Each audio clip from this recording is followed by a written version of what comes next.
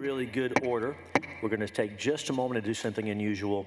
As some of you know, as the committee members are aware, and others in the Capitol community may know, our brother, our fellow Senator Charles Perry, this morning in Lubbock, buried his granddaughter. So Bella was, services were this morning, 18 years old, and lost her life. And so the service was this morning. We're going to take a moment of silence, and if you wish, if you're led, you could pray for the family, whatever you want to do. We're going to take a moment of silence in memory and honor of Bella, Senator Perry's granddaughter.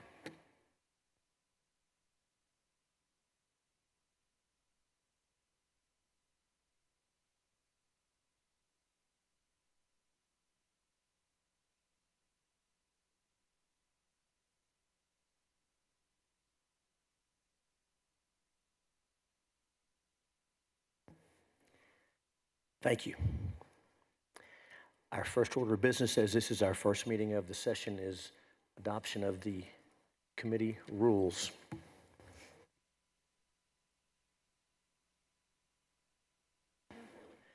I can represent to the committee that these are our rules from the last legislature with no changes. They've been working well. No one has proposed changes. Any questions about the rules? Senator Zaffarini moves that we adopt the committee rules. Is there objection? Hearing none, the rules are adopted.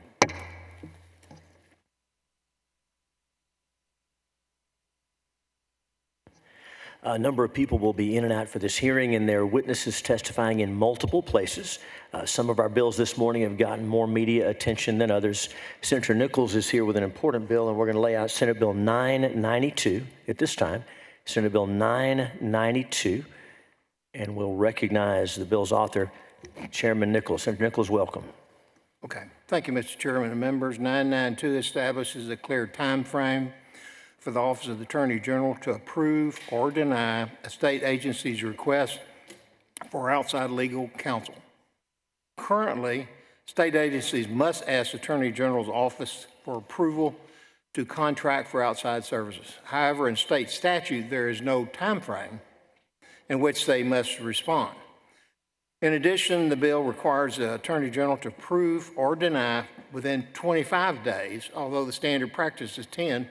We're just saying do it within 25 after receiving the request. Additionally, if they deny, it says provide a written explanation for denial. That's it. Thank you, Senator Nichols. Members, any questions for Chairman Nichols on the bill? Very well, seeing none. Chair opens public testimony on Senate Bill 992. Senate Bill 992, posted on the agenda. Anyone wishing to testify on, for, or against Senate Bill 992? Seeing and hearing none, public testimony is closed. And Senator Nichols will leave the bill pending for now, but we expect it to move very quickly. Thank you for being here. Mr. Chairman and members. Thank you.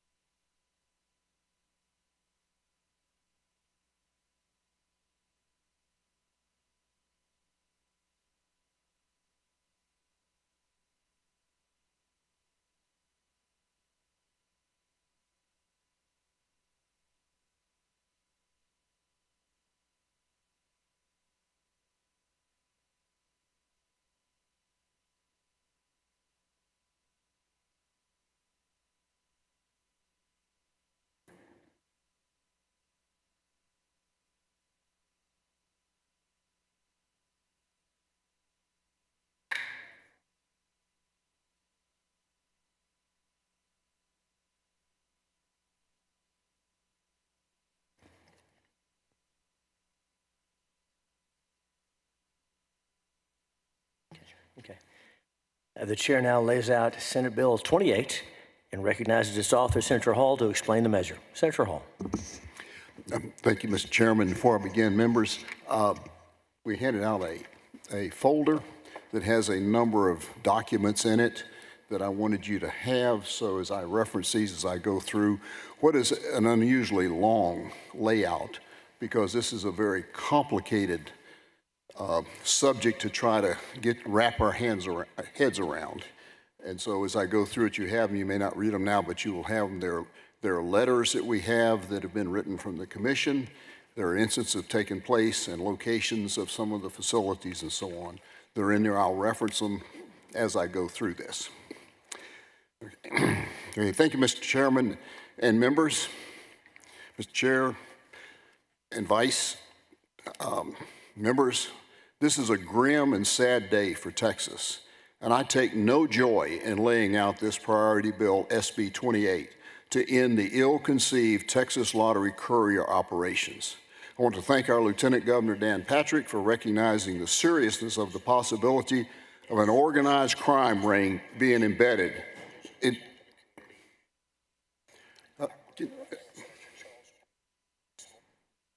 Excuse me. I want to thank our Lieutenant Governor Dan Patrick for recognizing the seriousness of the possibility of an organized crime ring being embedded in the Texas government.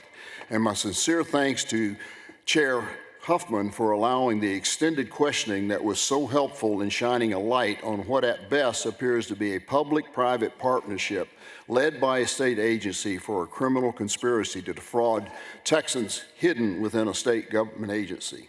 I had met with our Lieutenant Governor briefly after he heard the very damning testimony at the Texas Lottery Commission Finance Committee hearing on 19 February. He was so incensed with what he heard that he personally visited one of the illicit courier facilities operating near Austin after it had sold another winning ticket for Lotto Texas over the weekend. If you have not watched the video report he made on X, I urge you to do so. It is clear confirmation for what you will hear today. Let's start back in the beginning. In 1992, after a great deal of discussion of concerns about access by children, addiction to gambling, family sufferings, and the inherent crime that history has proven to be inherent to gambling, Texas established the state lottery. The legislature laid out very strict and intelligible principles to protect the public from fraud and abuse that the agency was clearly directed to follow. The legislature expected the agency commissioners and the agency executive director to exercise strict control and close supervision over all lottery games conducted in this state to promote and ensure integrity, security, honesty, and fairness in the operation and administration of the lottery. Nowhere in the law is there found any loophole allowing the agency to write rules that were counter to or inconsistent with the guardrails the legislature had so carefully crafted in writing the law. In fact, the legislature specifically prohibited the commission from adopting rules that would erode prohibitions on selling tickets to minors and selling tickets over the telephone. By the end of the day, it will be clear to any reasonable person listening that the Lottery Commission has failed to uphold any principles it has been charged with protecting. Just the opposite has happened. The agency created the loopholes specifically to allow the use of telephones and internet, group purchases resulting in underage gambling and other changes to open the door wide to what the legislature intended to be illegal gambling practices. Let me say this another way. The illegal organized crime lottery operation we now have is not the results of some very smart people outside of government figuring out how to beat the lottery system the legislature intended. Now, outsiders may have helped with identifying needed administrative and rule changes to create the illicit system, but it was the lottery staff and commissioners that provided the couriers with authorizations to operate in this state and made the rules changes to fit the courier ticket order narrative, then continuously denied that they had the authority to stop the illicit courier operations, prevent minors from gambling, or the sweatshops dedicated to acquiring Texas lottery tickets with sophisticated algorithms designed to purchase every possible combination of numbers, 26 million, in less than 72 hours. So that everyone understands how Texas was moved from what started as a luck of the draw fair lottery game to what has become an organized criminal operation that is stealing millions of dollars from the public. I will begin by giving the people who have only read the headlines related to this controversy some necessary background. In the beginning, there was a time when the Lottery Commission took its duties seriously. In November 1994, long before the Lottery Commission began manipulating the rules, Scott Werner, a police officer from New Jersey, bought 2 Texas lottery tickets for face value plus a surcharge of $1 from a lottery courier called Pick a State in Pennsylvania. An agent for the courier printed the ticket at a Texas lottery retailer in Houston, Texas. Werner was lucky. He was the only player to hit all 6 numbers in the November 1994 draw. This win should have netted him $10 million. He attempted to claim the prize in 1995, but the Lottery Commission refused to honor Werner's claim, alleging both federal and Texas law. The Lottery Commission pursued federal law infractions until 1997, when a court, through a very twisted interpretation of the law, ruled that the retail seller lawfully exploited the loophole in the federal law. The Texas Lottery decided to settle the case in an amount far less than the winning pursued by Werner, but the state maintained that state law prohibited this kind of transaction. This case exemplifies the Lottery Commission's early dedication to upholding the carefully crafted Texas lottery law and the scrutiny the legislature has always expected and should always expect from every Texas agency. I'm starting with this example to demonstrate how far the standards of integrity have fallen at the Texas Lottery Commission. In June 2015, the Texas Lottery Commission announced major changes to its administrative rules. The commission, for the first time, was going to develop an online app, make rule changes regarding in-lane grocery sales, and the development of a QR code for use with the new app. While to the public, these changes seem clearly explained and without controversy, a closer review reveals that an additional discrete change that had nothing to do with the other rule change was also made to the method of play, definition in only the Mega Millions draw game rule. All Texas Lottery draw game rules like Mega Millions, Lotto Texas, Powerball, and Pick 3 historically shared the same language in the method of play definition. In part, it reads, a player must use play slips to make number selection. The terminals will read this play slip and issue tickets with corresponding plays. Senators, those 2 simple sentences were incorporated into a method of play definition and govern the face-to-face transaction of Texas buying a lotto ticket since the first ticket was sold. In 2015, changes to the method of play set in motion the creation of 2 rules that would separately govern, 1, filling out the play slip to be wagered, and number 2, the terminal processing of the ticket. These changes to the Mega Million draw rule were formalized in June of 2017 rulemaking, where the method of play was deleted and replaced with the term entry of play. And for the first time, Texas Lottery, the play slip definition was amended to include electronic means, a major change. Simply eliminating the administrative prohibition on electronic and computer-generated play slips and amending definition of play slips to include electronic play slips for the Mega Million lottery game amounted to the first crack in the Texas Lottery Ethical Foundation. These changes to only the Mega Million draw game rule would be the beginning of change what it would mean to sell Texas lottery tickets, allowing couriers to operate in our state under the disingenuous assertion that they are simply taking orders over the phone from players, and it opened the door for what is likely the most significant and far-reaching lottery fraud scheme in world history. The Lottery Commission justified these changes by stating it needed simply to implement its own smartphone app, allowing players to check on draw results and access special ticket coupons. At least that is what the Lottery Commission told the public. TLC made it publicly abundantly clear that the mobile app was not meant to sell tickets. Let me say that again. The commission publicly made it abundantly clear that the mobile app was not meant to sell tickets, but that was the beginning of the cover-up. Remember this fact as we go forward to unveil how the crime syndicate began to form within the government. On December 29th in 2015, the Texas Lottery received a memo. It's letter number 1 in your packet regarding the Texas Lottery enhancements from Edward Burbach of the Gardee Law firm representing Auto Lotto. Auto Lotto would eventually operate under the name of Lottery.com. The 7-page letter describes how Auto Lottery could legally operate in the state. Of interest, the letter states that the company will receive no compensation from the Texans. Instead, the company will be compensated by commissioned sales agents. In what is the first of several unethical and perhaps criminal decisions on the part of the Texas Lottery Executive Management, Lottery Operations Director Michael Anger, on behalf of the Executive Director Gary Grief, sent an approval letter, that's number 2 in your packet, on October 10th, to Auto Lotto, aka Lottery.com, to operate in Texas. The next seemingly inconsequential change to the Lottery Commission's administrative rules came in October 2017. The Commission took the change to the Mega Million Games rules and applied them to another game, Powerball. At this time, only these 2 games, Powerball and Mega Millions, had the entry of play and electronic play-slip language. Soon after that event, Lottery Courier Services began selling 2 products, and only 2 products, over the internet and via mobile apps in Texas, both in violation of the basic law, Mega Millions and Powerball. This deliberately slow expansion was carefully crafted to minimize attention to the law being broken by the Lottery Commission. The decision to market and sell only these 2 products is no coincidence. No other Texas Lottery draw games rules had similar administrative provisions. They were still being governed by method of play.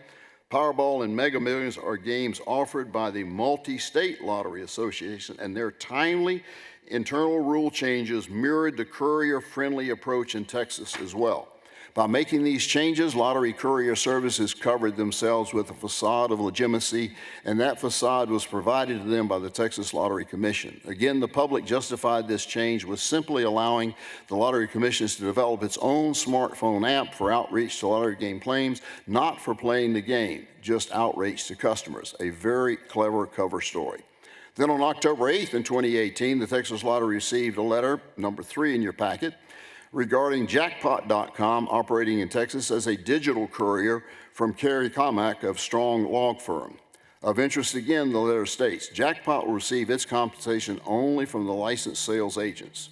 Then on October 12th in 2018, Lottery Operations Director Ryan Mendel, on behalf of the Executive Director Gary Grief, sent an approval letter, it's number 4 in your packet, to Kerry Comack for Jackpot to operate in Texas. Senators, I think it's worth noting that even though the 2 Texas Lottery approval letters for these 2 couriers that I've discussed were 2 years apart and signed by 2 different lottery operator directors, the letters are almost identical. That tells me they were written by the same person, more likely than not the Texas Lottery General Counsel, Bob Bard, who was there then and here now, and maybe we'll get some clarity on that today. In February of 2019, the Lottery Commission introduced another change to the administrative rules. This time, the new rules authorize players to enter their plays through third-party point sale system. The Lottery Commission says it implemented this change because it was necessary to allow for lottery sales to take place in the middle of the lanes at a grocery store.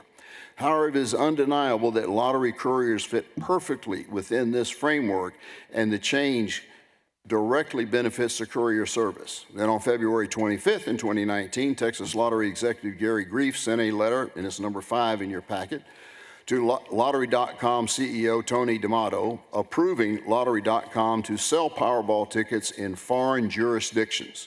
Let me repeat that. The former executive director gave Lottery.com the okay to print Powerball tickets and sell them in the Dominican Republic. In the letter with the attachment, Mr. Grief suggests the Multi-State Lottery Association recently passed rules as controlling authority on the matter. Senators, the role of that Multi-State Lottery Association has played in this matter, as well as the evolution of the lottery courier in this state. And when the former executive, Gary Grief, was president and held other leadership roles in that organization, should be investigated. The Texas legislature voted to join the Multi-State Lottery Association to sell games like Powerball, but our state's participation and membership should be reconsidered and, in my opinion, ended.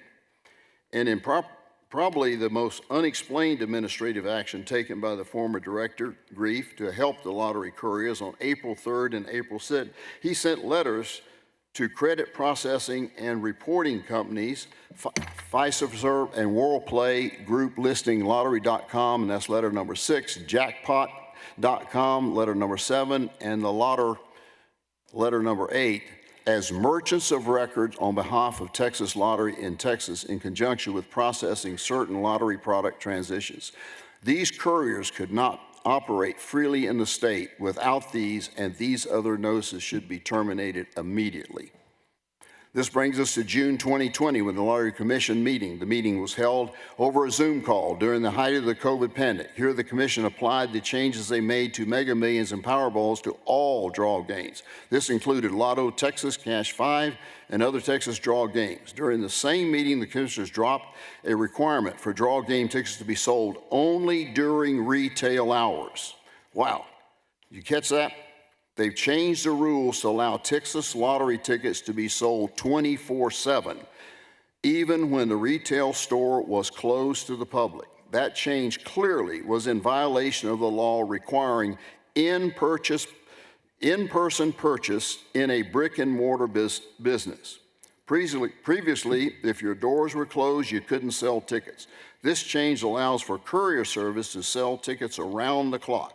The Commission also eliminated a requirement that said no part of a sale could occur away from the terminals, as well as numerous prohibitions of retailers taking phone orders and process tickets. For those that will come before this committee and maintain no rules were changed to benefit the lottery courier, I ask you, why did you delete the method of play and create entry of play in the draw game rules?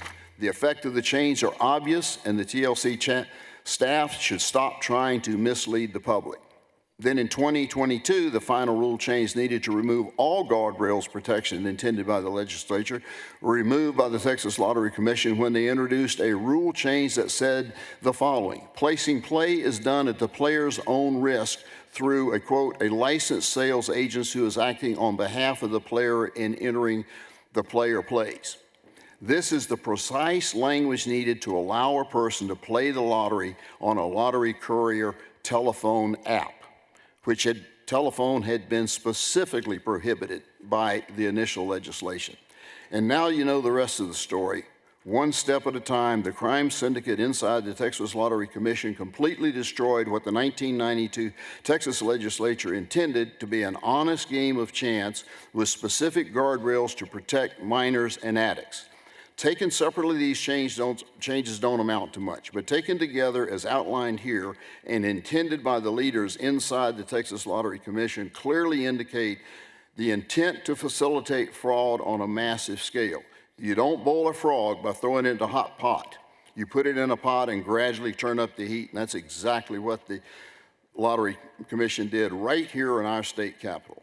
And now, with the background on how we got to the Texas Lottery, run by a courier service that enables minors to play and tickets to be purchased on credit using telephones, let's move forward to April of 2023.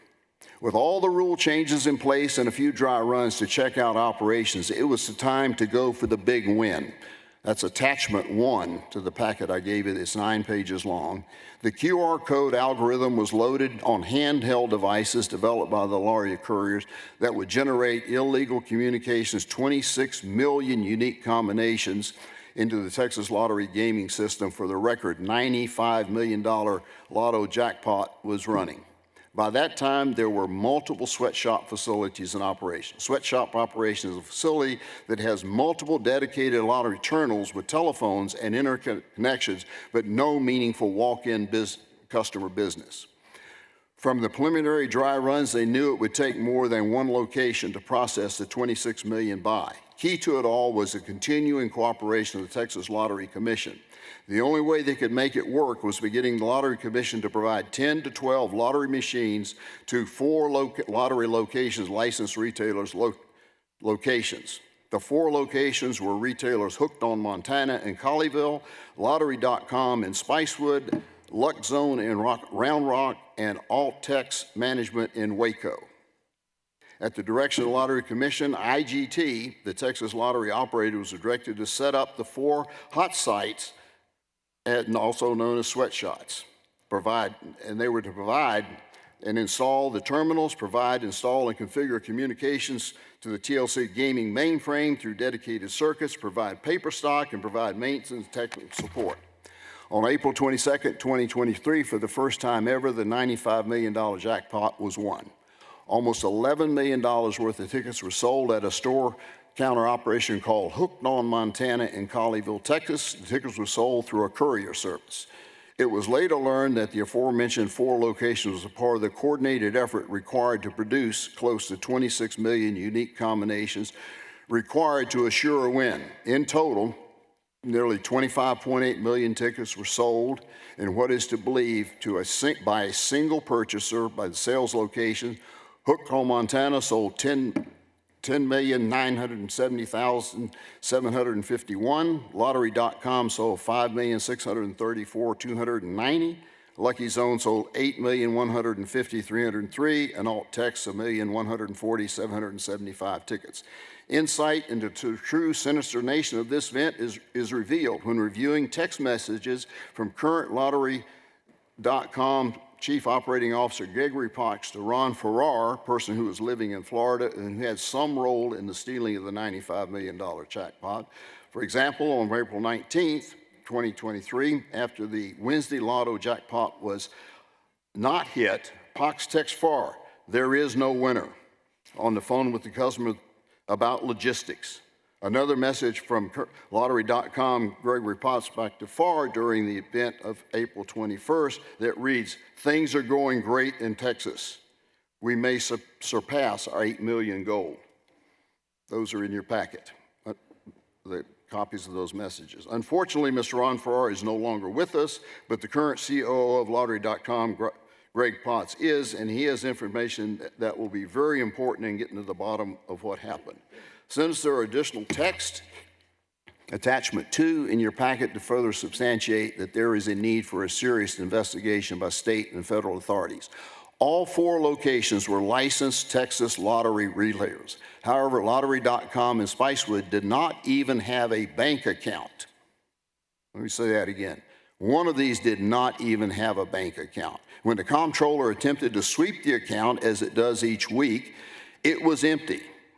Alarming arrangements, letter number 9 in your packet, were quickly implemented that allowed Lottery.com to make a wire transfer, which was illegal, payment directly to the comptroller public accounts, an account that was strictly prohibited by law. But the Lottery Commission made a special exception so as to minimize attention to the unusual activities. Nearly all the possible combinations for the Lotto Texas game were covered in stealing the $95 million jackpot. At $1 per ticket, purchasing 25.8 million tickets in short period would be mathematically and logistically impossible. Assume you had 100 people who wanted to work together to buy each number of combination lotto ticket games, and assume it only took 10 seconds to fill out purchase and print a ticket. It would take those 100 people 10 months and 17 days without sleep or rest to purchase 25.8 million tickets. Since the number of lotto tickets are drawn twice a week, a coordinated group effort to buy 25.8 million tickets would be mathematically impossible without the system they set up. But only because the Texas Lottery Commission's questionable administrative decision rule changes regarding the courier service, it was possible. In under 72 hours, the 4 sweatshop locations churned out the nearly 26 million tickets. This was only possible using multiple iPads with preloaded QR codes and numerous lottery ticket terminals. How did these groups get the ticket terminals?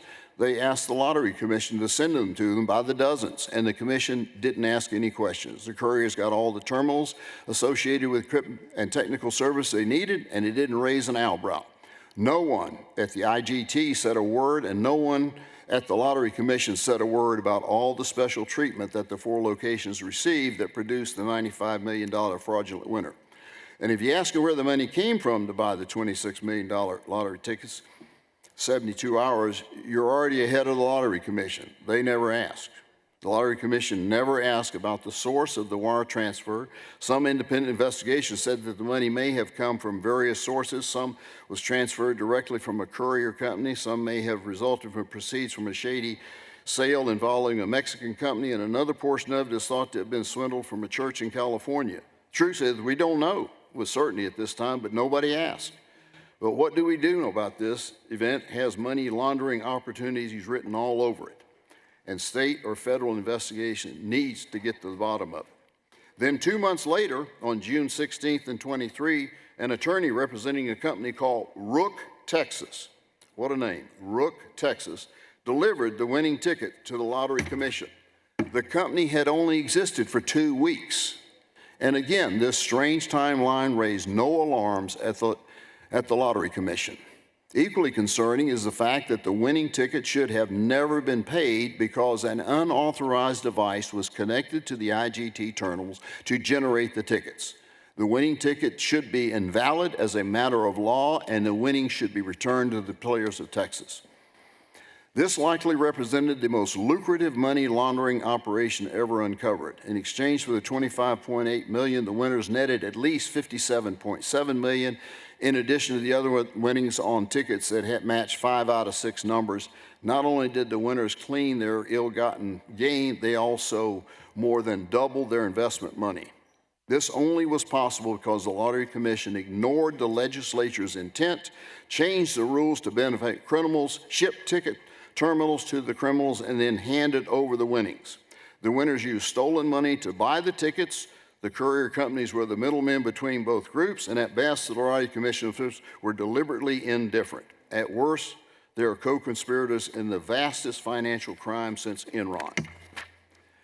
Now, I'll wrap this up by telling you my personal experience with the Lottery Commission. In 2023, my bill, SB 1820, almost identical to this one, 28, passed out of the Senate almost unanimously, but failed in the House. But with the help of Chairman Joan Huffman, we placed a rider in the budget bill, HB 1, that was passed and signed into law by Governor Abbott. The rider reads, lottery sales by phone. It is the intent of the legislature pursuant to Government Code Section 466.015, the Executive Director of the Texas Lottery Commission shall not allow the order, purchase, or sale of lottery tickets by telephone, including facilitating the sales of tickets via an application on a phone.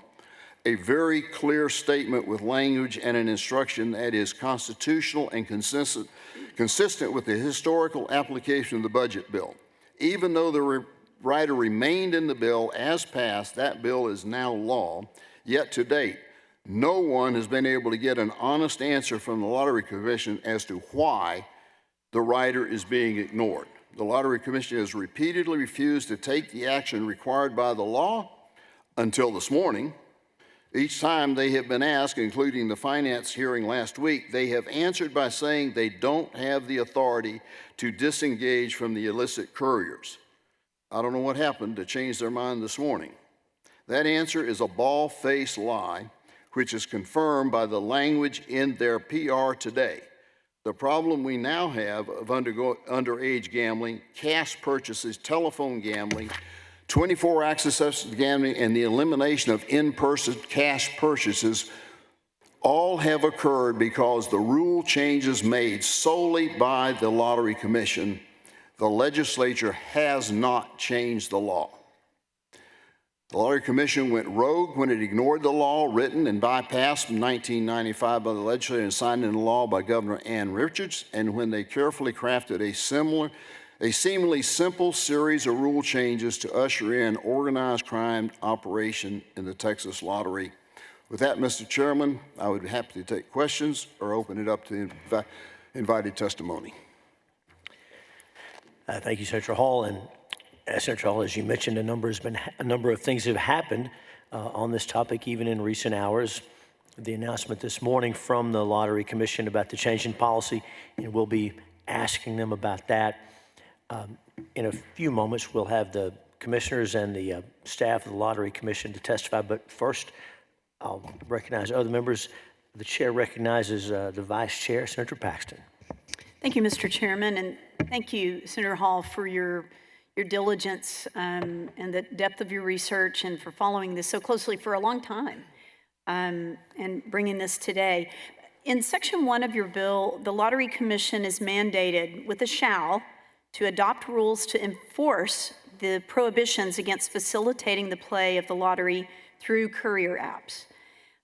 Would you please speak to what would happen if the Lottery Commission does not adopt such rules? I propose that we would just zero out their budget.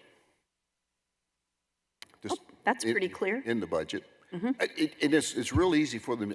If all they did was revert back to the law as it was passed, they would go away.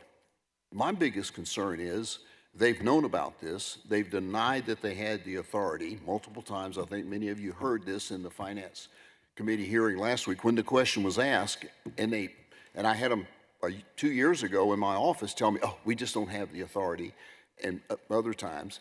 And they did it in the Finance Committee very clearly, words very not ambiguous.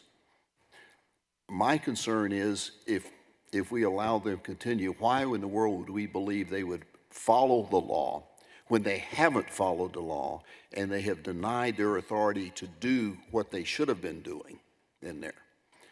And so I actually feel that we owe it to the people of Texas to recognize we made a serious mistake in having allowed this to go and just put an end to it altogether. Well, certainly as a legislature, we often instruct agencies and other entities to, bless you, and again, we instruct entities to adopt rules.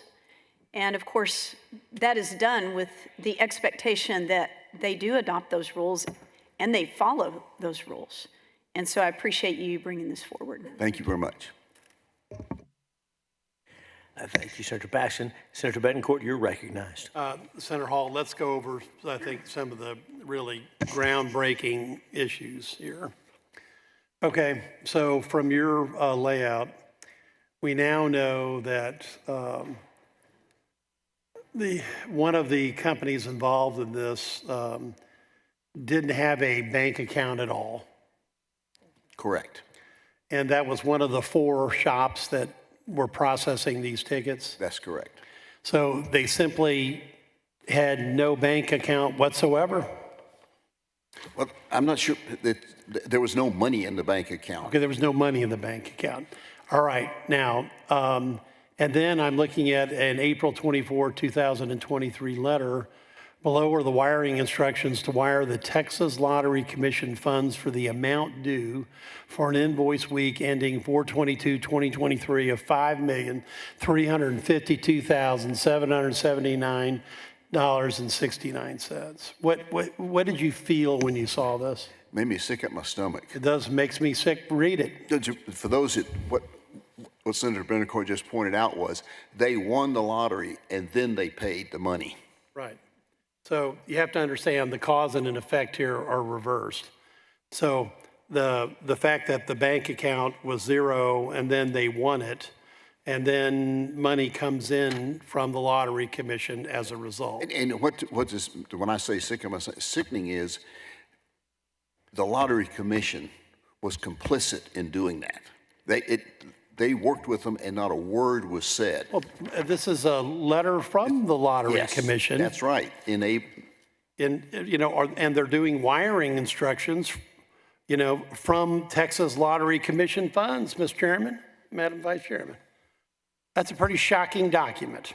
Now, quite frankly, I lit the Lottery Commission up like a Christmas tree when they didn't answer your questions and Senator Perry's and Senator Huffman's about the possibility of money laundering. Now, after you see this, it doesn't become a possibility, it becomes a probability of money laundering. Because we've got, obviously, third parties in this. You listed some of them. Are you saying that we know for sure there was some church that was, I can't say we know anything for sure. There are numerous other lawsuits that are going on. There are the gentleman that was named in there who died, his phone was recovered, and some really damaging information was gotten off of that phone. He worked with folks in the process.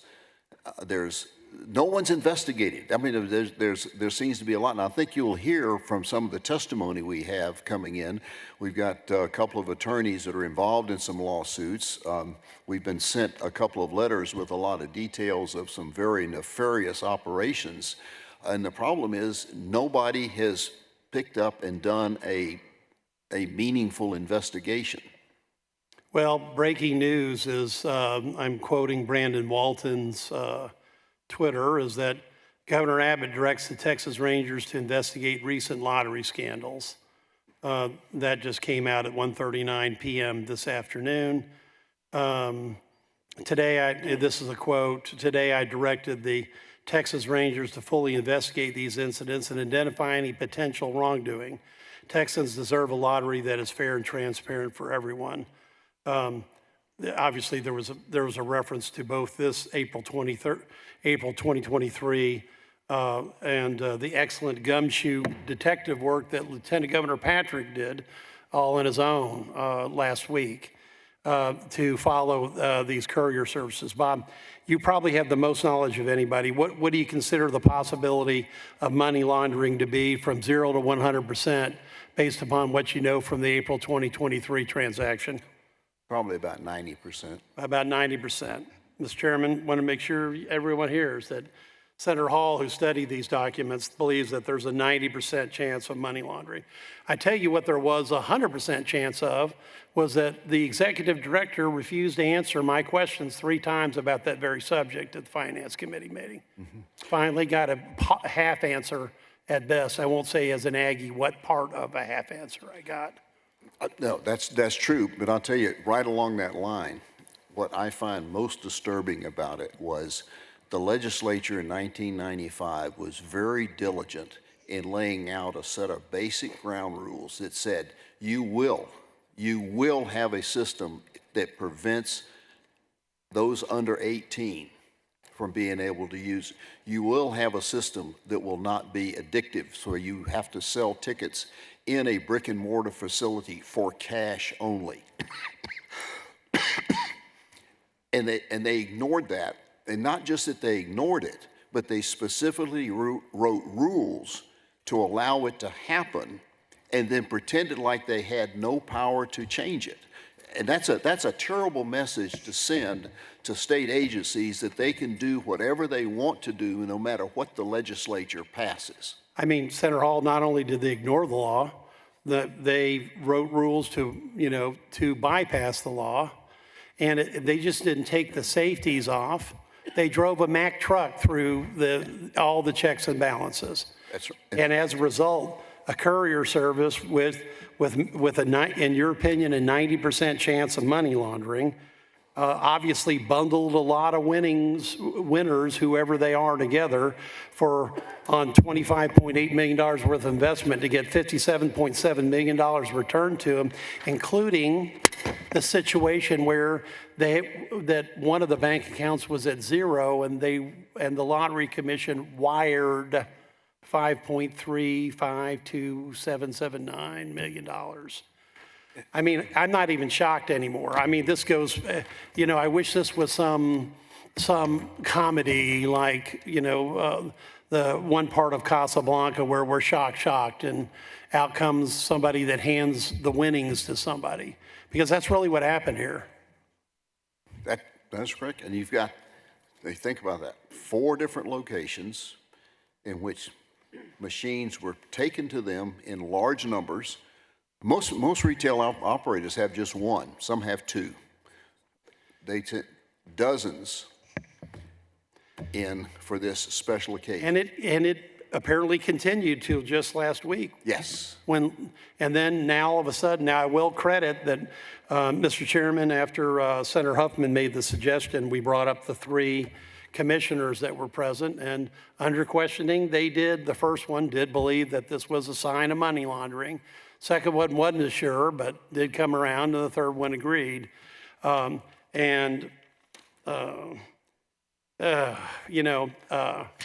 I said in that hearing, members, I had not gotten mad until that hearing. I try not to get mad anymore in Finance Committee hearings, but when you see this level of clearly gross incompetence and manipulation, and the fact that the commission actually helped those 4 locations with a tremendous amount of resources, process a tremendous amount of tickets. We now see where one of the, they had to have money transferred to their account. We now hear stories of civil lawsuits and other problems with potential money laundering. You mentioned that they opened up the lottery to Santo Domingo, I believe. I've heard stories about Malta, okay, in print. This is probably about the most wide open fraud that we've had in Texas's history. That's really what this is. And part of it, we don't know what we don't know. This one was so obvious. Well, That how many more and how much worse is it? and Mr. Chairman, I just hope that the Lottery Commission Executive Director will be ready to answer some questions, because we didn't get all of our questions answered in the Finance Committee meeting, but I hope they do realize, and I assume that maybe after they were lit up like a Christmas tree, they took the problem of money laundering seriously, which is why they changed their rules this morning, after telling us for years they couldn't. Thank you, Senator. Thank you, Senator Hall, for your work. The chair recognizes the Dean of the Senate. Thank you, Mr. Chairman. One question. Who will testify from the commission? Dean, in just a moment, we're going to bring, 3 of the 4 commissioners are present. 1 is out of the country, and so we appreciate them responding to our invitation. So we'll hear from 3 of the 4 commissioners, as well as the executive director, general counsel. And so they will be here short. They're here, and they'll be testifying in just a few minutes. Thank you. Senators, any other questions for the author or remarks before we move forward with our witnesses? Very well. The chair will open testimony. The chair calls Paul Hardin.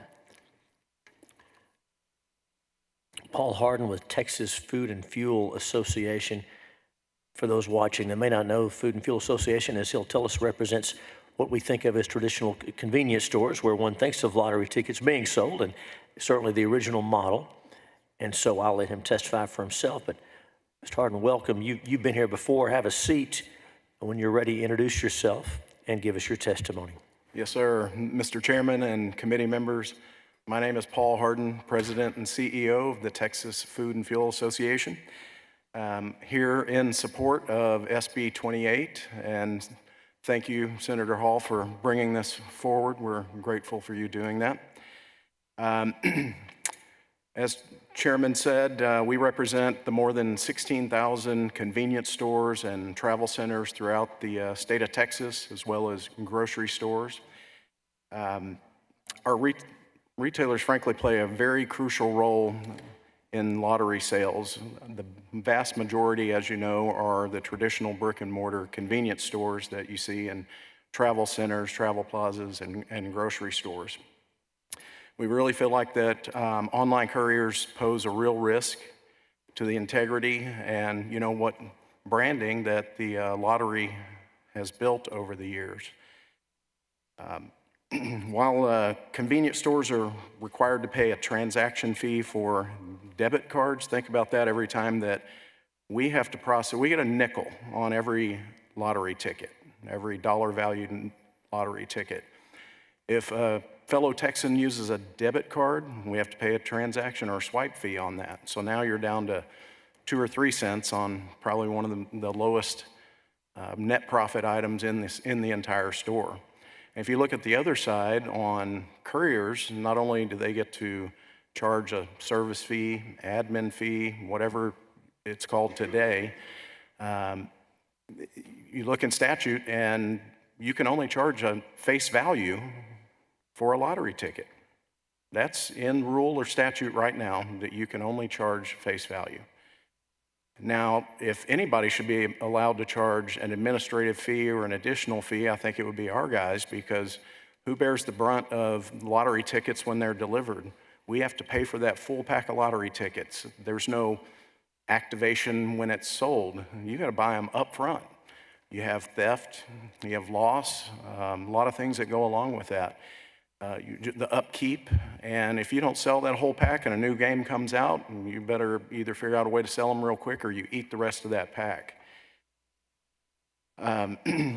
Also, we understand that a lot of which I don't know how they do this, but a lot of the couriers are also doing scratch-offs.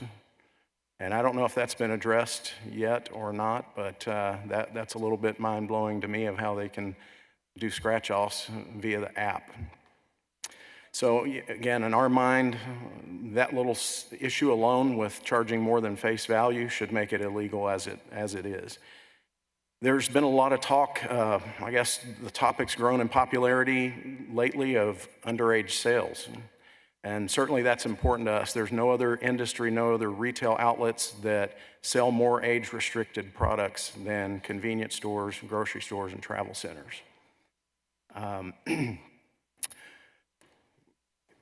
There's a lot of training. There's a lot of time, money spent on employee training for this.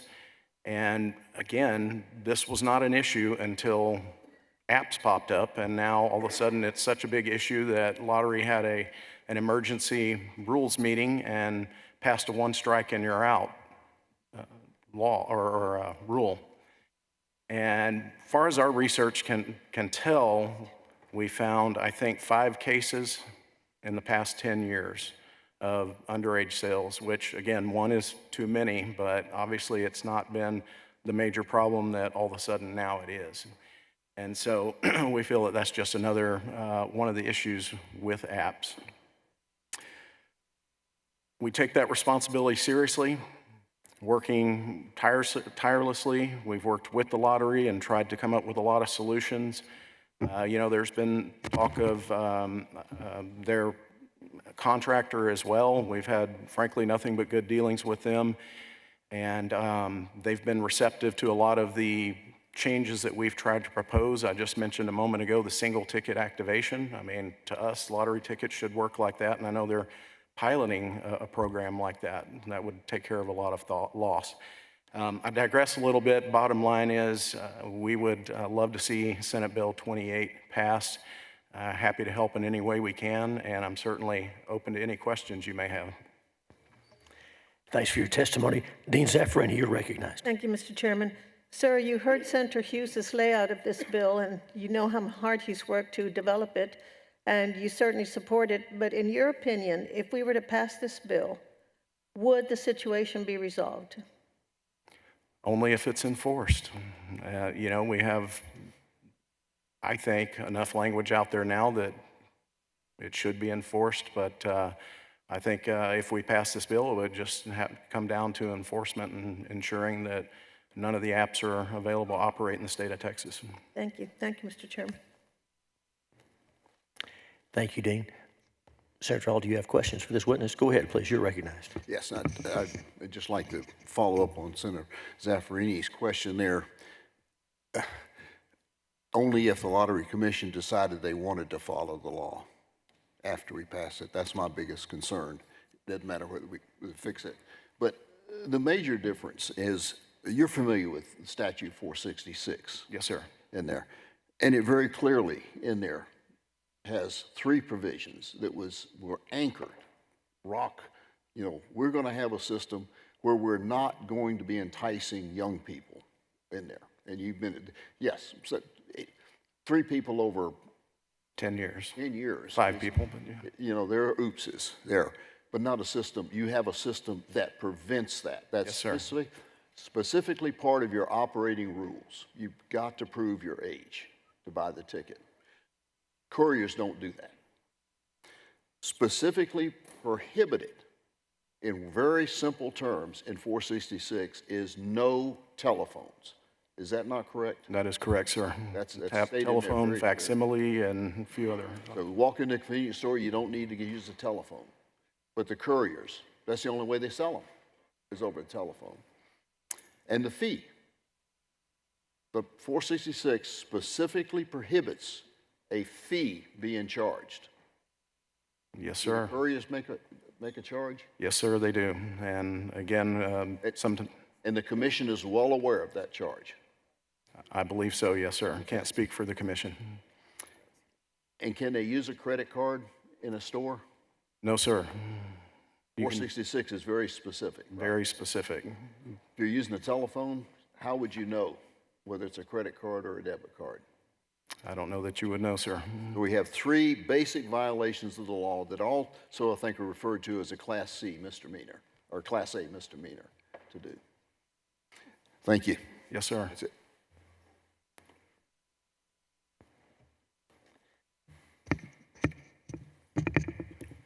Sergeant Hosa, do you have a question? Yeah, I'm sorry, I don't think my. This light should be coming on. It's not, but you are recognized. We can hear you. Thank you. Thank you, Mr. Harden, for being here. I hate to say it, but, you know, even if we pass this bill, how do you instill, you know, the public sentiment of confidence in gaming like this in the Lottery Commission?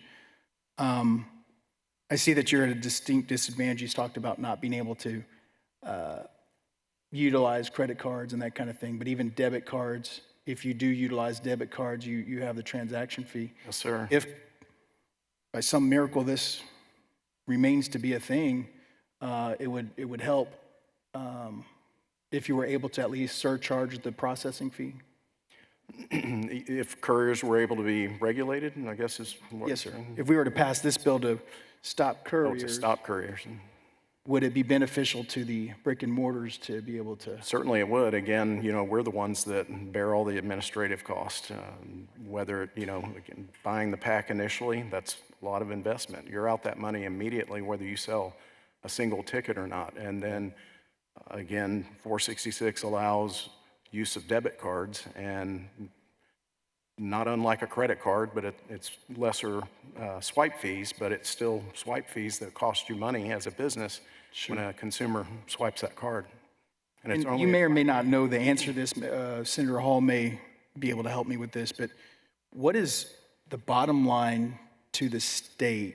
And is there a difference between when these couriers started operating versus when brick and mortar was just operating? In other words, we ban couriers. What is going to be the revenue to the state at that point? And Senator, we'll have the commission up shortly. They can help us with questions like that. If you don't mind deferring that, we can ask them. Absolutely, you know. Go ahead. I think they might have more accurate numbers than I. Okay. That's it for now. Thank you. And Senator, I'm not cutting you off. You ask anything you want to, but they'll be able to answer that question. I'm pretty confident. Members, any other questions? Just got a couple more.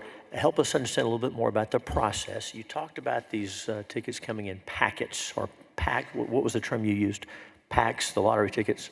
Yes, sir, packs, literally a shrink-wrapped pack of tickets. Obviously, a little more security involved than just delivering, but yes. And the store pays for those when you receive them, whether you sell them or not. Is that right? That's correct, sir. Okay, thank you. Let me ask you a little bit about your interactions, your members' interactions with the Lottery Commission. Does the Lottery Commission send inspectors to your stores? If you know, you may not know. That's okay. We're going to ask them. Honestly, I'm not 100% sure. I mean, obviously, IGT, the contractors in the stores a lot, but as far as I'd call it inspectors, I'm not fully aware that the lottery sends. Again, they could answer that. Sorry, I cannot. No, that's fine. Now, you said IGT, the contractor, is in the stores a lot. We're going to visit with them a little later as well. But your understanding is IGT is that's the contractor that operates the lottery on behalf of the state. Yes, sir. And you do see them in your stores a lot. Yes, sir. And what is their role when they're coming in, as you understand it? Literally to operate the lottery system for the Texas Lottery Commission, whether it's delivering the tickets, the machinery, maintenance on machinery, sales-related collateral, promotions, basically everything to do with the running of the Texas Lottery Commission, or Texas Lottery System in Texas. Let's talk about the lottery terminals themselves.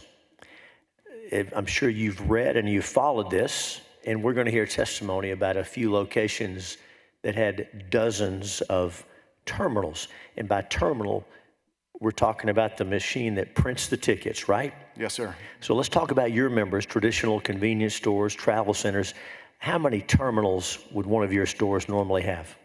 A traditional convenience store is going to have one terminal, and to ask for additional is very much out of the ordinary, especially a dozen or 20 or 30.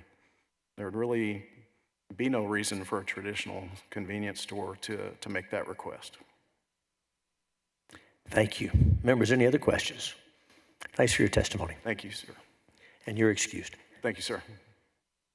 At this time, we're going to hear from the commissioners and the Lottery Commission executive staff. And so the chair calls Chairman Robert Rivera, Commissioner Cindy Lyons Fields, Commissioner Mark Franz, Ryan Mendel, and Bob Beard. I think we have chairs for each one.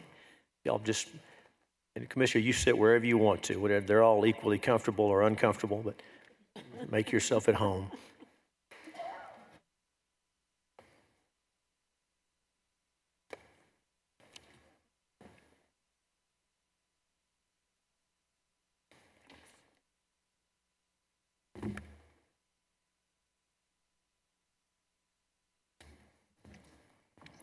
And I'll say for the benefit of everyone here and those watching, in light of what has been happening over the last weeks and information that's been coming out, this is probably not the last hearing about the lottery that will happen this session.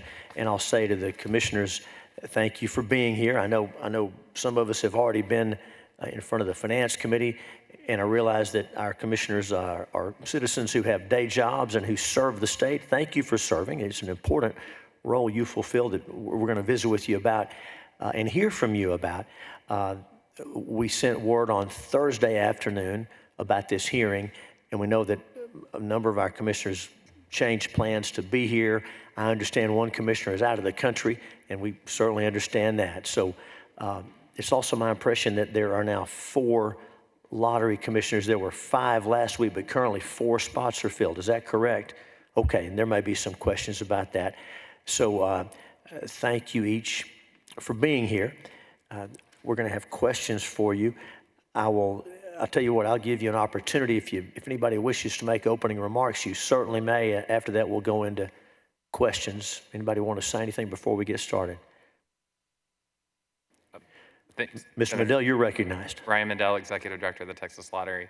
I just wanted to state that we appreciate this conversation, and obviously with the policy statement that we issued this morning, this is something that we believe is a very serious concern and have been taking and will continue to take action on over the coming months.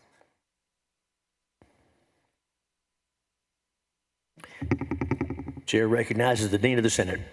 Thank you, Mr. Chairman. If we pass Senate Bill 28, how will you enforce it? Yes, Senator, absolutely. How? Well, again, with the policy that we introduced this morning, we're going to be I plan to bring to the board next Tuesday rulemaking that will make it clear that any retailer that works with a lottery ticket courier, we will take action against your license. I think this bill is still complementary to what we proposed because it criminalizes the behavior. That's obviously not something that the Lottery Commission has the ability to do. But we will have those, my hope is that the board, and I believe the board will support those rules and we'll pass those rules and we'll take action against those licensees. And obviously if the bill passes, then that would be a criminal matter as well.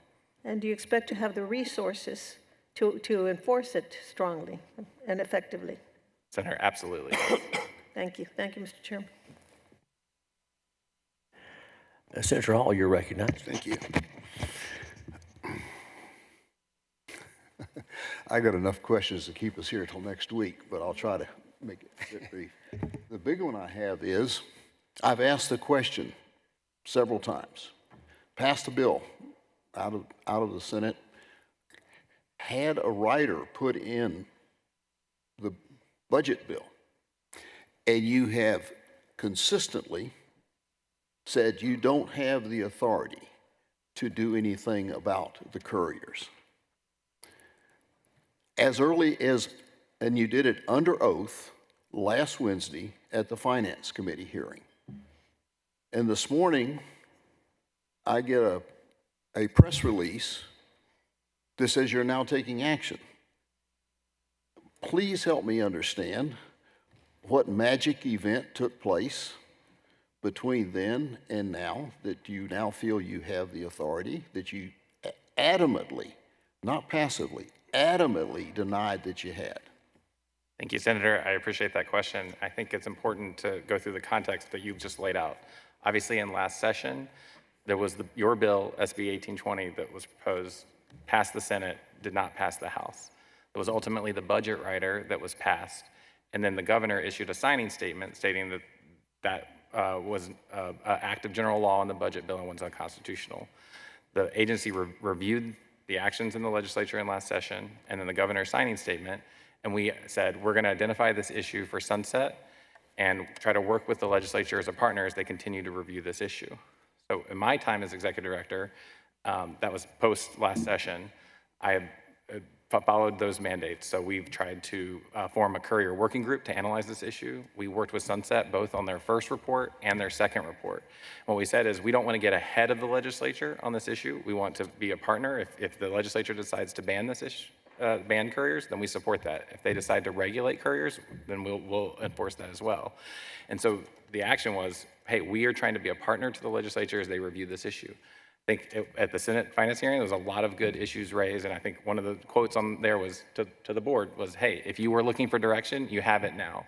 I think that combined with the actions and activities of the past 2 weeks, which includes both the $83 million additional jackpot win and the results of some investigations that I ordered, made us see that we have to take action now, and that's why we put forward the policy this morning. That still doesn't answer my question. Last Wednesday, just a little more than a week ago, you adamantly denied having the authority to do it. What happened that all of a sudden you decided you did have the authority? And again, I'm sorry if I didn't answer your question, Senator. The two pieces of that part are on the ground, the facts that we were able to develop, both from the investigation of the large jackpot win. Our investigators were right there about an hour before Lieutenant Governor got there. So we were able to develop some facts during our investigation. Well, what was the basis for you saying that you didn't have the authority? I mean, I hear your words, but nothing explains what changed. Did you have somebody read 466 to you and explain to you what it actually said, so you all of a sudden had an epiphany of a new understanding of the law? What changed? So on behalf of Robert Rivera Lottery Commission, so on behalf of the commissioners, leading up to that moment, the legal advice, the discussions that myself and the other commissioners have had is that these are the guidelines and boundaries that exist.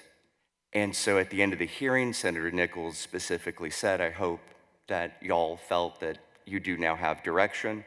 Obviously, your comments, Senator Perry, Senator Betancourt, and others, Senator West, all of that combined into we need to take action. I've not spoken to the other individual commissioners as to how the vote will go, obviously not to break any open meetings violations, but the intent for me, again, I'm just one of now 4 commissioners, is to be in the affirmative and move forward. And so to answer your question, do we have that authority?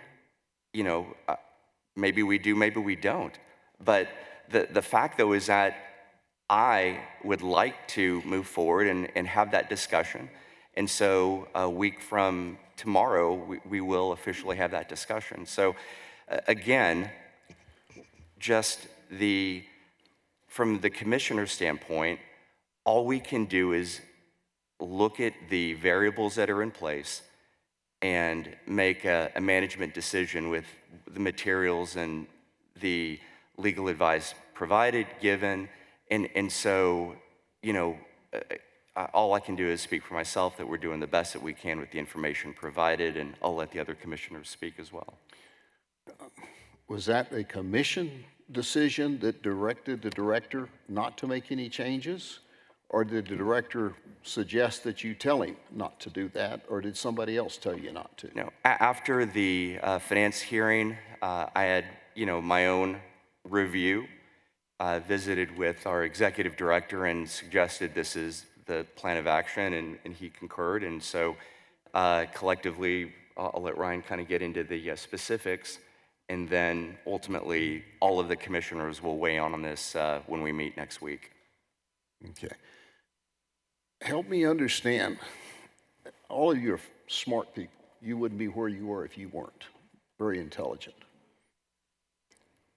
You had a law that was passed initially, and then you started making rule changes that violated the law. All of which, when they culminated together, laid the foundation for couriers to operate within the rules that you had put out. The rules that you had made that were contradictory to what was in the law, 466. Patently clear in a very short sentence, no one under 18. You had the responsibility for maintaining the integrity of the system to assure that no one under the age of 18 could use the system. You made a rule to allow that to happen. Very clearly, it says it has to be a cash action only. You made rule changes that would allow that to happen. It very clearly says that no telephones, and they didn't use a fancy word for it, calling it something else or written by an attorney. It's a word, it is the word telephone, can be used. But you made a rule to allow that to happen. So you created this with the rules you made in violation of the law, which to me was a criminal act in itself, because it was clearly not what the legislature had put out there. So why would you for 1 second think that you didn't have the authority to make the changes? Senator May, I address the point about the rules. I would say that there was no intent to allow courier activity through any rulemaking that the agency has done. I've had a lot of good conversations with a number. Excuse me, I don't want to interrupt you, but you kept going back to the rules allow it. When asked about it in the past, when talked about it, you'd go back and say, well, it's allowed by the rules. So we don't have any authority. So I'm not buying it. Senator, if I ever represented that we believe that the couriers were allowed by the current rules, then I misspoke. That was never my understanding. And again, there was never a point in which we passed rules to facilitate courier services. In fact, last fall, working with the board, we passed additional rules to make clear that you have to be present at the terminal for this transaction.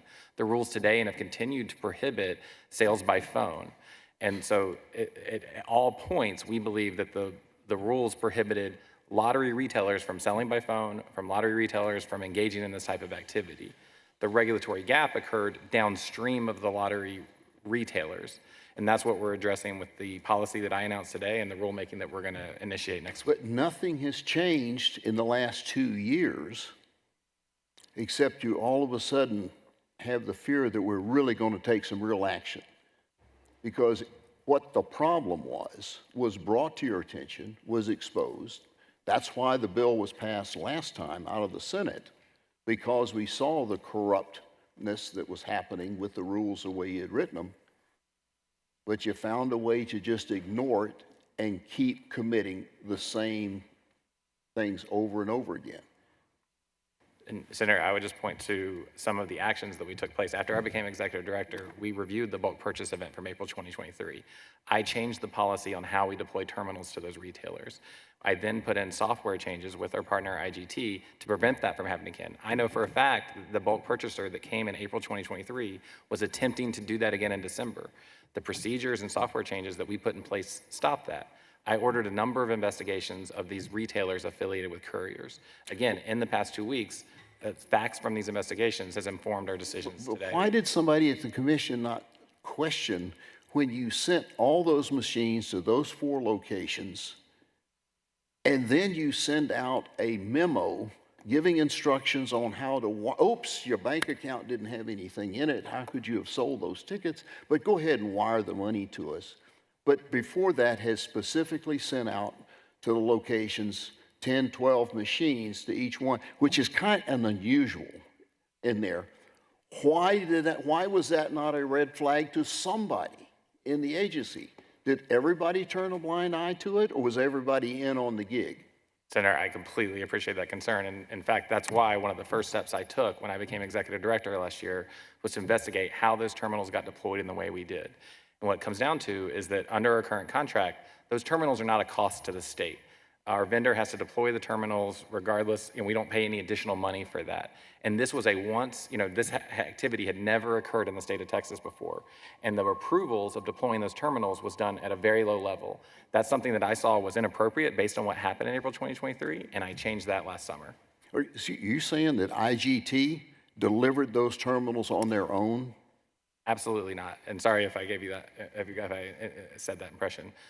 Somebody in the agency here had to approve that. Absolutely. Who was it? It was a staffer at a very low level in what's called our retail services division. And again, this is something where the request comes in either from the retailer or from the lottery operator, and then it's approved by us for them to go out and deploy those terminals. We never had a request at this level, and so again, in my opinion, I would have much preferred that staffer had raised their hand and said, hey, this is a problem. For 4 sites? Correct. 4 sites, and it happened, and nobody saw a problem. That's correct, and that's Nobody saw a problem that one of them didn't even have a bank account. And exactly right, and that's why I changed the process. So now, if there's a request at that level, it's not going to be resolved at a staff level. It's going to go to the division director. It's going to go to the legal staff, and ultimately, it's going to come to me as the executive director. How many locations are there in Texas that have machines and have no meaningful business other than the machines? Well, I appreciate that question, and that's one of the investigations that we've been in. We have a couple of investigations pending where we're going to be taking action against licensees. How many do you think there are? Right now, our investigation is substantiated 2. 2? Correct. But again, what I've done today with my policy is I'm sending out the investigators to every retailer associated with the courier that we know of, and we're going to take appropriate action based on what the actions are in that. We've already sent out a number of show cause letters. We will be taking action against those licenses through the process at SOA. Would you at least agree that none of this would have happened if you hadn't have made those rule changes that I just went through one at a time, that opened each one of the doors that got you into this position where you would then later say, we can't do anything about it? The couriers are beyond our control. We can't do anything. I can completely understand the view that those rule changes maybe open the door or welcome those activities in the state. And that's why in last fall, I worked with the board to pass rules to try to unwind as much of that, to return the language that says you have to be present at the terminal to process a lottery transaction. And that's why I'm planning to bring the board the rules next week to say, if you work with a courier, that we're going to go after your license.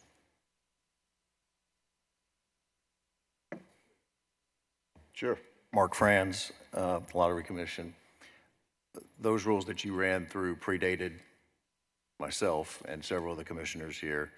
But as soon as it became clear that they produced a problem, that's when we began the work on this. And Which was Ryan, when? 2023, I think, was when we started. Well, once we saw the activity, the 23 This bulk is purchasing went. 25. All it is a rule change. 2025. What did I say? 2025. This is 2 years later. And it's no different today than it was then. So, okay, so you started. Was there any intent to finish? Yes, sir. And the instructions, this is where it's culminated today. Why would it take you more than a month to go through something that was so obvious? When did you first discover that you guys had sent a dozen machines to 4 locations, all of which had licenses? You licensed these places. They had no business. They had nothing except machines in there and a lot of sweat with people around the clock running those machines. Senator, I discovered that in May of 2024, and I had the process changed by within a month of what we're doing that. And I remember Mark and I had very strong conversations during that time in May of 20. And that's when shortly we after. learned, because we don't have any operational activity in this, so we learned from staff that that's where it was, and that's when we initiated this process, which has culminated today.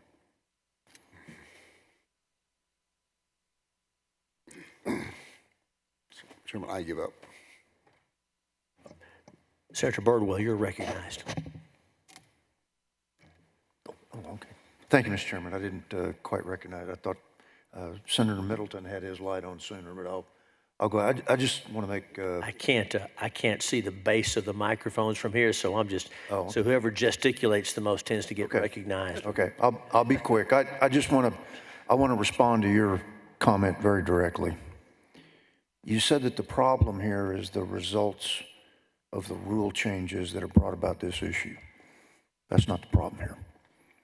The problem here is they've got an insubordinate agency that can't read the law and obey the law, and frankly behaves as if it believes that what the legislature does is pass suggestions, not laws. That's the fundamental problem of why we're here. And then the result of that is I get rules, correct me if I'm wrong, Senator Hall, I get rules that are in contravention to state law, and now we're here because of the problems related to that. My frustration, and I would assume that my fellow senators share it, is that too many of our state agencies, with a part-time legislature, look at the legislature as just an inconvenience to the 2 years that we have in during our biennial cycle, and we're only here for 3 months really getting work done out of 24. We pass laws, not suggestions. That's the fundamental reason we are here right now. I've got the same problem with the next bill that comes up, Chairman. Next agency, I got not as profound a difficulty, but the same fundamental problem. The commissioners, he works for you. You don't work for him. You are responsible for everything your organization does or fails to do. It is that simple. That is the reason why we are here. Thank you, Mr. Chairman. Thank you, Senator Birdwell. Senator Middleton, you're recognized. Thank you, Chairman. Yeah. Well, this has come a long way from the beginning conversations on this and Sunset. Yeah. And at the time when you testified, Ryan, I guess this was in maybe October, somewhere around there, it sure seemed to me like you wanted us as a legislature to ratify what y'all were doing. In other words, well, we don't know if we have the authority, to have lottery tickets sold by courier, but we need your help to, I think you might have said, put guardrails on it or something like that. And so I'm kind of wondering, and Senator Hall asked a good question, what new information have you gotten since then? I mean, at the time, to me, it seemed like we were just, as legislators scratching the surface, but you knew a lot more than we did then, because, you're supposed to run this with the commissioners in charge of you, of course. But, what's changed since then? Because it sure seemed like the gist back in the Sunset Commission hearings on this is that, look, we can't regulate them, which now you're saying you can, actually. And I disputed that in Sunset as well, because number one, who issues the licenses to sell tickets? You do. And then who is assisting and facilitating this but your largest vendor, IGT, right? The courier companies doesn't look like they could operate without IGT's help. Is that correct? As far as deployment of terminals? Yeah. IGT Yes, deploys printing these, printing this, basically this whole courier system couldn't work without them. Is that? I don't think any part of the lottery would work without Okay, there you go. So couldn't have happened without them. So, what has changed since the Sunset hearing, where all of a sudden you have the authority and all of a sudden you're saying this is a problem and the ask is no longer, please ratify what we did. It's, we could support y'all getting rid of the couriers. What's changed? Thank you, Senator. And just a couple of things that hopefully I can have a chance to correct. If the idea that we wanted to just have this body ratify what we've done, that was not our intent. Our intent was to say there was a discussion in last session.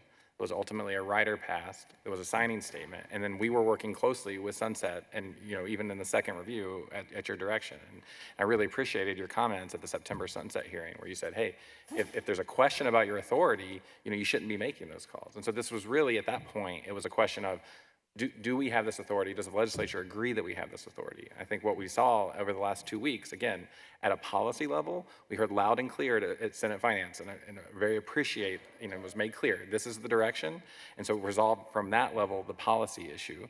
And from a facts perspective, again, with going out and investigating, and, both with what the Lieutenant Governor did and what we had our investigators there, developing additional facts to say, okay, this isn't just about any one of these prohibitions, it's really about 014 that says I have discretionary authority that's broad to say, hey, this is affecting the security, integrity, and honesty of the lottery, and we have to take action to stop it. So it was really both from the top down and from the bottom up that led to us working with the chairman and issuing the statement. Well, I mean, that's an issue too, because you acted like you had very limited authority. You couldn't do anything about this. You were just helpless bystander almost, and the couriers are these private companies that they can do what they want. And then all of a sudden you've discovered this authority that you've put it Item 2, it's footnote 2 in your letter under 466.014, and it's like all of a sudden you've seen the light here, but you weren't seeing it back in the Sunset hearings, or sounds like not that much in finance either.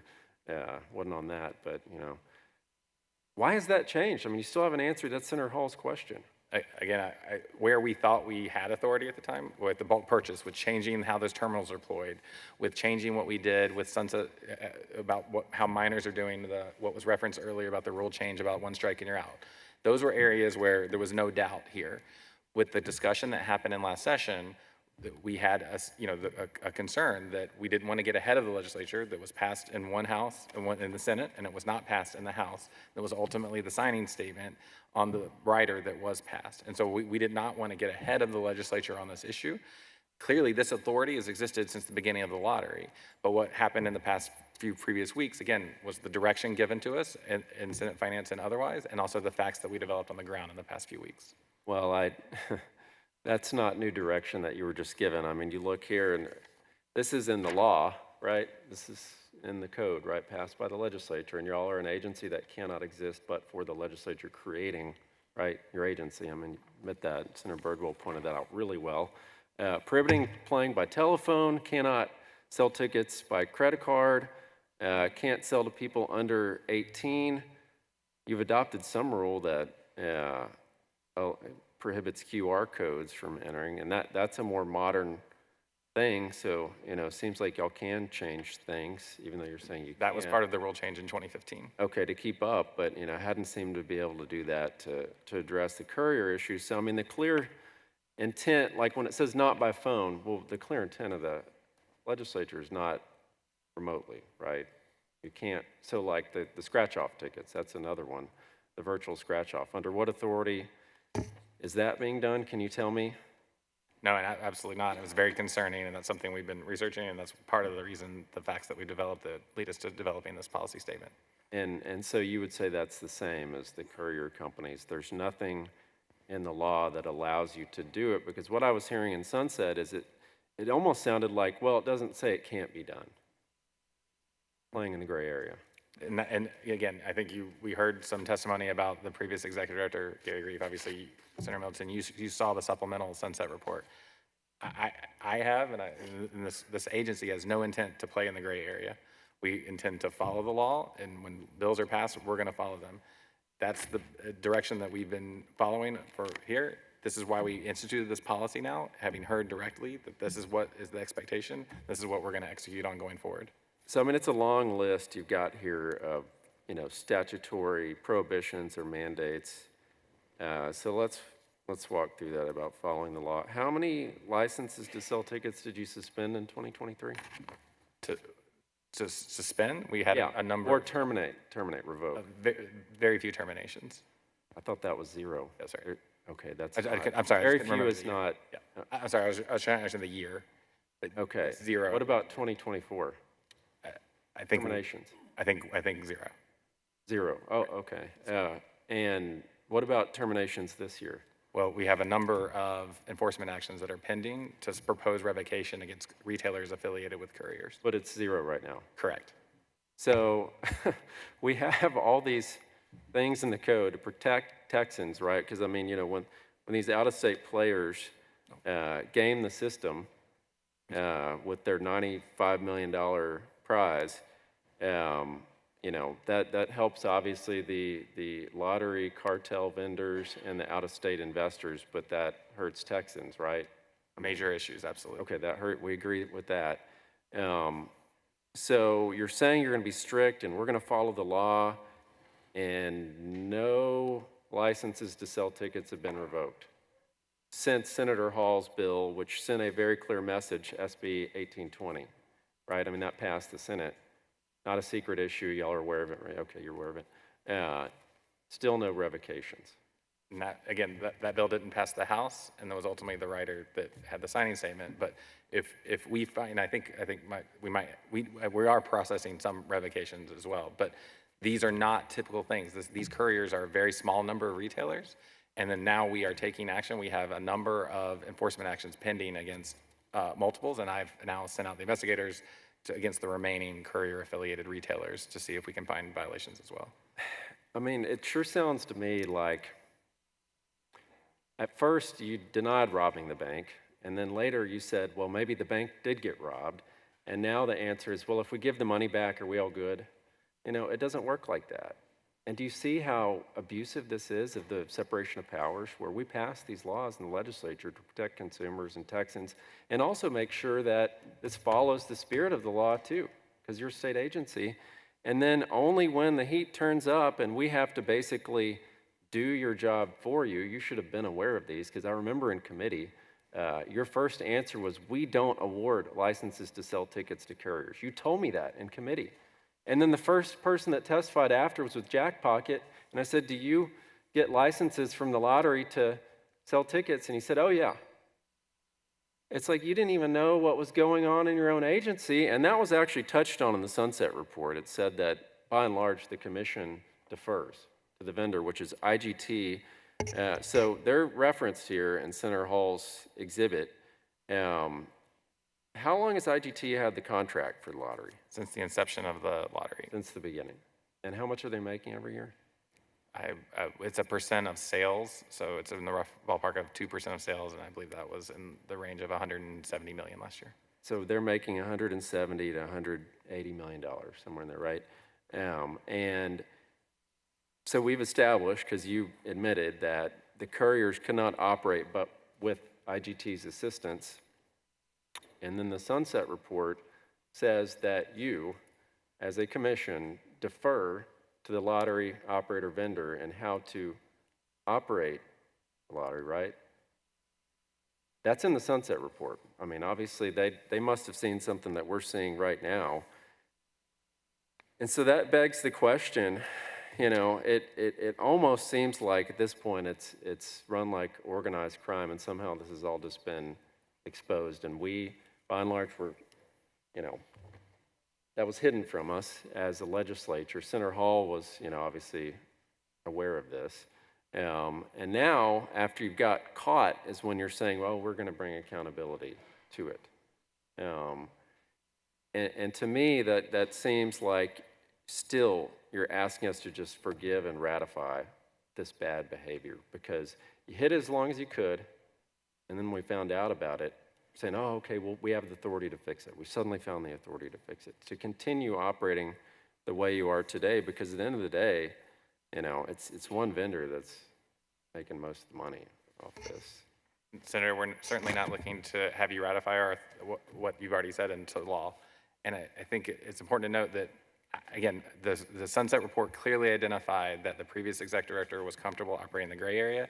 That's not been the direction from the board, and we have moved to correct those actions. We have subcommittees. I think these guys probably hear from me more than they would like. And what we're trying to do, we were not trying to hide this issue. When I became executive director, we took action where we thought we could. We raised it as a major issue in Sunset. I spent hours upon hours working with your great staff at Sunset. We had 2 reports where we put a lot of light on this, and I think really helped the conversation, move the conversation forward. We developed a proposal both to regulate or to ban this for the legislature's consideration. We provided that to this committee as well as Sunset. And again, now we're taking the action we're taking. But there was no intent since I've been executive director to hide anything about what's going on here. That's interesting that you say it that way, because that is not how that began in Sunset.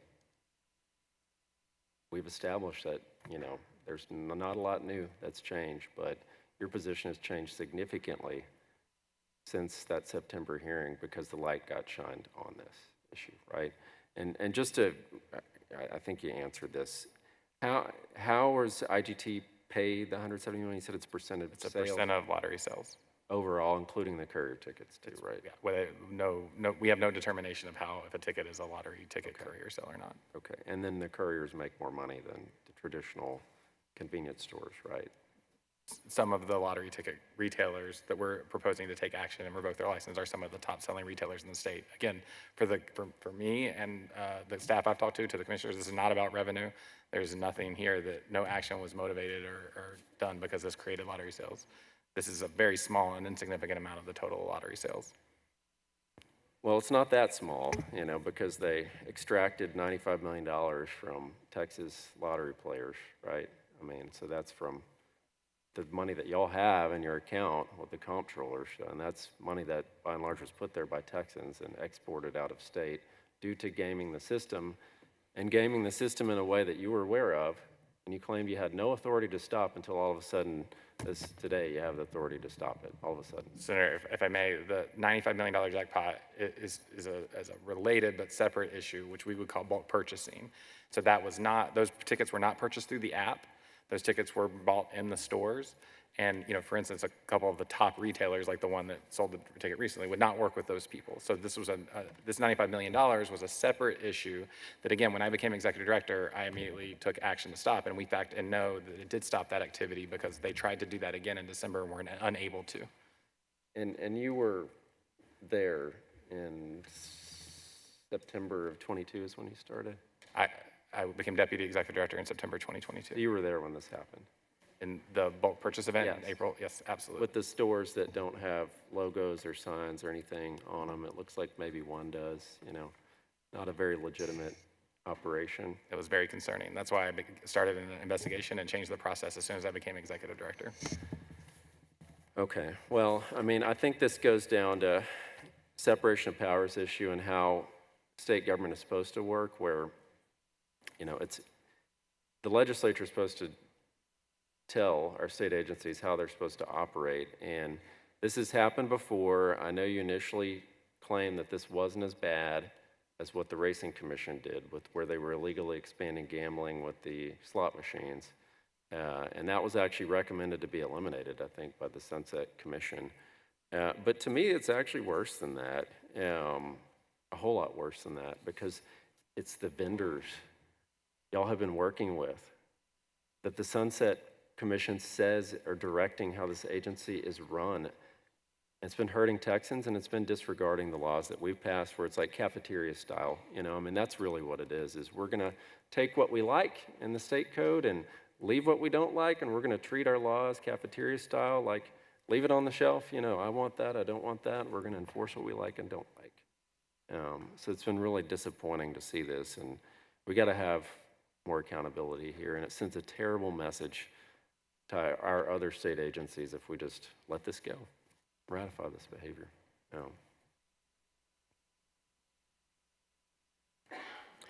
Senator Hinojosa, you are recognized. Thank you, Chairman. Thank you all for being here.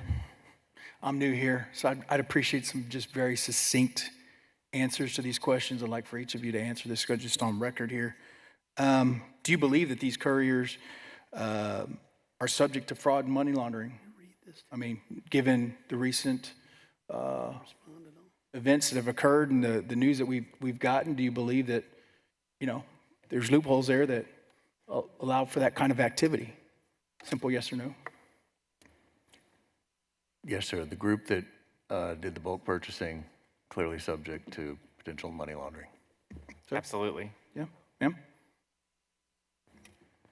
Yes, that's on, yes. Yes? Yes. Yes? Yes, they're unregulated gambling operations. Great, thank you for that. And then, so then, again, just for the record, do you believe, now that you've each said that it is subject to that and it opens up that opportunity, do you believe that significant, substantial fraud and money laundering has occurred because of these operations? Again. I don't know, sir. I don't know who those actors were. I think it's certainly possible, and I'd probably agree with Senator Hall's assessment. It's probably a 90%. Similar, I have not been able to substantiate that with this, but that does not mean that it is not happening. And I'm very much looking forward to the Texas Rangers investigation. We're going to be working closely with them. Sure. Yeah. Right. I don't know either, but I think there's a possibility. We just don't know at this point.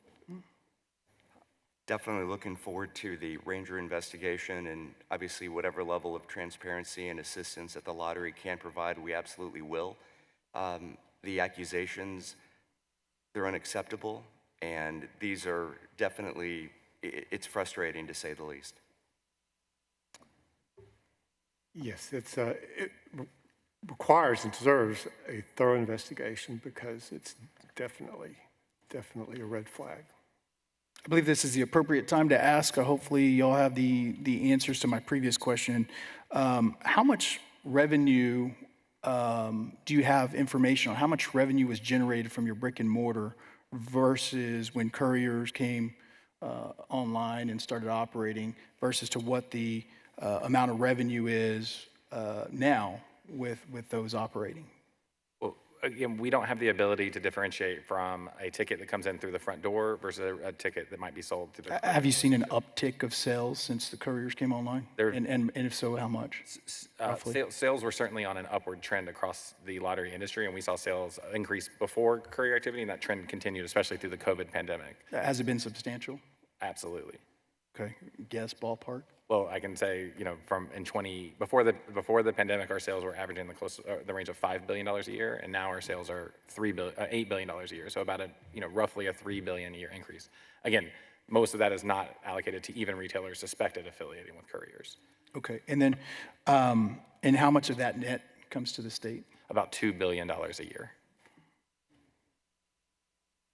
And is that, that's currently about 2 billion? Correct. How much was it pre-COVID? 1.5 billion. 1.5.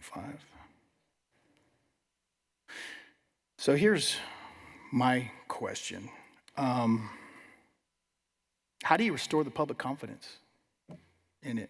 Whether we get rid of couriers or not, how do you restore public confidence in the Texas lottery, period, after this? Senator, that's a great question, and one that I've been thinking a lot about. I think that's also part of why we wanted to make sure we took this policy action today. But I think it's going to be a long road. We have to make sure that we show the public that we're taking these actions to restore that public trust. I think when you saw that April 2023 jackpot, Lotto Texas sales suffered. So even though there was a bunch of tickets sold, that was not in the state's interest. It was not in this agency's interest because, and I've had lots of conversations with the other commissioners about this, the hit to the integrity and perception is tremendous. And so it's going to be a long road that we're going to work carefully and hopefully in partnership with the legislature, also with the board, and it's going to be a long road, but we're going to do everything we can. Yeah, 1.5 billion in the grand scheme of things isn't a huge amount to public education when that's how it was sold to the people to begin with. Do you know how that money is allocated now? To the majority of that goes to the Foundation School Fund. We also fund the majority of the money that funds the Texas Veterans Commission. Yeah, I think it's a long road. I think it's almost impossible to come back from something like that, unfortunately, but let's see how this goes. Thank you for your time. Appreciate it.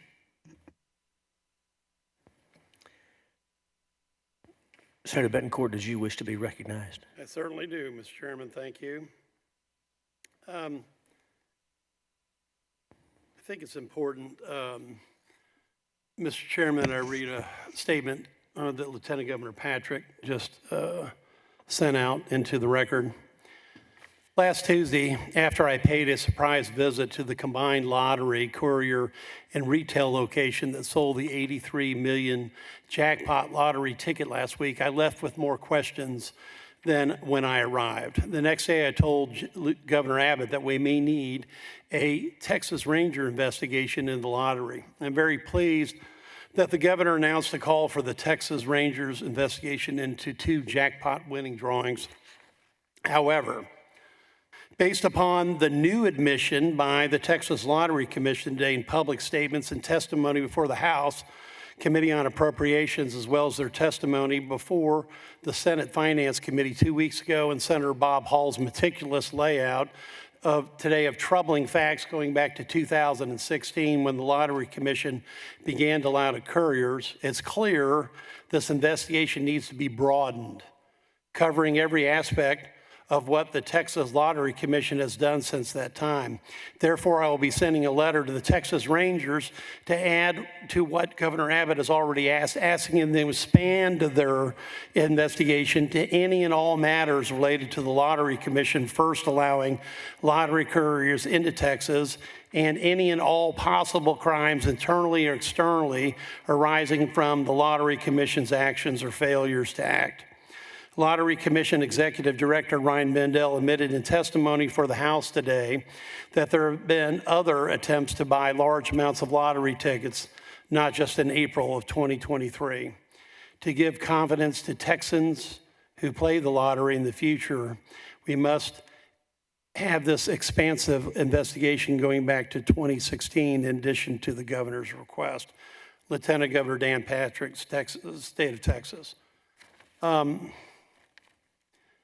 This is a blockbuster that you did not tell us about at the Finance Committee meeting, that you had other people trying to do bulk purchases. You had every opportunity to do so. It doesn't take somebody too much more questioning, because I tried to use neutron weapons to get you to admit the truth then. Why did you not come forward, Executive Director Mendel, and tell us that you had the same outfit that had been trying to buy bulk purchases? And I'm going to quote from the taxpayer's watchdog, who's Dave Lieberman from Dallas Morning News.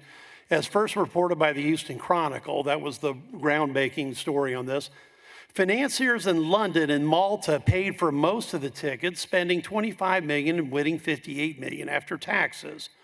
What are the odds for the guy buying a $1 ticket at a gas station and beating the syndicate? Is that the same group that attempted to buy in this last lotto? Well, Senator, if I can give a little bit of context to the comments and explain what happened in December of 2024. Well, I would love to have an answer to my question, because I didn't get them answered last time. So I would like a forthright question. Otherwise, I will dismiss you again and ask the commissioners to answer the same question, just like I did in the last meeting. Understood, Senator. That's why I wanted to ask your permission.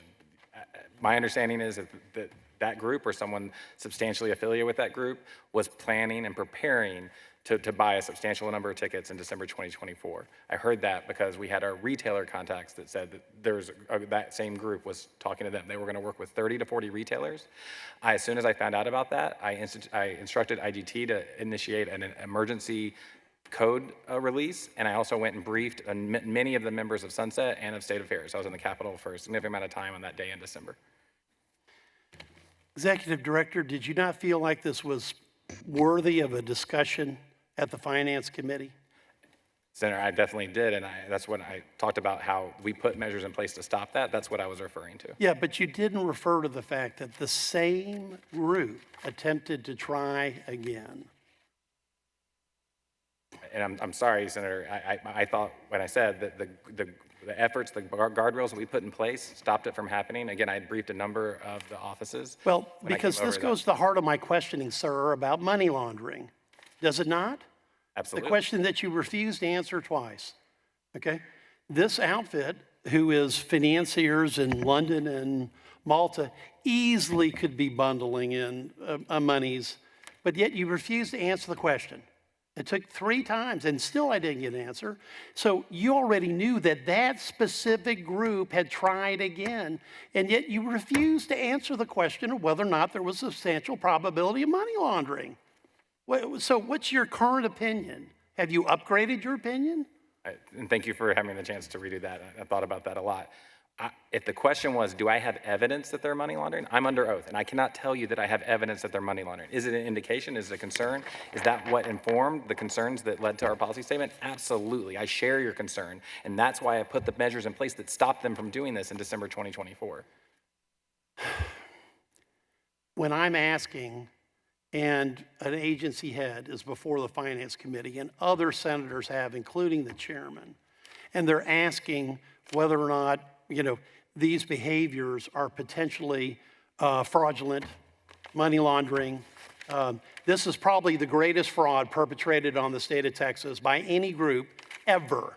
We have probably never given away $57.7 million before until April 2023.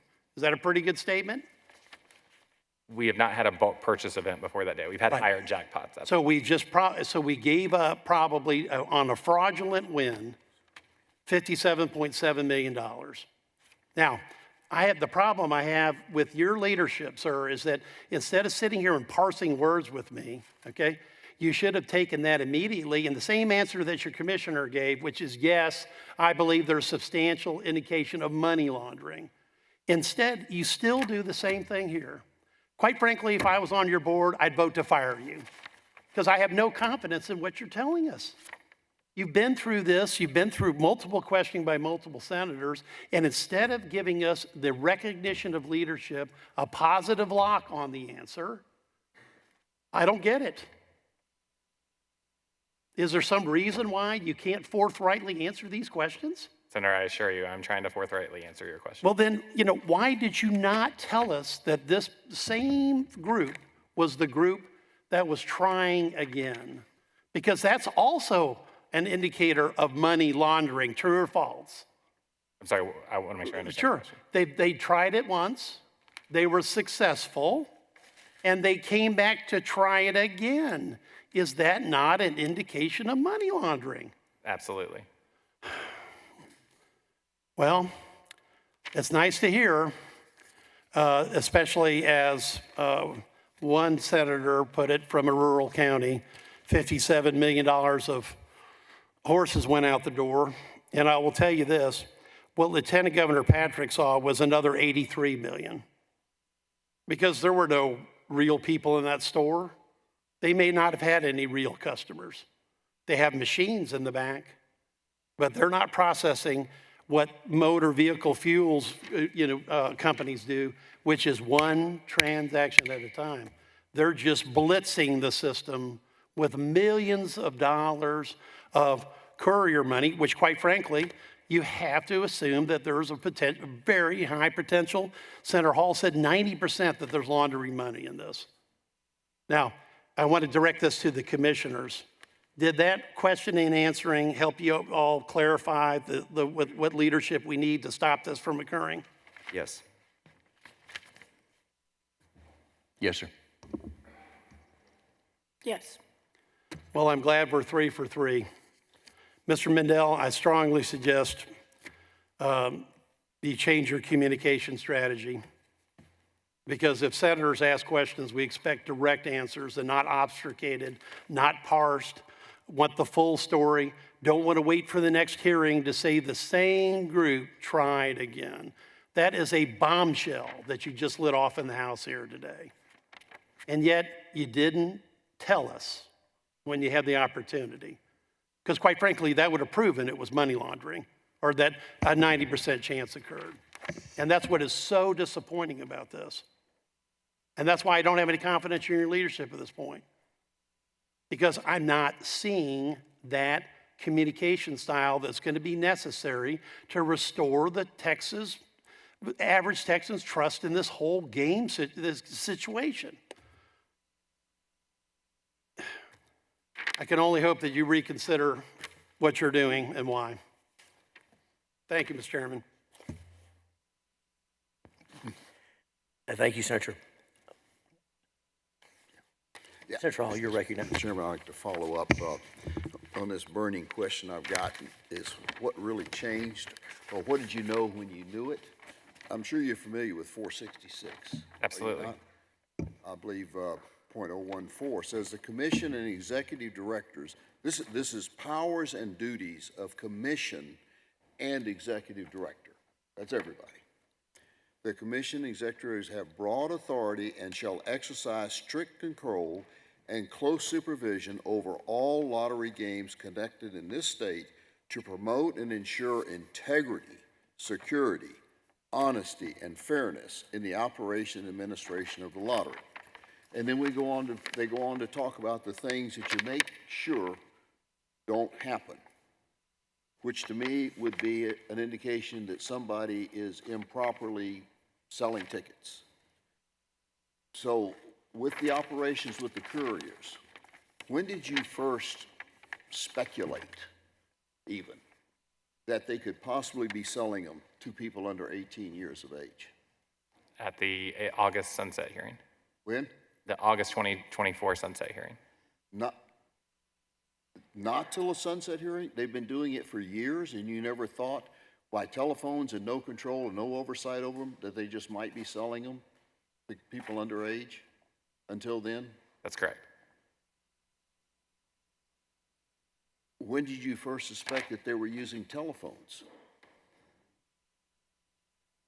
Do you mean by that mobile app? Yeah, I'm using telephones to sell them. That's my understanding from the beginning of that model, When? from the beginning of the existence of the courier model. From the very beginning. Since I've been So, executive director. years ago. And when did you suspect that they were not selling tickets at a licensed retail facility, which is specifically required by this law? I don't know that I have. I mean, isn't it obvious if there's a courier, they're not in a retail store Correct. just by accident? So that Correct. was quite a long time ago. Correct. I mean, there's a whole list of things here that you were told, and the commission was told, you guys have a responsibility for making sure that doesn't happen, but you knew or highly suspected it was happening, and as late as a week ago, Wednesday, you told us under oath that you had no authority to do anything about it. Yet this bill makes it patently clear that that was your primary job. Based on up in the front end, if you didn't get past page 2 in this, it tells you that your responsibility to ensure integrity, security, honesty, and fairness. And yet you knew that these couriers, which if they did operate like was described, and I'm not sure if you were with Gary Grief or not when he came to my office back in '23, and described an operation of a courier as someone who sells the apps over his phone, and that he does that, and so that's out of your control. But then he walks into the lottery store, to the 7-Eleven, and buys them. That's when you consider the lottery ticket. That took an imagination beyond my comprehension to a tortured interpretation of the rules. And I think what Senator Bencourt's getting at, and Senator Milton, and Senator Birdwell, with their questions here, you have known about the illicit operation, that they were not following the law that was written, and yet you continuously turned a blind eye to it, and told us multiple times you had no authority to do anything about it. Do you still believe that today, Mr. Commissioner? So clearly, our intent to meet next week is to have that discussion with all of our commissioners. I'll tell you that from the commissioner's standpoint, every decision we make, every item that's brought before us, it is to honor the intent of the legislature in terms of how that the lottery should be run and operated. So literally every decision that we've made has been in that spirit. So I'm looking forward to that discussion next week. That's not answering my question. How long have you known about the couriers using telephones? Is this something you learned in the last few days? No. How long have you known that the way they operate, they could very easily be selling to underage people, and you had no way of knowing it? Whenever the commission had that discussion, the legal advice that we were given was that it met the standard of the legislature, meaning that it was within the written guidelines provided to the lottery. There's no way that I or any of the other commissioners would have voted to support something that that is not in line and in congruence with the legislature. By name, who gave you that advice? Well, our legal, Bob, and I'll let Bob speak for himself. I'll let Ryan and, you know, but. Mr. Baird, would you please answer that question? And just, I want to answer your precise question, and so could you restate it? I guess this is kind of a two-part question.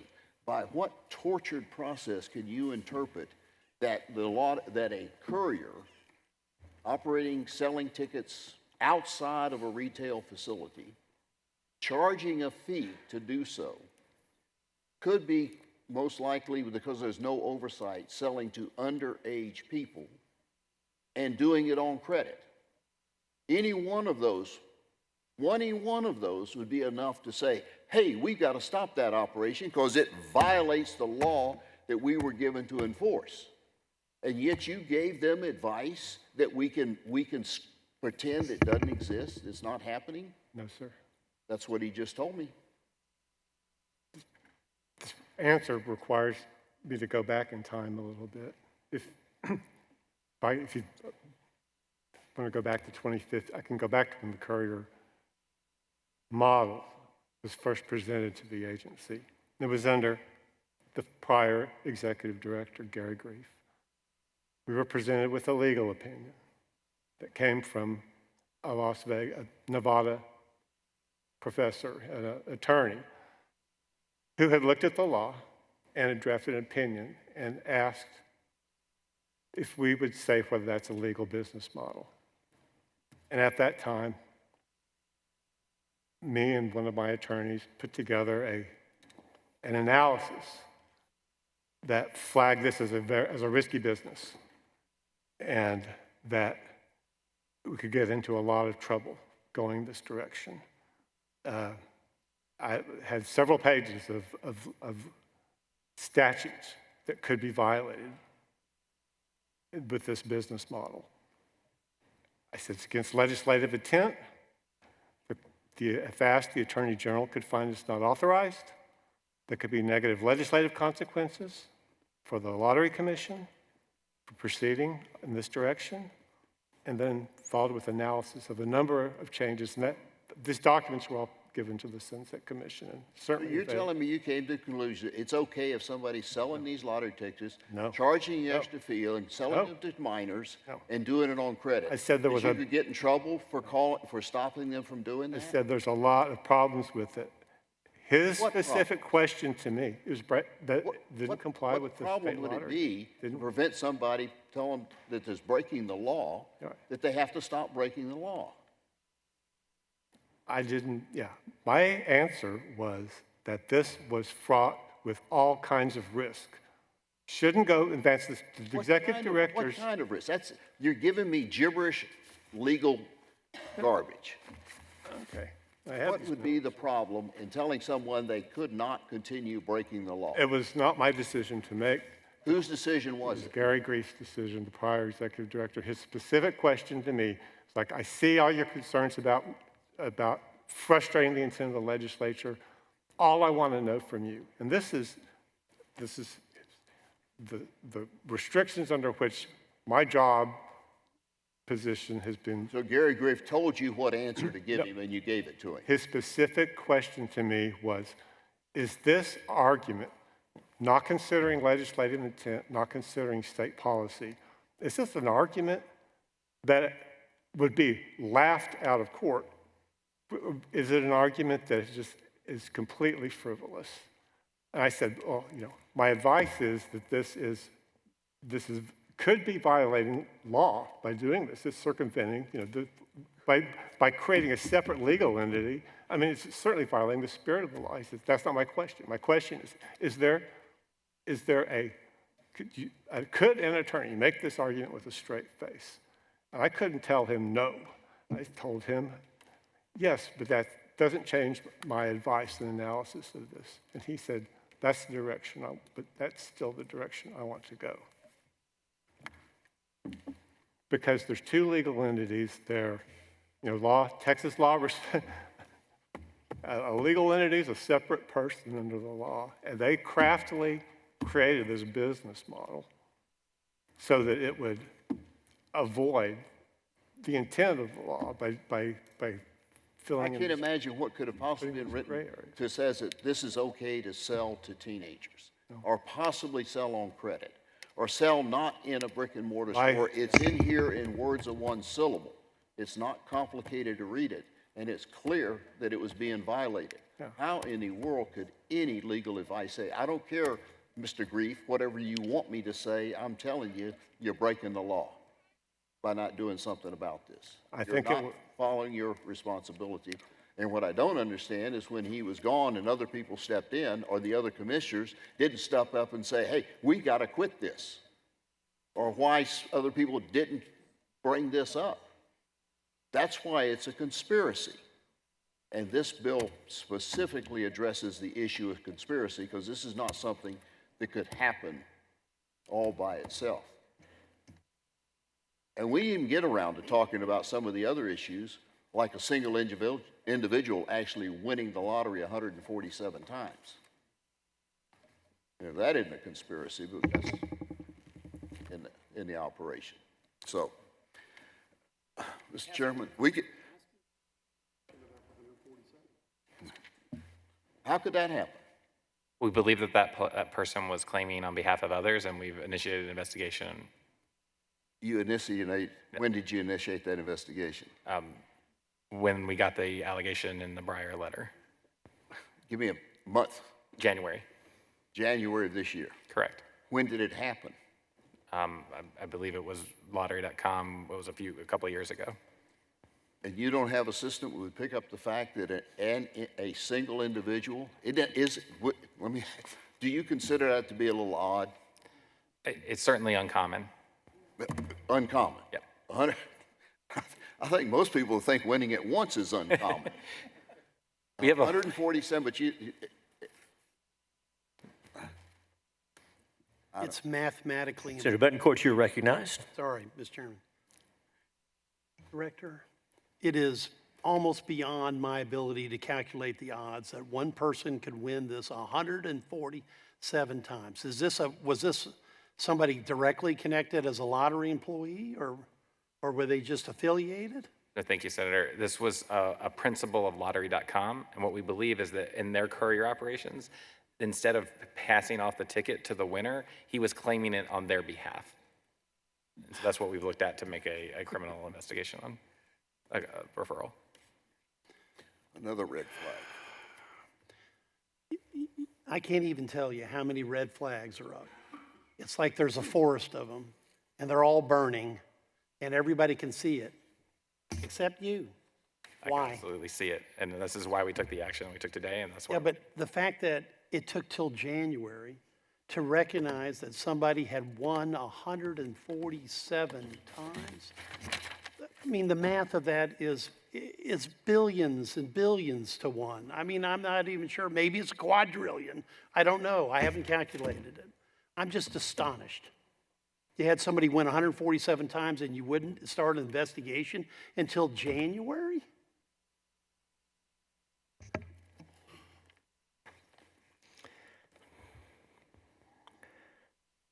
Commissioners, Mr. Chairman, we have a few more questions. Thank you for serving the state. You're public servants, and again, you have day jobs and responsibilities, and you're appointed by the governor of Texas, confirmed by the Senate. That's a big deal, and we respect you and your offices. Obviously, you understand why it's important for all of us to walk through this and to make sure that we understand and the people of Texas understand. Council, you served the state faithfully for a long time. Thank you for that. And we respect you and your role as a public servant. Executive Director Mandel, thank you. You and I have interacted a number of times. You've always been polite and helpful to me. There are still concerns. And so with that, I do have a few questions. One matter I think has been addressed at the threshold, but I want to be clear. When we had our interim hearing of this committee, I know you've testified a lot, but an interim hearing of this committee talking about lottery couriers. We were trying to understand the business model because it had been represented to us. I'm not saying by anybody here, but it had been represented to us that lottery couriers, oh, that's like Uber Eats, right? You can stay home, they'll go pick it up for you. And maybe just because I'm simple, or maybe there's others like me, we had the impression that this was someone that you give them money and they go buy the lottery ticket for you and they bring it to you and you pay them a little something to do that. I was confused how you could make money doing that. But help us understand, is courier even an accurate description for these folks? Because as a rule, they're not taking the money, driving to the convenience store, purchasing the ticket, then giving it to you. Are they? No, typically, they're going to be co-located with a licensed retailer. So, next door in very close proximity for the volume that they're doing. Absolutely. So that means that I can contact this, we'll call them couriers for the sake of this discussion. I guess that cake is baked. Let's call them couriers. We call them, and they are co-located, meaning they're next door or in the same building as the retailer that's authorized by the state. Is that correct? Correct. Do they often have a business relationship with that retailer? They will always, almost as far as I understand it, always have a business relationship. Sometimes they will also have a shared corporate structure. So there's some that will be a completely independent business relationship. There's one in Round Rock that works that way. But some it'll be a subsidiary, corporate partner, some kind of under the same corporate umbrella. Which is more common, the separate entities with a contract or related entities? In Texas, related entity. Like a left pocket, right pocket deal, we call that sometimes. Is that close? Absolutely. So understanding a little bit more about their business model, I have a couple more questions. This facility that the Lieutenant Governor visited and took some video, I understand that you had agents there either right before or right after. You mentioned this before. I just want to make sure I understand. Correct, right before. And what was the name of that place? Winner's Corner. And what is Winner's Corner? Winner's Corner is the licensed lottery retailer that works with the courier Jackpocket. Jackpocket is, again, co-located, next door in a kind of the strip mall. And then they have some, my understanding is they have some type of corporate relationship, corporate structure, ownership, shared ownership. So after your investigator or investigators went out there, what did they find? What did they report? They reported very similar to what you saw from the Lieutenant Governor, including, but not limited to, a violation of how they were entering their methods of play, kind of some of the conversation earlier. So that's where we are headed towards revoking that retailer's license based on that violation. And how many terminals did they have at that location? I've ordered IGT to remove those terminals. And to remove how many terminals? What I found is that in a review of terminals, the most terminals that any retailer in the state that's not a courier is 5.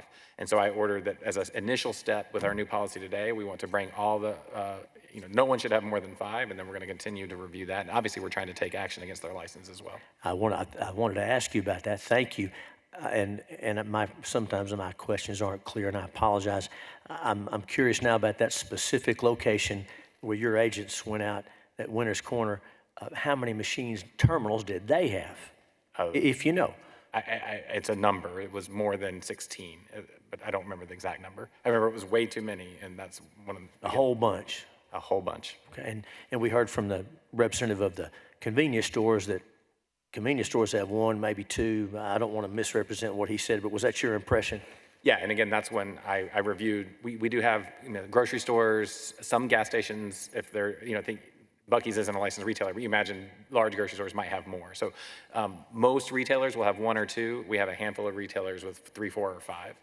But only lottery couriers have more than 5 before today. Thank you. There's also the requirement that a retailer not just be in the lottery ticket business, right? Correct. And again, the idea is that we're talking about convenience stores. I think I read the first lottery ticket, Governor Richards bought it at maybe a feed store. Did I read that right? Okay. You remember that, Senator Betancourt? Okay, I read about it. Again, that's an important requirement because we don't want these stores that just sell lottery tickets, right? Correct. And now, my investigators have reviewed the the retailers associated with couriers, we've identified at least 2 that were only in the business of lottery tickets, and we've initiated action against their licenses. Okay, let's talk about that one that Lieutenant Governor Patrick visited and your team visited the same day. Did you get any reports of whether they were selling anything other than lottery tickets? Yes, and they were selling, they had for sale board games and other items in the front of the house. Some of the other courier entities do not have anything for sale, and that's the basis on which we're taking action against their license. So if I open up a storefront and I put some stuffed animals and put price tags on them, but I'm not really selling them or I'm not trying to sell them, does that comply? Is that enough? Or must that be a meaningful part of my business, selling something other than lottery tickets? I don't know the answer. I'd like to know. No, Chairman, it's a great question. I think that's certainly one of the reasons that we issued the new policy today. I would say that generally speaking, it's pretty obvious whether they're selling something. There's a couple of these couriers that have really skated right up to the line. I think it probably, it's not something that we want to encourage, obviously. We do not want anyone selling exclusively lottery tickets. Okay, and so I understand sometimes these are fact questions. As far as skating right up to the line, is it sufficient to have items that are truly for sale, but not really be trying to sell them? Help us understand that just a little bit more. What's the letter of the law? What's the spirit of the law as your office applies the law? Thank you. It certainly, if they're not intending to sell those items, I would not believe that's compliance with the law. If they have items and they're just, they're legitimately trying to sell those items and they're not happy to move them. We're not going to go behind the curtain and say, okay, how many cigarettes did you sell last week? How many, 7-Up did you sell? We're not in the business of that. So if there's a retailer out there, for instance, I'm thinking of a regular retailer in Rosenberg that is a great lottery retailer, traditional lottery, all brick and mortar, doesn't have any relationship with courier. They sell a lot more lottery tickets than they do soda, right? So we don't want to get in the business of parsing out the true business purpose. But if they're not actually trying to sell non-lottery tickets, I think that would be a violation of the law. You mentioned this morning or earlier today to the House about facts became apparent. And let me back up. I wasn't there and I don't have a transcript, so I'm not trying to trip you. Not right now anyway, but I want to help me remember what you said. I want to make sure I get it right. The impression I got from your testimony over in the House this morning was that evidence had come to light. Your team felt like it was important you act quickly. Is that close? Absolutely. Tell us about that. What do you mean by that? Yeah, and so again, completely appreciate the concern and share the concern about this activity. And the question was, why did we change our activity? So we first had the top-down, the policy discussion with Senate Finance. The other piece would be what I would call the bottom-up and the development of these facts. So when I had my investigation team go out to Winter's Corner right after that jackpot was won and getting those reports in, us after Senate Finance saying, hey, are these people out there just selling lottery tickets, and having those facts come in. And again, as we developed those investigation reports and referred those and start taking action against those licenses and SOA, saying, okay, there's a lot of stuff here. There's indications, even though we can't substantiate every single fact. We're looking at referrals. That's why, we're very excited about the Texas Rangers involvement. There's a lot of things there that, you say it's a lot on fire, and then said we need to take action. We need to take action quickly. And along those lines, I think you told some of the senators earlier today that in the last couple of weeks, these facts have developed. Now, I was looking at the statute. I think it's 466.019. It says you as executive director can file a complaint with a DA after conducting investigations. Have you done that? We're still reviewing for potential criminal referrals, but that's definitely something that we're reviewing. I defer generally to my, I have licensed peace officers, and I'm going to defer to their judgment on those types of referrals. Okay. Would you characterize the Lottery Commission's rulemaking authority as broad or narrow? Broad. In fact, I realize of course, you're a smart lawyer. You've been at the AG's office and probably familiar with other agencies. Some agencies have little or no rulemaking. Some have very tight. And I can say, as a member of the legislature, that we normally try to keep it tight, right? Because the legislature, the people of Texas act through the legislature, and we delegate to an agency to promulgate rules to implement a statute. We normally want it pretty tight. This is an unusual statute you operate under in that it says, I would say this is very broad, any matter necessary or desirable as determined by the commission to promote and ensure the integrity, security, honesty, and fairness of the operation and administration of the lottery. Did I get that pretty close? Absolutely, and that'll be the basis of the rules that I'm taking to the commission next Tuesday.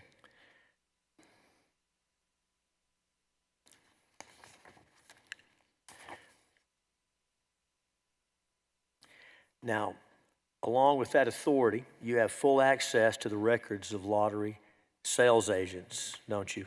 Correct. Okay. Have you obtained those? Have you obtained those in the course of the investigating the matters we've discussed? Correct, the investigations that were, I'm sorry, have you obtained those records of the sales agents in regard to the matters we've been discussing this afternoon? it's, Chairman, which records are you referring to? Well, under 466.017B, you have full access to all the records of the lottery sales agents. Are we pursuing that? I'll have to double check with my investigators. We certainly did investigate and had access to a number of records. Okay. You also have authority to seize without a warrant the equipment of lottery sales agents, don't you? Absolutely. Have you done that? Certainly today, as I directed to take down those terminals back down to what we call a more average amount.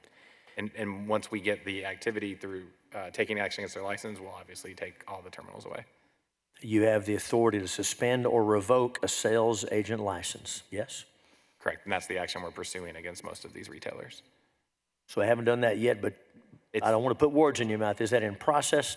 That's right. So when we can take action, obviously they have their rights of administrative process. And, I know there's some of them listening or watching here, and, and of course, ultimately the board is the one that rules on that. So I want to be very careful because we want to be successful in our actions. But, there's an administrative process that involving the State Office of Administrative Hearings. We have started that process against a number of their licenses. I'll do my best to be clear who we're speaking to, and thank you for answering my questions. I'm going to have some questions for the commission and some for Mr. Mendel and council. And again, these are difficult matters, but they have to be addressed. In their review of the Lottery Commission over the last year, Sunset Commission staff, and I'm going to quote, have observed what seems to be a long-standing culture of the commission not fully understanding its role in rulemaking, unquote. I understand the Sunset staff looked at 5 years of transcript and didn't find one instance where commissioners directed staff to consider a rulemaking item.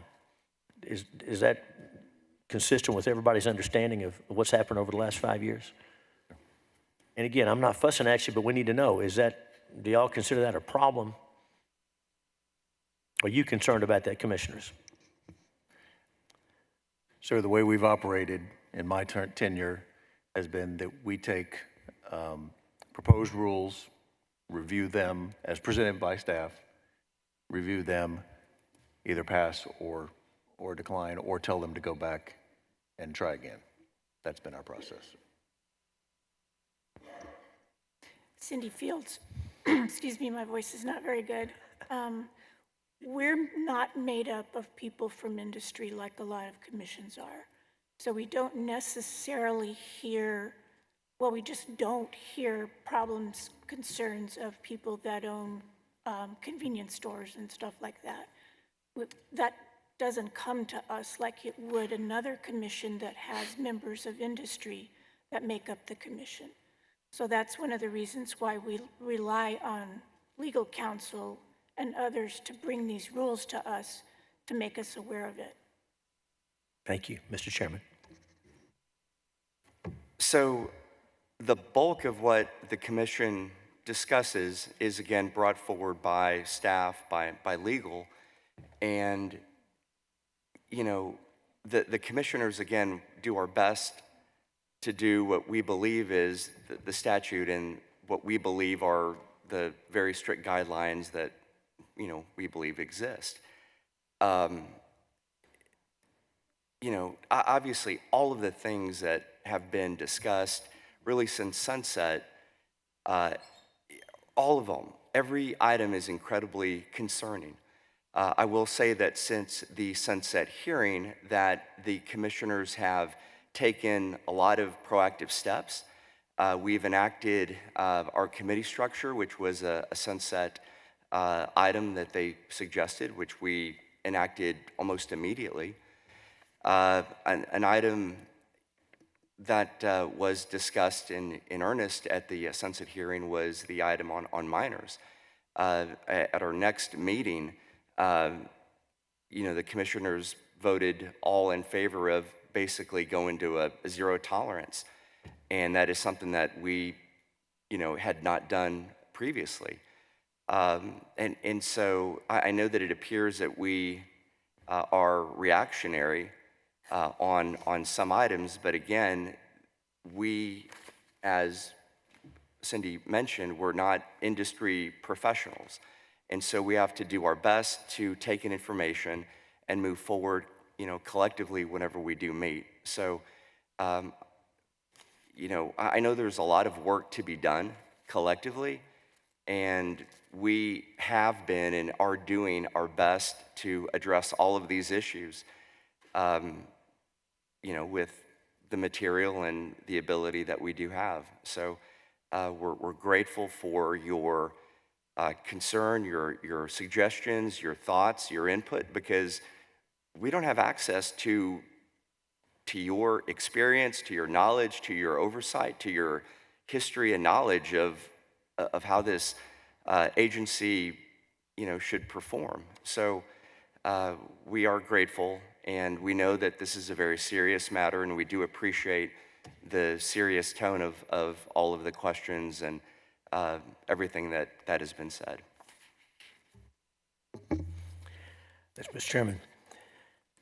Mr. Medella, I'm curious, and anybody may know the answer to this. The investigators that you dispatched to that location that we've been discussing, do your investigators or any staff from the Texas Lottery Commission routinely visit, inspect retailers? I would not say that we routinely inspect retailers. We have 21,000 retailers and a relatively, compared to that small enforcement team. What we rely on are complaints, issues raised by IGT. If there's an issue that comes in through our claim center, a lot of times we identify a lot of issues when people come in to claim a prize or if they are not able to claim a prize.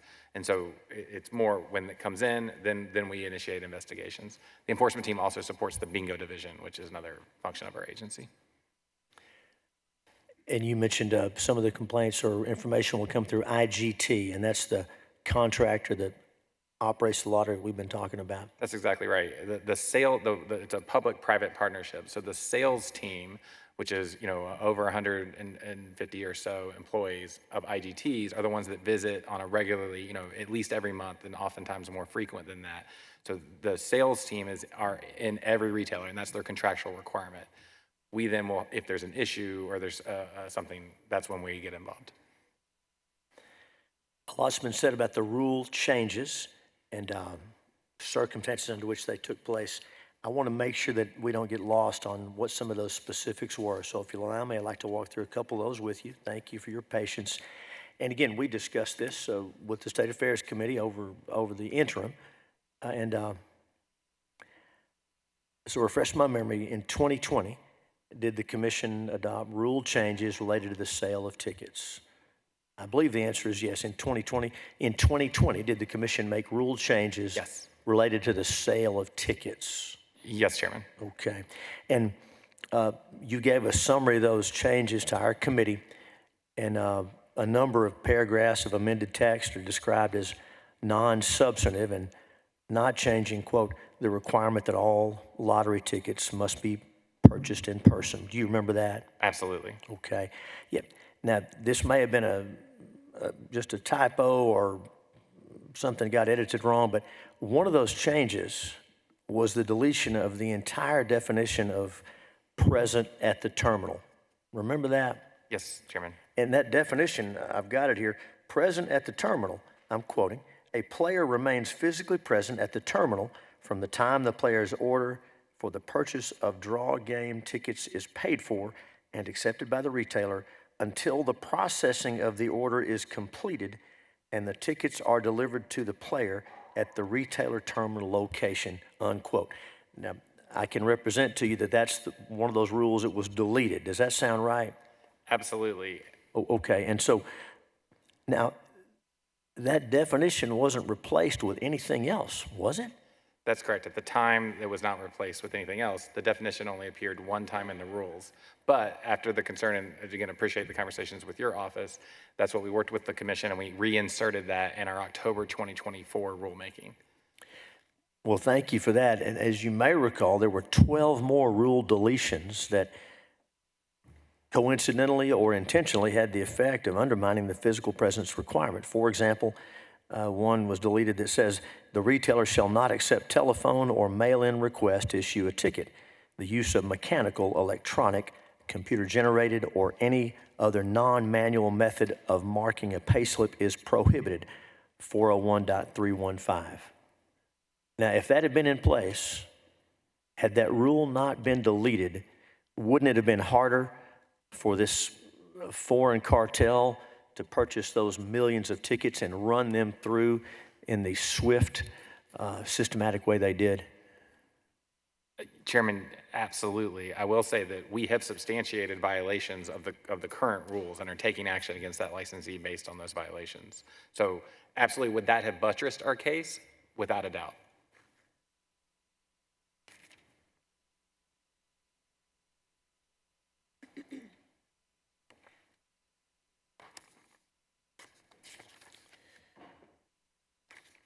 Something Senator Hall mentioned I want to make sure we don't miss, and I also want to make sure we understand, and that was this question about one of those retailers did not pay for the tickets until after they won. Now that sounds like a play on words, but I believe that's literally what happened. Is that right? So, Chairman, I really appreciate that, and I can clarify a little bit about what our typical process is. We do want to understand, because most regular folks pay for the ticket first, then maybe they win, maybe they don't. How do these people get to win before they pay? Absolutely. So on a typical lottery retailer, the sales week ends Sunday early morning, late Saturday night. We will then invoice them on that day, and then we sweep their account. We pull the money from their bank account on Wednesday. But I just want to note, that's the retailer piece of the transaction. They are supposed to take payment from the player at the time of purchase. So my understanding of what happened in April 2023 is that they did take payment from the player at that time, but then the retailer's bank account had gone defunct because, again, they had not had many sales in the recent months, which was problematic. Our staff reached out to them. You can imagine we probably get 10, 20 of these bank account issues every week, where among the 21,000 licensed retailers, some of them have issues with their bank account. And that's when the retailer actually paid earlier than their due date for the state. They sent that money over on Tuesday and is supposed to have the deadline on Wednesday. But that's different than the payment from the player. But again, all that's to say, this was still something that is not an activity that we want to support. That staff, would have been nice to have raised those red flags. That's the activity that I reviewed when I became executive director and put those guardrails in to stop that from happening again. We spoke earlier about your investigators that visited that store that's gotten a lot of attention. And you mentioned that IGT, the vendor, the contractor, they spend more time in the stores. When IGT is visiting one of these retailers on behalf of the commission, are they there to sell more tickets? Are they there to make sure we have enough supplies? Or are they there as a watchdog? Or that may be completely wrong. What is IGT, their agents, what are they doing in these retail locations on behalf of the Texas Lottery Commission? Thank you, Chairman. That's a great question. And I think you heard a little bit of the testimony earlier. Those are the sales agents. That's their license. That's the understanding of the contract. So they're there to make sure they're addressing retailer issues and concerns. But at the same time, if they see something that is a violation of law or statute, if they can raise that to our attention. So that's something I had my enforcement director have a conversation with the head of that sales team recently to say, hey, we need to make sure that if you guys see something on the ground that shouldn't be happening, we need you to raise that issue for us. But their primary focus is going to be making sure that the retailer has what they need, you know, they know about the new initiatives, et cetera, you know, as kind of any inside sales team would do. I'm sure those agents are nice people, but if their job is to sell tickets, can you see an inherent conflict of interest? If my job is to sell tickets, am I going to be inclined to report violations that might lead to, even if those violations might lead to sales of more tickets? Absolutely, Chairman. And that's why we would not rely on just the IGT sales agents to raise issues. Obviously, the public is very comfortable. We receive a number of complaints when there's issues around the state. And also, when we have a win, like we did at Winners Corner this week, I instituted a policy to say, hey, when I became executive director, we need to send investigators out there proactively. That's why, part of why the investigators were there that morning before Lieutenant Governor's visit, is the policy I initiated to say, when someone wins a big jackpot like that, we did not send someone out in April 2023, and that was a mistake. So we had our investigators there as soon as possible the next morning. I understand the law requires a criminal background check of certain employees involved in this process. I think I read that somewhere. So let's start with the Lottery Commission and move outward. Do employees of the Lottery Commission undergo a criminal background check? Yes, and there's kind of an ongoing DPS list that we stay monitored on. Is that for every Lottery Commission employee? That's my understanding. What about retailers? I don't believe so, because retailers, obviously, they go through employees on a consistent basis, and we would not be able to keep up with every employee of every retailer in the state. Moving back a little closer to the commission, what about IGT employees? And for today, and I guess for the last several years, IGT is that, would we call them the prime contractor? How would you describe their lottery role? Operator. Lottery operator. So do IGT employees working on the Texas Lottery have a criminal background check? And Chairman, I'm 99%, if not all, substantially all, but my recollection is all, but we can get you the details of exactly what's required. I understand you can't memorize every jot and tittle of the rules in the code. Let's just talk about what it should be. I know we're going to look at the details. Should those folks be criminal background checked? Absolutely. And again, I'm pretty certain they are. I understand. We do look forward to follow up on that. Thank you. What about couriers? And again, we're using this legal fiction calling them couriers, but these folks that facilitate these electronic transactions and charge a fee to do it, what about them?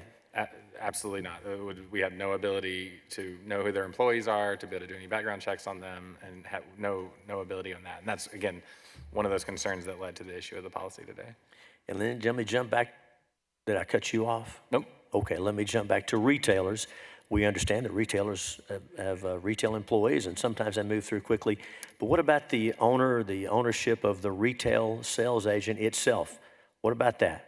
I believe when they file the application, there has to be a principle that there's a background check done on. Can you check on that for us? Yes, sir. Okay, thank you. Now, you talked to us about, well, I want to ask you about that event in December, but before we do that, this event that happened, just a little bit more on this event that happened in 2023. So we believe that, $57 million and change was the present value of that big jackpot that this syndicate was able to win. Did I get that right? Correct. Now, to make sure I'm clear, that's for getting all the numbers. Out of all the tickets they bought, they probably had some tickets where they got 5, or maybe they got 4. Does that make sense? There was a number of lower tier wins as well, and so the total win would have been higher. But it's not. There's nothing in that game like there's not a $5 million prize, but there were a number of lower tier wins that they would have had that accumulated to probably closer to $60 million in total. Okay, so that $57 million and change was for the big prize, but they also got some pretty substantial smaller prizes. Just because they had so many because of the number of tickets, so those all accumulate to a pretty large. Okay, and we understand the Rangers are investigating, and we understand the importance when somebody wins a big lottery prize.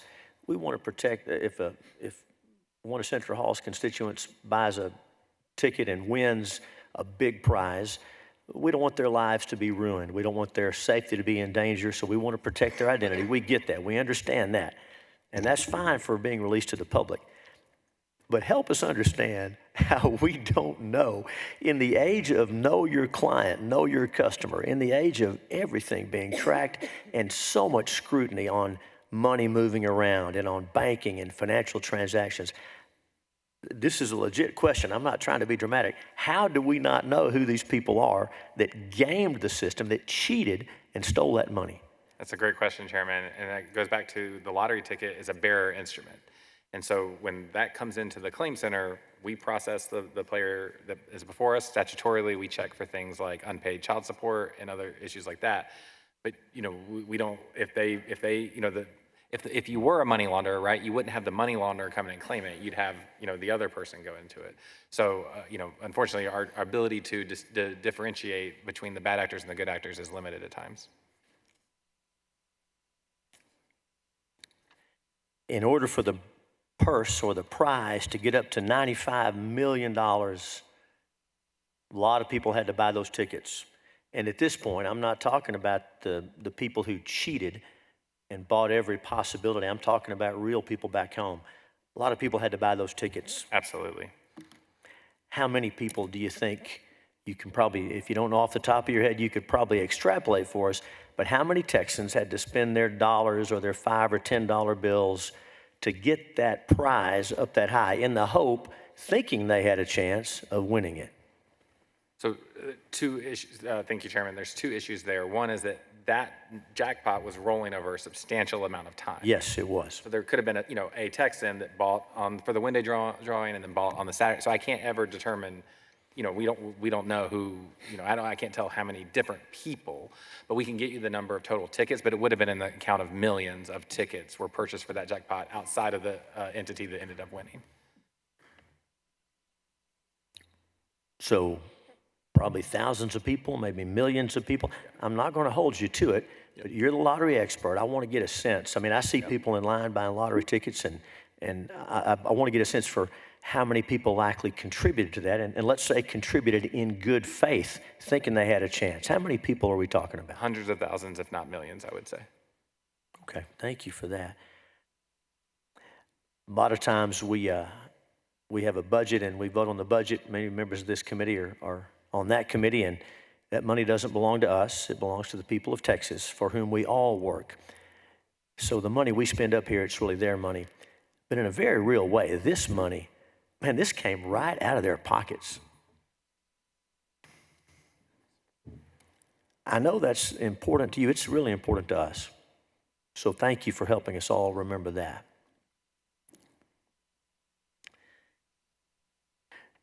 You mentioned that after this attempted second bite at the apple in December, after we believe these same folks came back trying to work with retailers, you put some limitations in place on the number of machines. Is that right? Correct. Any other limitations you put in place at that time? Yes, we were able to initiate software change. It was kind of in queue, but when we got reasonable intel that somebody, we didn't know who at the time, was looking to purchase a large number of the tickets, we were able to work with IGT and deploy that software on an emergency basis. And really what it does is it limits the amount of tickets that each terminal can print per day. So there's, since December of last year, for the first time, there's a limit on how many tickets a given terminal can print. Correct. And how many tickets or how many dollars worth of tickets? Or help me understand what that limit looks like and how it works. And Chairman, I'm happy to answer your question. I just want to flag that if I talk about the guardrails in public, then it makes it easier for those guardrails to be circumvented. So I'm happy to give you the number here. I'm also happy to provide that after the hearing to you or your office. So we could say then that when there's a limit on the amount of dollars or tickets that a machine can process, it takes a whole lot more machines to recreate what they did to the people of Texas back in April of 2023. Is that fair to say? Senator, that's exactly right. And that's why I heard about it this time, unlike in April 2023 when the agency didn't really know that this was coming. Because they had to work with so many more retailers, we had retailers coming to us. And so there were probably 30 to 40 different retailers that they were working with. That's, I came over to the Capitol. I had conversations with Senator Paxton's staff, Senator Middleton's, a number of people on Sunset. and then we were able to get that software deployment that weekend, and then leading into that Wednesday draw, they were going to work with a number of retailers and were unable to do so because the software change at that point was known. Let me ask you about the press release. I know things have been moving quickly. Again, we like what's in the press release, and it's been covered pretty well. You know, it's been discussed for a while. We like the conclusions that you got to. I'm curious. You talk about the. Well, I don't want to try to quote it. Next to the penultimate paragraph. Over the last few years, state leadership and policymakers have also raised concerns about the legality and oversight of courier services. You see where I'm reading there? Yep. Then it goes through legislative proposals, including, and it lists some, I'm sure those are excellent bills. I haven't looked at all of them. How did you decide which bills to list in the press release? Those were just the bills in the current legislative session. Is there any legislation about lottery couriers that maybe passed one body on a 29-2 vote? And was there also a budget rider passed by both houses? Absolutely, Senator. Why didn't that make it in here? In retrospect, it probably should have. Obviously, we wanted to get this out. I think and that's one of the things we talked about today, is SB 1820, ultimately the rider, and the budget bill is a big part of the context of the situation. So if we were going to recount how the ways the legislature has expressed its intent, we wouldn't want to leave out Senate Bill 1820 passed in a bipartisan 90% margin in the Texas Senate, right? That makes sense to me, Senator. You see what I mean? Absolutely. Okay. Finally, there's been a lot of questions about when these things came to light and when investigations began in earnest, when action was taken. And Commissioner, you addressed this. I understand, and y'all correct me, I understand that the Texas Lottery Commission began to investigate this issue in 2023 after this event took place. So far, so good. Is that right? I don't want to put words in your mouth. Is that yes, sir. Y'all's recollection? Okay, thank you. Now, I understand that the commission employs an outside audit firm every year for a security study, and I recognize that. Again, you are citizen members, and Madam Commissioner, you made a great point. You're not in the lottery business. You have broad oversight. But I'll ask the executive director and the members: has it already been the practice of the commission to each year have a security study done by an outside auditor? Yes, that's been our practice for a number of years. And security, that sounds like the kind of issue we're talking about when the system was gamed and all that money was taken by this international cartel. Does that sound right? Well, these concerns that you began to investigate in 2023, were those raised to the security auditor in 2024? I'm not sure, and so I'd want to review those documents before I... Well, I don't, of course, I'm not privy to the information that you shared with the auditor, but I do have the report, and it's dated September 9th, 2024, so well over, not quite a year and a half, but well over a year after the events that we're all concerned about. And I'll look at the results under strengths observed. I'm on page 6. In testing the lottery's security controls as part of the Phase 3 study, we identified the following overall security process strengths, including but not limited to the following: well-established and mature control environment, compliance programs, consumer protection controls, internal audit programs. It goes on. But in fairness, it could be that even though those are strengths in general, there could be some specific concerns about what happened. So we should read over here on scoring about where we still need some help. And so under scoring, I'm going to read on page 7, opportunities for improvement are classified by a high, medium, and low risk ranking to provide the lottery with prioritization recommendations in addition to the opportunities for improvement. We've identified 4 findings during the course of the study. of the 12 focus areas, the findings occurred in the following areas. These are the areas that they were concerned about after looking at our security: lottery premises and warehouse security, lottery computer, data communications, database, and system security. Now, you don't have the report in front of you. I'm reading it faithfully, I'm sure these are good folks that did this report, but wouldn't you expect there to be some reference to this event in the security audit the next year? Chairman, that is an external audit firm, and they have wide discretion over what they come in and look at. So again, without referencing the documents, I don't even know if that was something.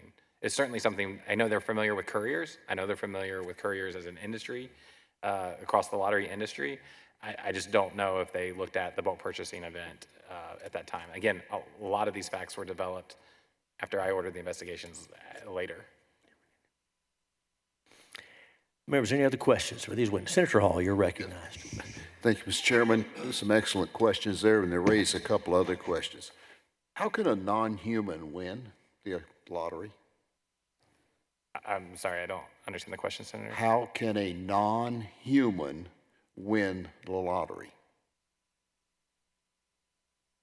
In what respect? When what you described. Rook, Texas?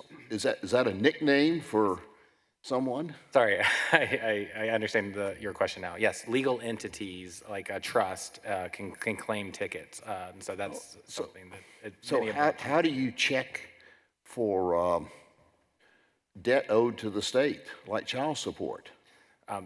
And I might defer to the legal counsel on this one. My understanding is that there's a process where you look at kind of the beneficial interest of the trust, and then we're able to check on those measures that way. Oh, and tell me, what did you find when you looked at the beneficial interest of a trust of Rook, Texas, that had just been formed the week before, and what do you know about it now? Again, nothing. Yeah, they certainly owed no child support. They, nothing showed up on any of. So if I owe a lot of child support, I just run down and create a company and come in and get the ticket in the company's name. It's Senator. Obviously, there's going to be people out there trying to circumvent their debts to the state. But we do not check the interest of the company. We also look at the beneficial interest of the person. What did you look at for Rook, Texas? I can get you the. I'd like to see the report, what you did. And isn't there a requirement, any IRS requirement to report? Absolutely. And so we withhold 24%. For a situation like this, so we would have provided 24% of that jackpot to the IRS. And you did do that? Absolutely. Okay. Now, I think I heard you say that you had reinstated the present at the terminal. Correct. When was that taken out of the rules? In that 2020 rule change that was referenced today. It came out.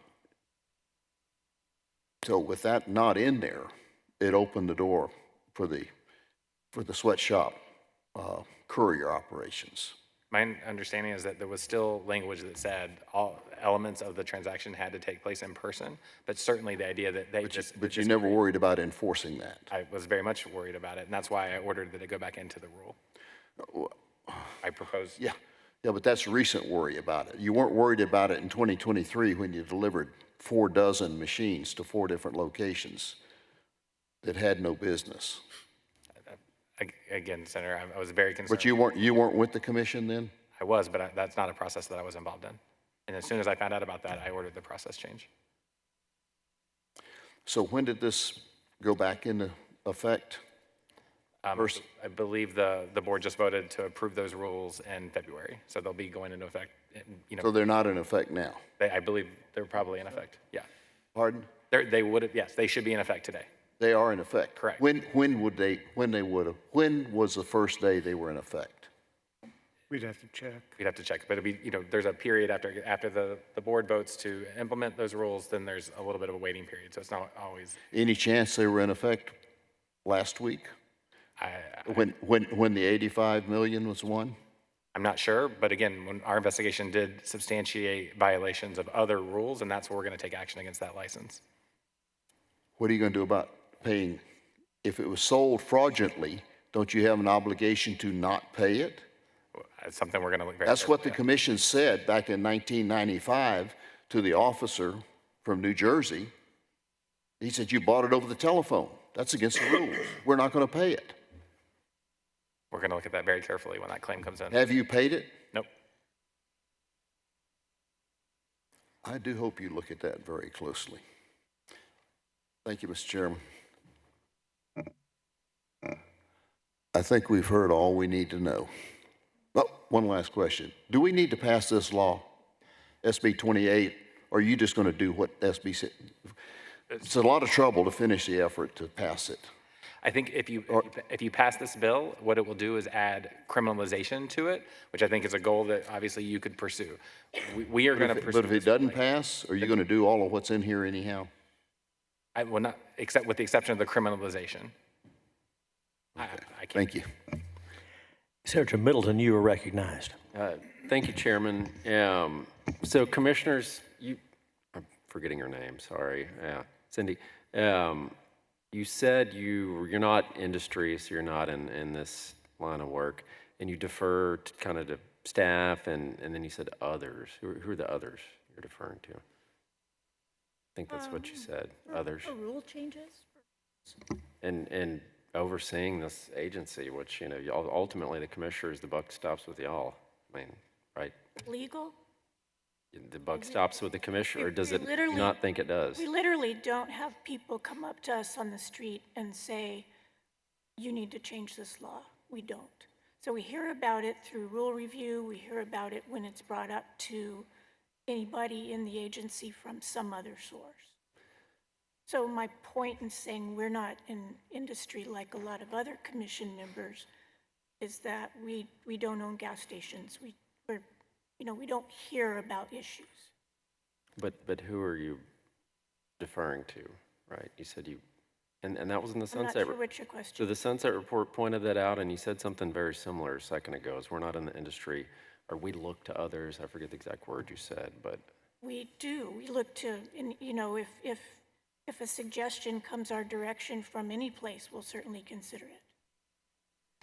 So in 2022, Winners Corner sold 89 million in courier tickets. Is that concerning or alarming? Were you on the commission then? I mean, is that, as commissioners, is that something you would think maybe we should look into that?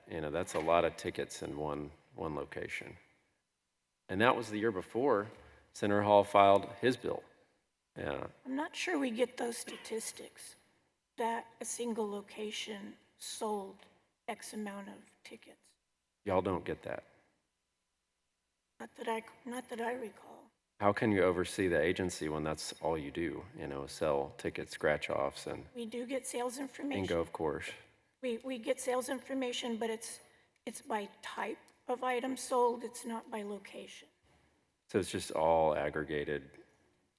You don't get a report that says, here's how it's broken down, By location, no. or by type. In other words, courier, non-courier, bulk purchasing. Right, and I don't know that we would know if it was sales through a courier. It's actually kind of more simple what the lottery does. It's really all possible because of one vendor, correct? I mean, this whole thing would not work but for one vendor, right? IGT, that they administer the whole thing, including the bulk purchasing. That couldn't happen without their help. Couriers, that couldn't happen without their help. Is that right? Maybe Ryan answer that. Certainly the model that we have depends on the lottery operator. So it's the whole, whoever the lottery operator may be, they're going to facilitate our direction. And that's $180 million a year. So as the leaders, this is more of a commissioner question, as the leaders of this agency, did y'all ever think to go to IGT and say, y'all have got a $180 million a year contract, you're not going to get it renewed if you keep doing this bulk purchasing and courier business, helping them, because they were helping them. Did y'all ever think to do that? I think that would have solved it right away. Not that I'm aware of. We did not think of doing that. And we brought this up when it would have, I think, because they would have been afraid to lose that $180 million contract where Senator Zaffarini brought it up, where we changed the law. Are y'all going to follow it? When y'all could have just gone to IGT and said, y'all are done as a vendor unless you do what's right and stop these couriers and stop this bulk purchasing. You could have done that, right? I mean, you admit that you could have done that, right? Yeah, okay. So, yes. Was it something that we talked about? No, at least I didn't. But that is something that I think we should have those discussions. There's a lot of discussions that the commissioner should have.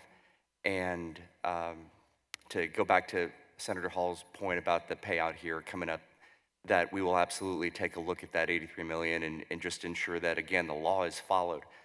Again, every decision that the commissioners make is based on information provided. Again, we as commissioners do rely on our paid professionals to help guide our agendas, essentially, whenever we do meet. And to Cindy's point, we don't have folks come up to us and kind of want to discuss in-depth policy or best practices of the industry, et cetera. And so we do rely on staff greatly. And so these are things that are brought up that, again, we do look forward to talking about, and I'm looking forward to our meeting here next week. Well, Ryan just said IGT was in y'all's office every month. That's 12 times a year you get a chance to talk to him about this. So outside of like a shaking of the hand hello at a commission meeting, I don't think I've ever had like an individual meeting with IGT. Yeah, I mean, here's what it goes back to, though, is, you're looking to us to change the law, right? When you had the chance to fix this yourselves, and it feels like the lottery as a state agency was afraid to do the right thing, and afraid of whom? Vendors? The ones who were really running the state agency? The lottery vendors? Because it seems like the decisions y'all made or didn't make, absence of decisions, in other words, step out of the way, and let who decide it? Well, who was deciding it? The vendors were. They were essentially getting what they wanted, and y'all just let it happen. And then you want us to come in there and clean it up for you.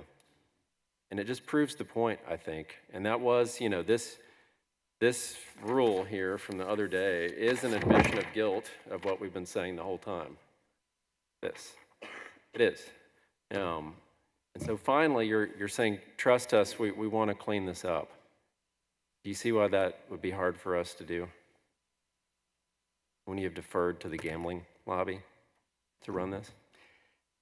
As commissioners, we're not here to expand gaming or gambling. As commissioners, although we do receive those sales numbers, and to Cindy's point that we will receive information based on the type of lottery ticket sold or the dollar amount or et cetera, but we don't know exactly where or who purchased, made those acquisitions. I will say that there has been a difference between the culture of the lottery with the previous executive director and to what we have now. And what I mean by that is the focus on sales of month over month, quarter over quarter, year over year. And that the previous executive director was very, focused on that. And again, that's where he felt that his role and responsibility to the agency was to ensure those numbers for the state. But I know for myself, and I'll let the other commissioners speak for them, but whether we sell lottery tickets or not, that's really not our concern in terms of the amount. What our concern is to ensure that the law is followed and every decision that we make follows and honors that's the statute. So I understand your concerns, And again, why is it that we took the action today versus any time in the past? It was just that in order to manage that collectively, that we have to make that basis on the information that we have. And at that time, in talking with Ryan, that I felt it was, we need to move forward with it. And again, I look forward to that discussion with the commissioners next week. And that decision is going to rein staff in, right, and some of the vendors. Is that one of your goals here, where this isn't going to be allowed anymore? Ultimately, it's the protection of the integrity of the lottery, of the agency, is to reinforce all of our existing rules and to bring a sense of order that's clearly missing at this point in terms of what's allowed, what isn't, and just to look for that clarity. And the request that the commissioners have had previously to ask for legislative direction was exactly it, that we understand that our role is, we're not, as best that we understand it, obviously we're not the legislative body. And so that's why we would make those requests. But we understand where we are today, and so we're looking forward to making that progress and advancement. And again, the improvement of the agency is our goal. Well, y'all have allowed the law to be bent to the point of breaking, and I'll point out that this has happened before. The 2 times we've really expanded gambling in the state, Racing Commission, so horse, racing, dog, track, greyhound, they installed slot machines and got slapped down over that. And it was actually recommended they be eliminated. And then here again, with the lottery, y'all have clearly stepped out of the way. I don't know what leadership y'all had in this and pushing this as commissioners to let the vendors run it and do what's best for them to sell more tickets, regardless of whatever the law says. So second time this has happened, very disappointing, as a legislative member, and I know these members on the committee, where we pass these laws and we're having to force you to do the right thing when as leaders you should have wanted to do the right thing, you didn't. Senator Hall, you're recognized. Thank you, Mr. Chairman. The IGT contract, when is that due to be renewed? We are currently in the RFP process now, and the contract expires at the end of August 2026. Okay, August 2026. Correct. Are you contemplating any changes to that contract? I'm not on that committee, but I know that they're reviewing those proposals right now, and I think we, provided some. The proposals are in now. Correct. And you're reviewing those. What I've heard here today of the lack of oversight of what's going with 20,000 operations around the site and commissioners showing up every now and then to listen to what the staff from in here tells them, I think you need to seriously consider a radical change to their contract. You need some oversight of what's happening out there in the field. And I think you need to maybe look at that. I'm not telling you this what to do, but somewhere you've got to have some eyes out there on what's going on, because it sounds like I can't imagine how this many machines got delivered. And what concerns me is how many we don't even know about. And I doubt that you have any knowledge about what's really going on out there. As far as the machines, after today, no retailer in the state will have more than 5. Okay, that's nice. You tell them that. How do you know whether anybody's going to comply with that or not? Every terminal is registered on in a system that we can access as well, and so that's part of how we exercise oversight over the IGT contract, to say that's why the process change was really on our side, that we approved those terminals going out when we should not have. And so no terminal out there that's not registered, and we have an understanding of it, would be allowed to place wagers onto the gaming system. So there's not the possibility of kind of unregulated terminals. There's no chance that IGT would have delivered a machine any place that unless you told them to do it. Correct. And that, again, that's why one of the first things I did as executive director was change that policy, because that was inappropriate. Okay. So So the setup in all of these sites, the sweatshops, came at the direction of the commission. We obviously signed off on it, right? It's something- It's a simple, it's a yes or no question. Yes. So it was the commission that directed that those machines be delivered. You directed they be picked up. And nobody noticed anything strange about delivering a dozen machines to 4 different sites, probably with a week between delivery and pickup. That's correct, and that's why it bothered me so What are you doing to keep that from happening again? There's really 2 pieces to that. The process change that I instituted right after I became executive director to say that can never happen again without sign off from multiple levels of executive approval, including me. And I do not plan on approving any of those going forward. The other piece is the terminal review that I initiated over the past week to say, no, that was kind of going forward, deploying new terminals. And now I went back and said, hey, we got to get back to a normal natural level. So that's bringing everybody back down. So now we're going to have everybody back down to where they should be. And my process change will make sure that it won't happen again in the future.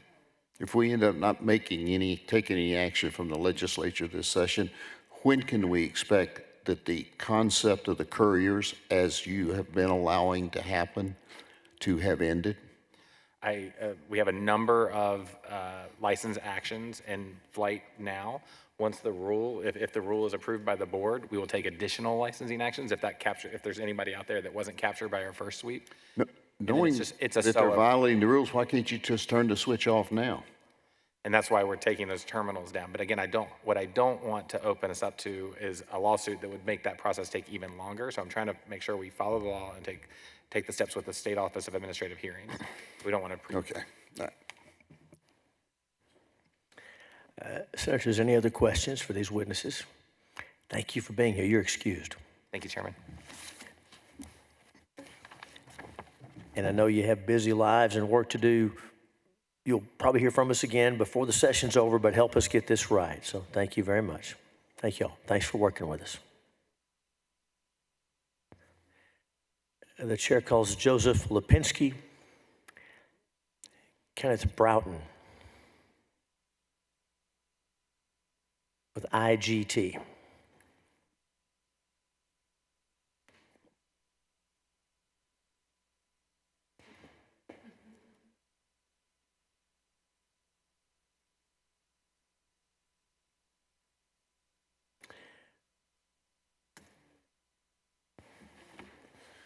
Make yourselves comfortable, have a seat there, and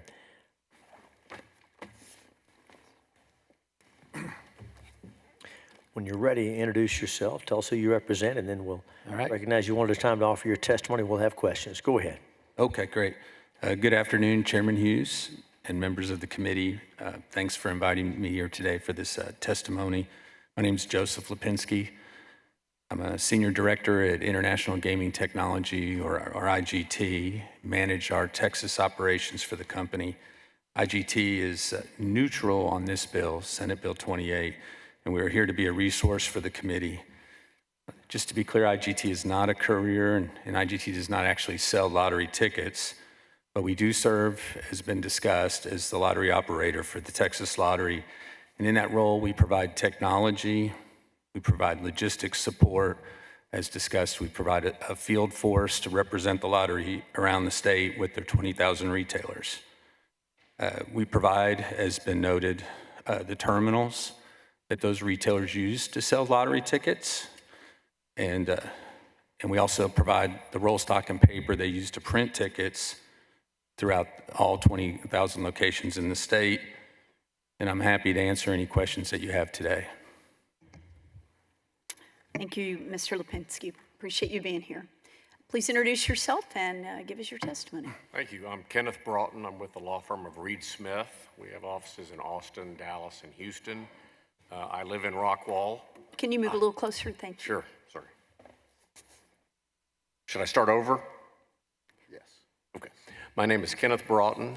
I'm with the law firm of Reed Smith. We have offices in Austin, Dallas, and Houston.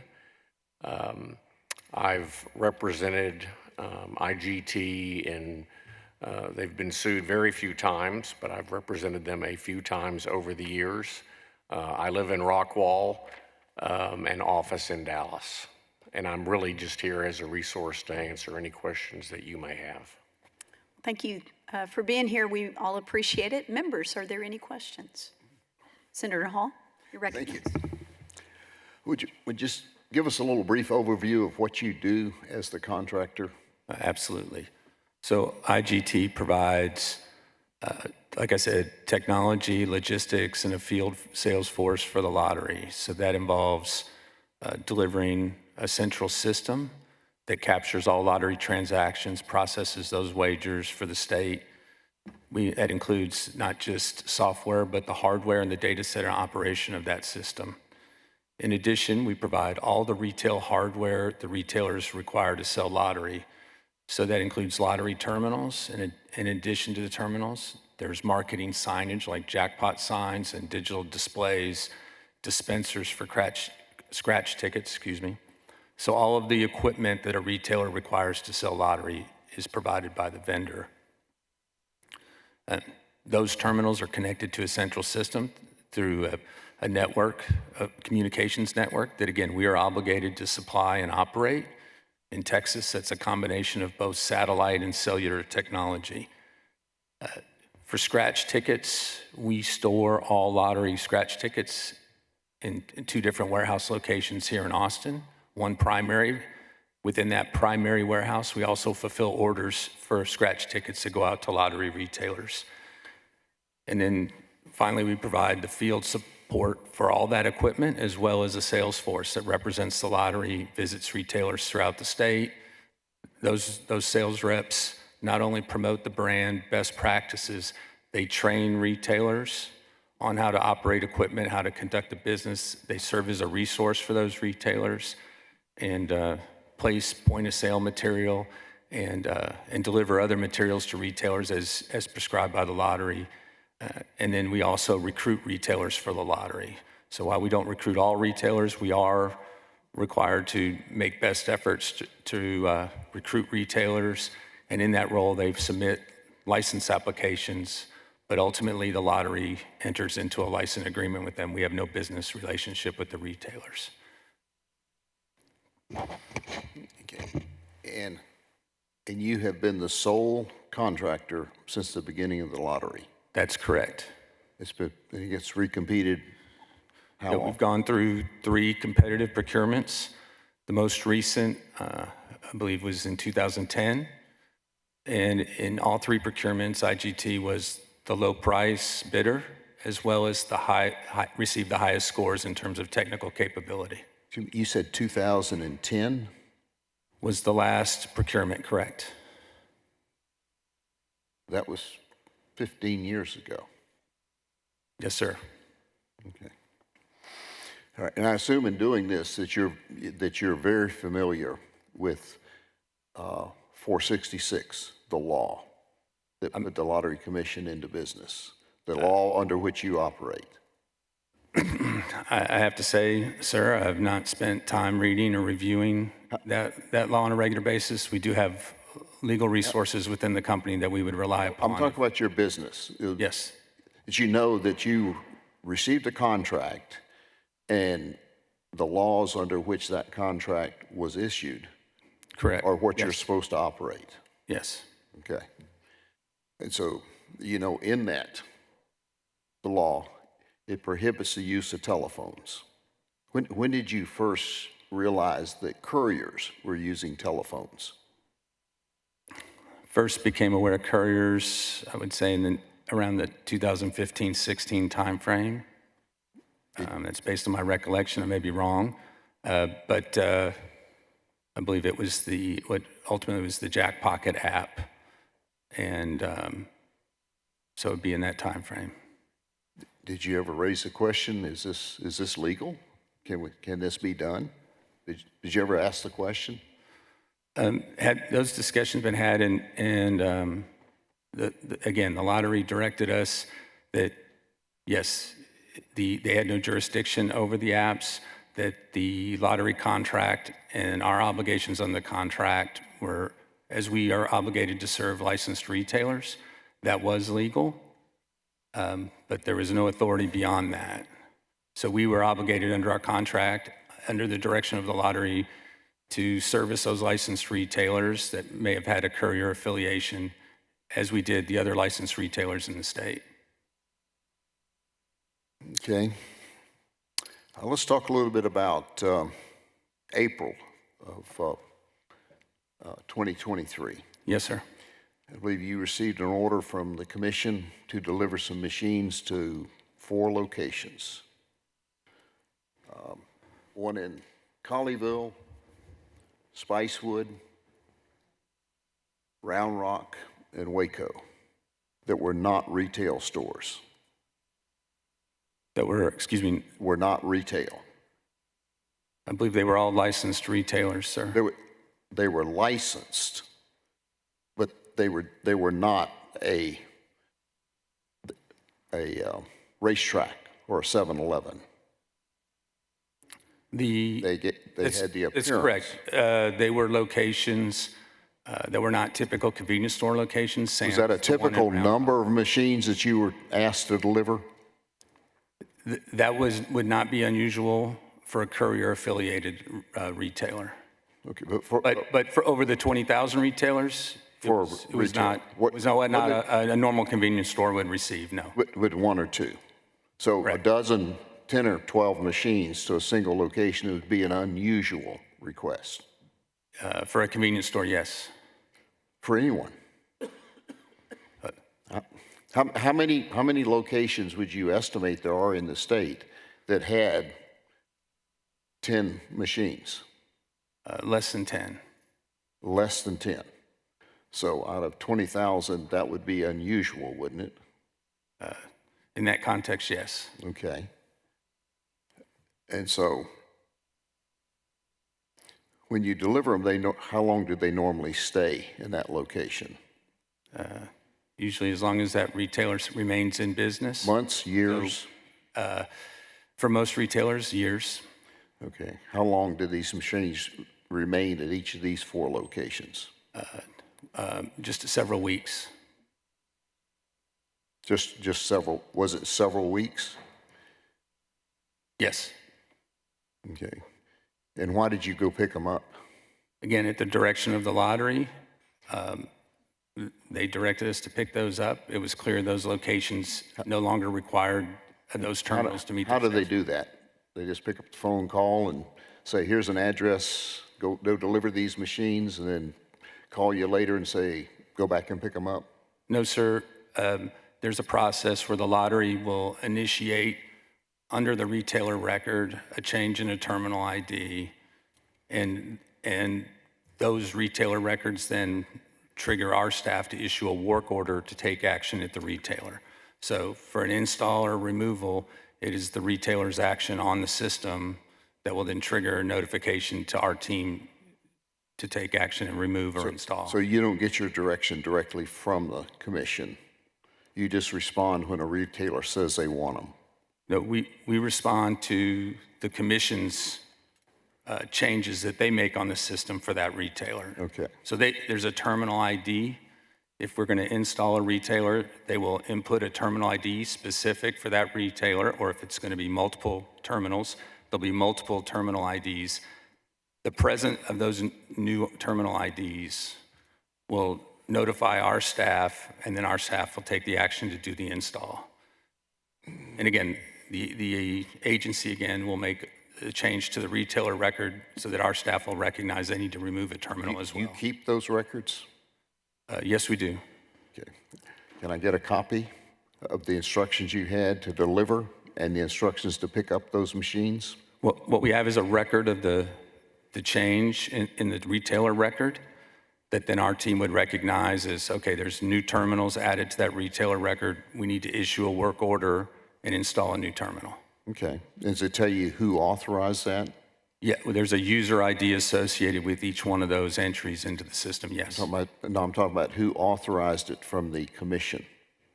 The individual that made the change on the system was Clay Kidd. I don't know if that he was the individual that authorized. I just know that is who was authorized to go make the change on the system so that we would begin the install process.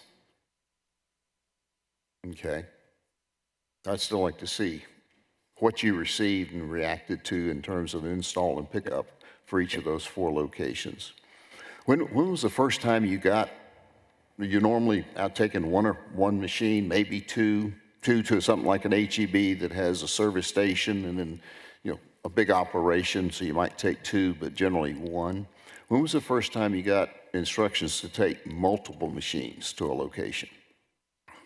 I don't recall the date, Senator, or the specific year. I believe it was in 2015 or 16, and it would have been, I believe, the Winter's Corner location here in Austin. I don't remember the quantity of terminals at the time. What's the most number of terminals you delivered to any one location? It would be the Winter Corner store. And how many is that? 47. 47 machines. You didn't see anything unusual about that? Again, for a courier location, selling through their app, growing sales, it wasn't 47 at once. They grew their business, and the growing sales required the terminals. And currently, as we were been operating in Texas,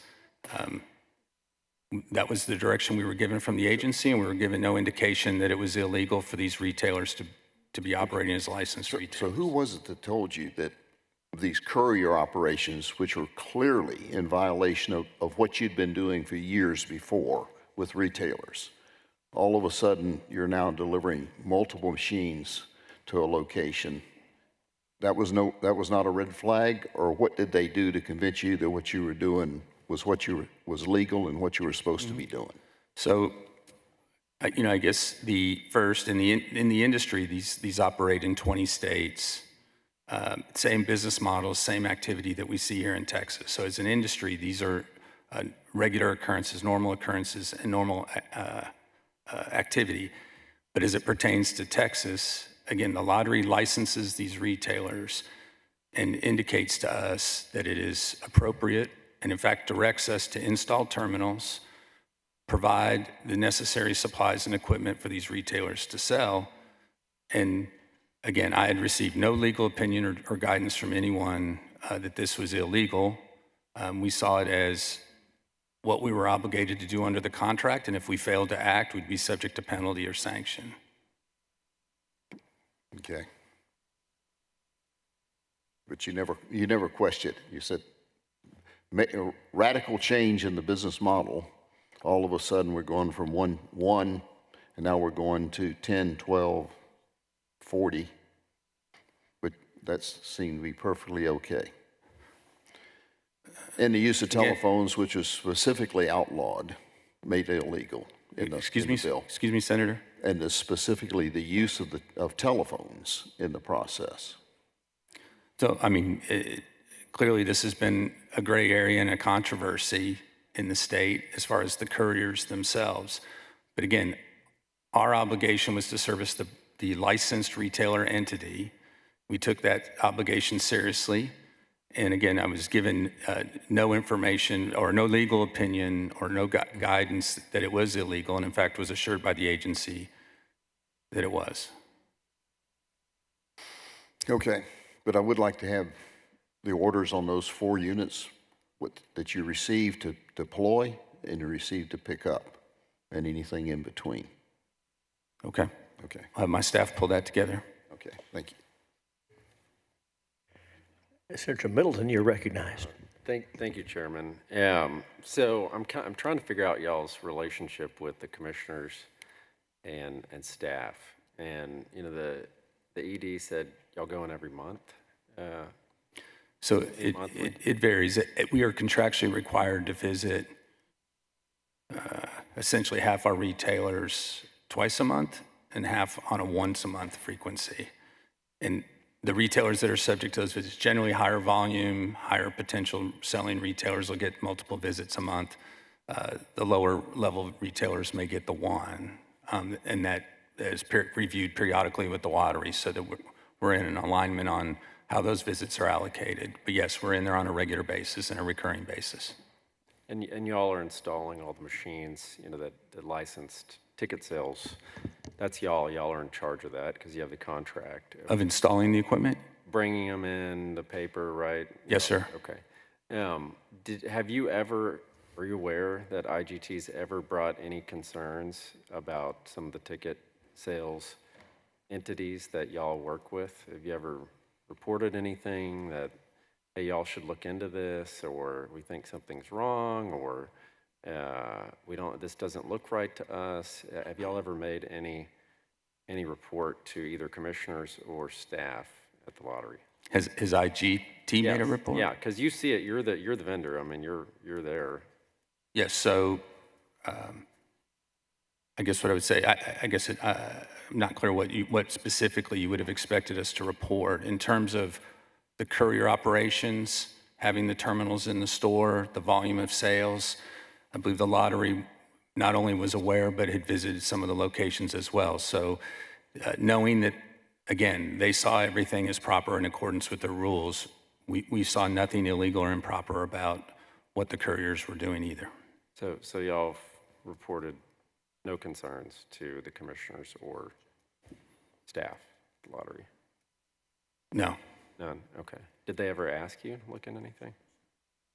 I mean, there were general discussions around the controversy of couriers in the gray area. But again, the view was the couriers were outside the authority. What we were contracted to do was only engage with the licensed retail entities and supply the equipment and support the equipment that we provided. So we don't have any relationship or engagement with couriers themselves. Well, but, the couriers own the licenses to sell tickets. I mean, it's, Winter's Corner is owned by Jackpocket, and it sold, in the latest number I had from 2022 is $89 million worth of tickets. That's a lot, 40 plus machines. So you do have interaction with the couriers. Again, our contractual obligations, the direction of the lottery was that these are licensed retailers. We expect you to provide equipment, service them per our direction. That's our contract. That's what we did. So you took direction from them, is what you're saying, from staff at the lottery. So if they told you to do or not do something, you would have taken that order? To the extent that it was relevant to our contract or our contractual obligation, then yes, we'll fulfill those obligations based on their direction. Okay, so if they said, hey, 46 machines, we got to stop this, don't deliver any more machines to Winter's Corner, you would have followed that? Yes, and in fact, today we removed 42 of the 47 machines at their direction. Okay, well, that just happened. They could have no, I understand. A long time ago. I mean, in other words, they never did it until, we pointed it out and they got embarrassed and, Going back to the couriers, the four instances of installing terminals that Senator Hall referenced, there was at least one retailer that was given 12 terminals, wanted more. The lottery said no. They escalated to us. We referred them back to the lottery. So it's not unprecedented that's the one time I can think of. But I mean, there's been at least a precedent where the lottery said do not install more, and we didn't. We would only install if they gave us the direction to do it. So I believe it was 2015, I think that's right, when the courier company started to spring up. Yeah. Do you remember anyone at IGT working with staff at the lottery in order to facilitate that? In other words, when did you first hear as a vendor of courier companies, and from whom?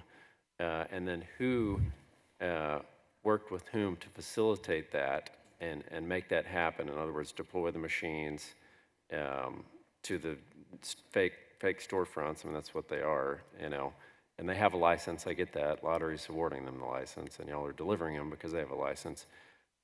But what do you recall as to how that came about in 2015? My recollection is each of these courier entities, and I believe Jackpocket in 2015, approached the lottery about selling in Texas, being a licensed retailer or whatever the model would be. I don't know what the discussions were at the time. We weren't party to that. But they approached the lottery and ultimately had a licensed location to sell from. And only at that time were we engaged to take any action to support that retailer. Okay. Have you ever worked with staff to try to increase the number of lottery ticket sales, come up with ideas or brought ideas to lottery staff before? Yeah, we do it on a regular basis. You do? Well, Yeah. what are those ideas? In terms of driving sales or just overall, over the years, we have weekly discussions with the lottery regarding scratch ticket strategies, new game concepts. Those meetings have been going on for years. That's a regular part of our business with them. We bring ideas and plans for draw game enhancements as well. So, there are regularly scheduled meetings where those discussions occur, and it goes beyond just the game ideas, but how to promote the lottery, how to operate selling promotions, all the elements you would think of in a regular business. And as well, we talk about responsible gaming, compliance, and all of those obligations as well. Those are topics of discussion with the lottery on a regular and recurring basis. Right. Compliance, even though no licenses to sell tickets were revoked in 2023 and 24, even though they're saying they're going to, they still haven't yet any this year in 2025. So were you ever in any meetings where the idea of virtual scratch-off was discussed? I'm sorry? Virtual scratch-offs, were you ever in any meetings with the lottery? No. On that? Okay, because you mentioned scratch-offs. And, we're aware that there's virtual scratch-offs, which is, there's literally no authority for them to do that. There's obviously, they've, bent the law to the point of breaking it on the couriers, but, there's just zero basis, without a doubt, on the virtual scratch-off. So not aware of. I guess what I'm aware of is that couriers are selling actual scratch-off tickets, and when they sell however they deliver that, I don't know if it's an email or an app, whatever it is, those sales, they're actually, like they do with the draw tickets, they're sending an actual image of a scratched ticket so those players can see an actual physical ticket that was It's played. a graphic. I've seen it. It's not an actual image. So they're claiming that these are the actual, are they just giving the losing tickets to people that buy it on the app and they keep the winning? You have to ask the couriers on that. I just can speak to my understanding and what I've seen of the couriers is they're sending actual tickets where you can see the serial number and this unique ticket identifier so the individual knows the actual ticket they have. I say that. I'm not familiar with every courier app and how every courier is working, but what I've seen and what they've represented is consistent with that those are actual tickets that are being, I guess, photos being taken, and then that image is being shared with the player. Okay, just one more quick question on the collaboration you said you have with the lottery staff to increase the number of sales. Is it typically IGT operates in a lot of states, I think. Yeah. Is it typically you bringing these ideas to the lottery as ways for the staff to change things and sell more tickets, or is it the other way around? It works both ways. As I like to remind my staff, oftentimes we bring ideas to lottery with the lottery's perspective and thought. They often have suggestions, and we end up with a better idea as a result of the entities collaborating. Same thing happens. The lottery will come to us in many cases with ideas. And again, we're able to offer another perspective. And so many times, regardless of what side it comes from, the ultimate decision is something different than either side might have originally proposed. So it's a very collaborative approach at the staff level when we're looking at these ideas. And y'all make more money the more tickets are sold, right? That is correct. We're paid a percentage of sales. There are rebates and credits. So at certain thresholds, our rate is reduced by either 20 or 25%. But yes, as we sell more tickets, the nature of our compensation, which is typical in the lottery industry, our compensation will go up. How much are y'all making off the selling of courier tickets or by courier? Those represent about 3.5% of sales, total sales in the state. So I think last fiscal year, our compensation was just north of $150 million. So about $4 million off courier sales, give or take, 3.5% of 150. Okay, I think I saw something where courier is up to 10% maybe. If you look only at the draw game sales, and in Texas, that can be misleading, as scratch sales represent about 77% of total sales. So, and the fact that couriers are selling scratch, that's relevant. So if you look at it as just draw sales, they run about 8.5% of just draw sales. If you're looking at total sales, the percentage drops to about 3.5%. Well, I mean, you were making money off the couriers, you know, and you're getting your percentage, so it seems like that's sort of a disincentive to say anything negative about And that. Senator, I would say we're being compensated for the sales only from licensed retailers. And I know some of those retailers may have courier affiliations, but we derive no income from any courier. We have no business relationship with any courier. And as I said in my open remarks, we are neutral on this bill. We are looking to the state and the lottery to tell us what you want us to do with couriers. We're totally comfortable whether they are gone or whether they're regulated or whether it's status quo. But we look to the state and the lottery to direct us as how you want us to proceed. Well, you do derive income because couriers do own the ticket license. And that's fair. That's fair. Okay, just make that clear. Thank you.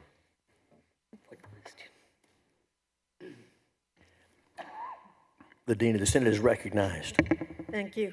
Sir, could you please tell us how Senate Bill 28 would impact your business or your practices? The Senate Bill 28, the only impact it would have on our business is we would see a reduction in revenue as a result of the reduction in sales, and we totally accept that and have no issue with that. Would it impact your practices? No. In fact, I think we're continually looking to improve upon what we do, but as I understand Senate Bill 28, it would ban couriers, so we would have a handful less retailers to serve, but it would result in no change in head count or no other change in our operation other than, you know, reducing those retail locations and not having the sales that are currently generated there today. Thank you. Thank you, Mr. Chairman. Thank you, Senator. Senator Hinojosa, you are recognized. Thank you. And this is just for some clarity and just to kind of piggyback off of what Senator Middleton was lastly questioning you about. So first off, you said you've been the sole contractor since the inception. That's correct. What year was that? 1992. 92. Okay. Okay. And and when is your contract up? August 31st, 2026. August 31st. Okay. Okay. And piggybacking off of what Senator Middleton was saying, so you earn based off commissions. Is that the only way, or do you have like a minimum guarantee under contract that must be compensated just strictly commissions, no matter they sell zero or? It is. So generally, it's strictly commissions. As I said earlier, there are rebates and credits that apply. So whatever our base rate is, call it 2% of sales. It's a fraction of a percent less, but 2%. But there are several rebates and credits that can kick in. So, for example, last year, the rebates at the sales tiers the lottery achieved were over $17 million, which we rebated back to the state at the end of the fiscal year. So, but in simple terms, we're compensated on commission.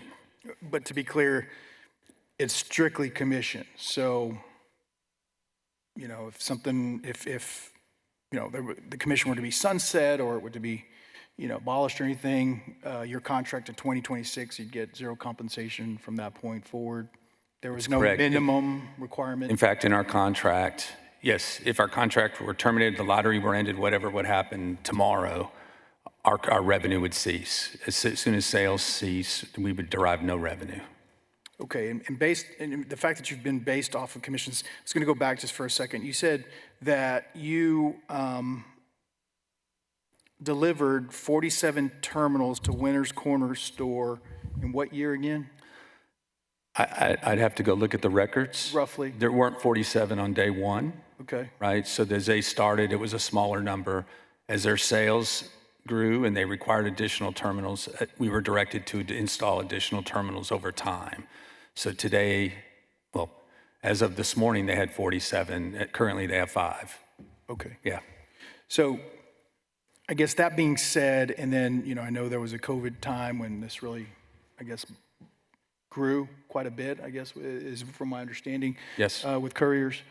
Can you describe what your commission base was since 91 till, say, 2015 or the time you started delivering couriers? What I can tell you is with each contract, our commission rates went down.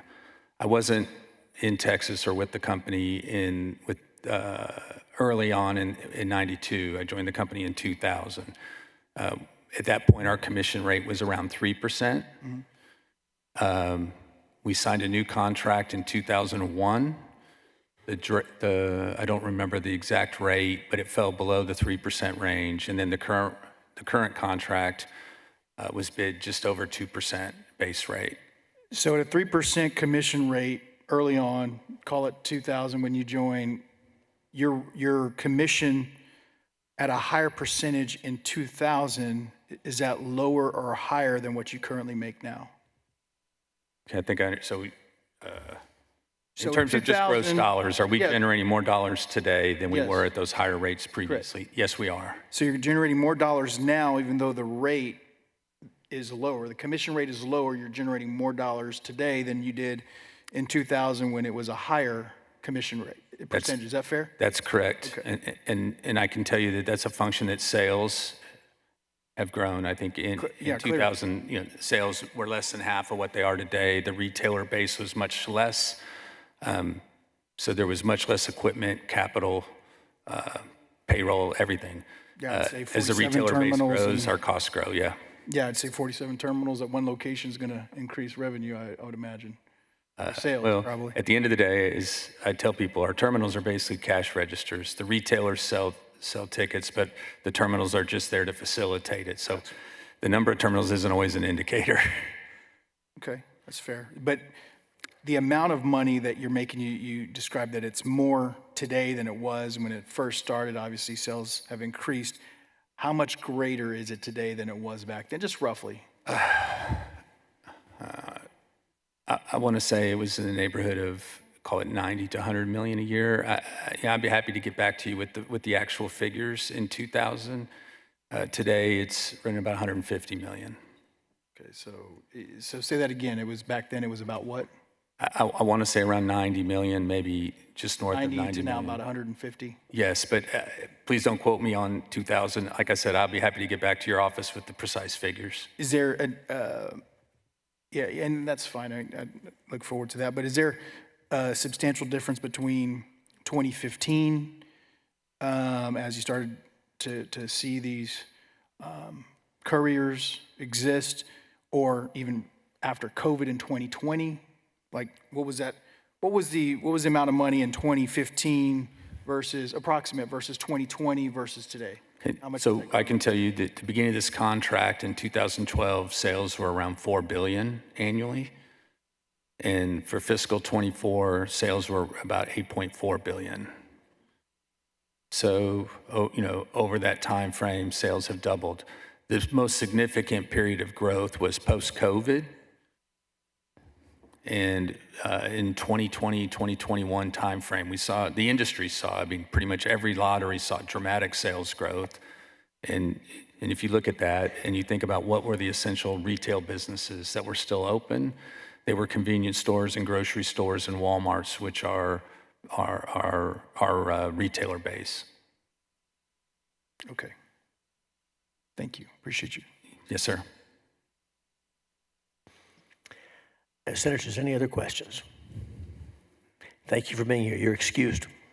Thank you, members. And again, we're available as a resource at your request. So if you need any additional information, feel free to reach out to the company. Thank you. The chair now calls Robert Porter, Paul Prezioso, Peter Sullivan, Andrew Fries. Again, Robert Porter, Paul Prezioso, Peter Sullivan, Andrew Fries.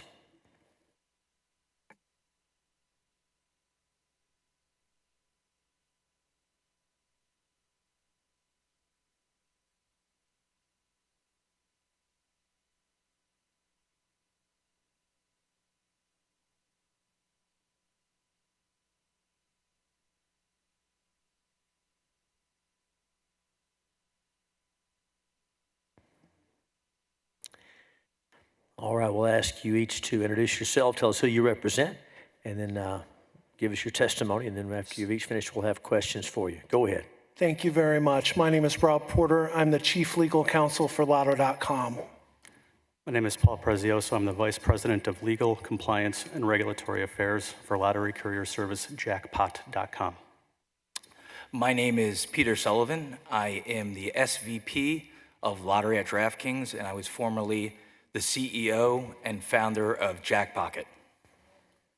My name is Andrew Fries. I'm the VP of Government Affairs at Jackpocket and DraftKings.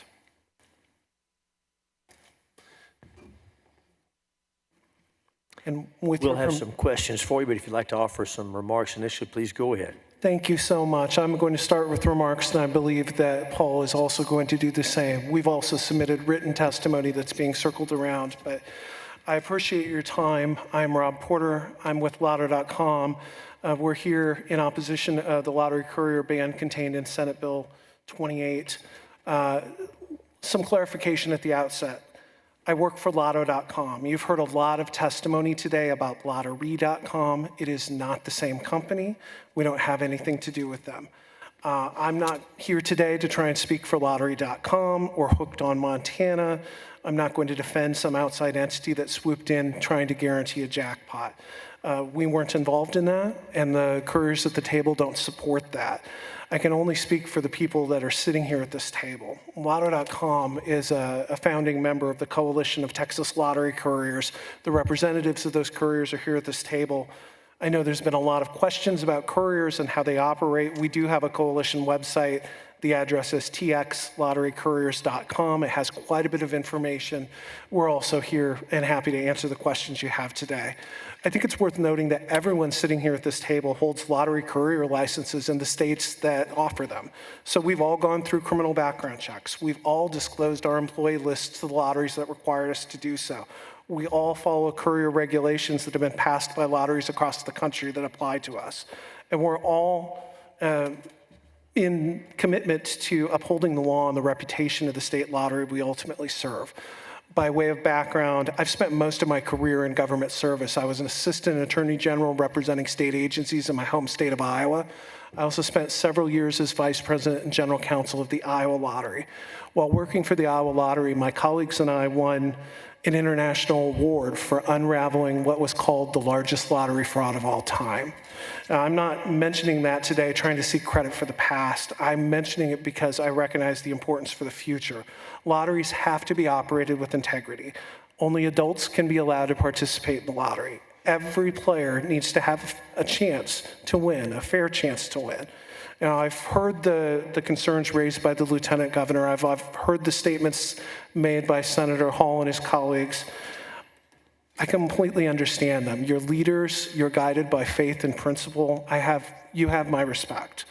I also understand your concerns because I was once a regulator myself at the time that lottery couriers were just getting launched. And I shared those concerns. But I've worked closely with the people that are sitting here at this table. And I can tell you that regulated lottery couriers are not the problem. If you want to block bulk purchases and prevent outside companies from buying all combinations to guarantee a jackpot, if you're concerned about money laundering and outside money coming in to try and win state jackpots, if you want to prevent minors from purchasing lottery tickets, if you need to protect the public from addiction and irresponsible play, regulated lottery couriers are part of that solution. We can protect the public in ways that you simply can't at retail. You can't control, if a minor tries to buy a lottery ticket at retail and they have a complicit 18-year-old behind the counter or somebody that isn't checking, you can't control for that.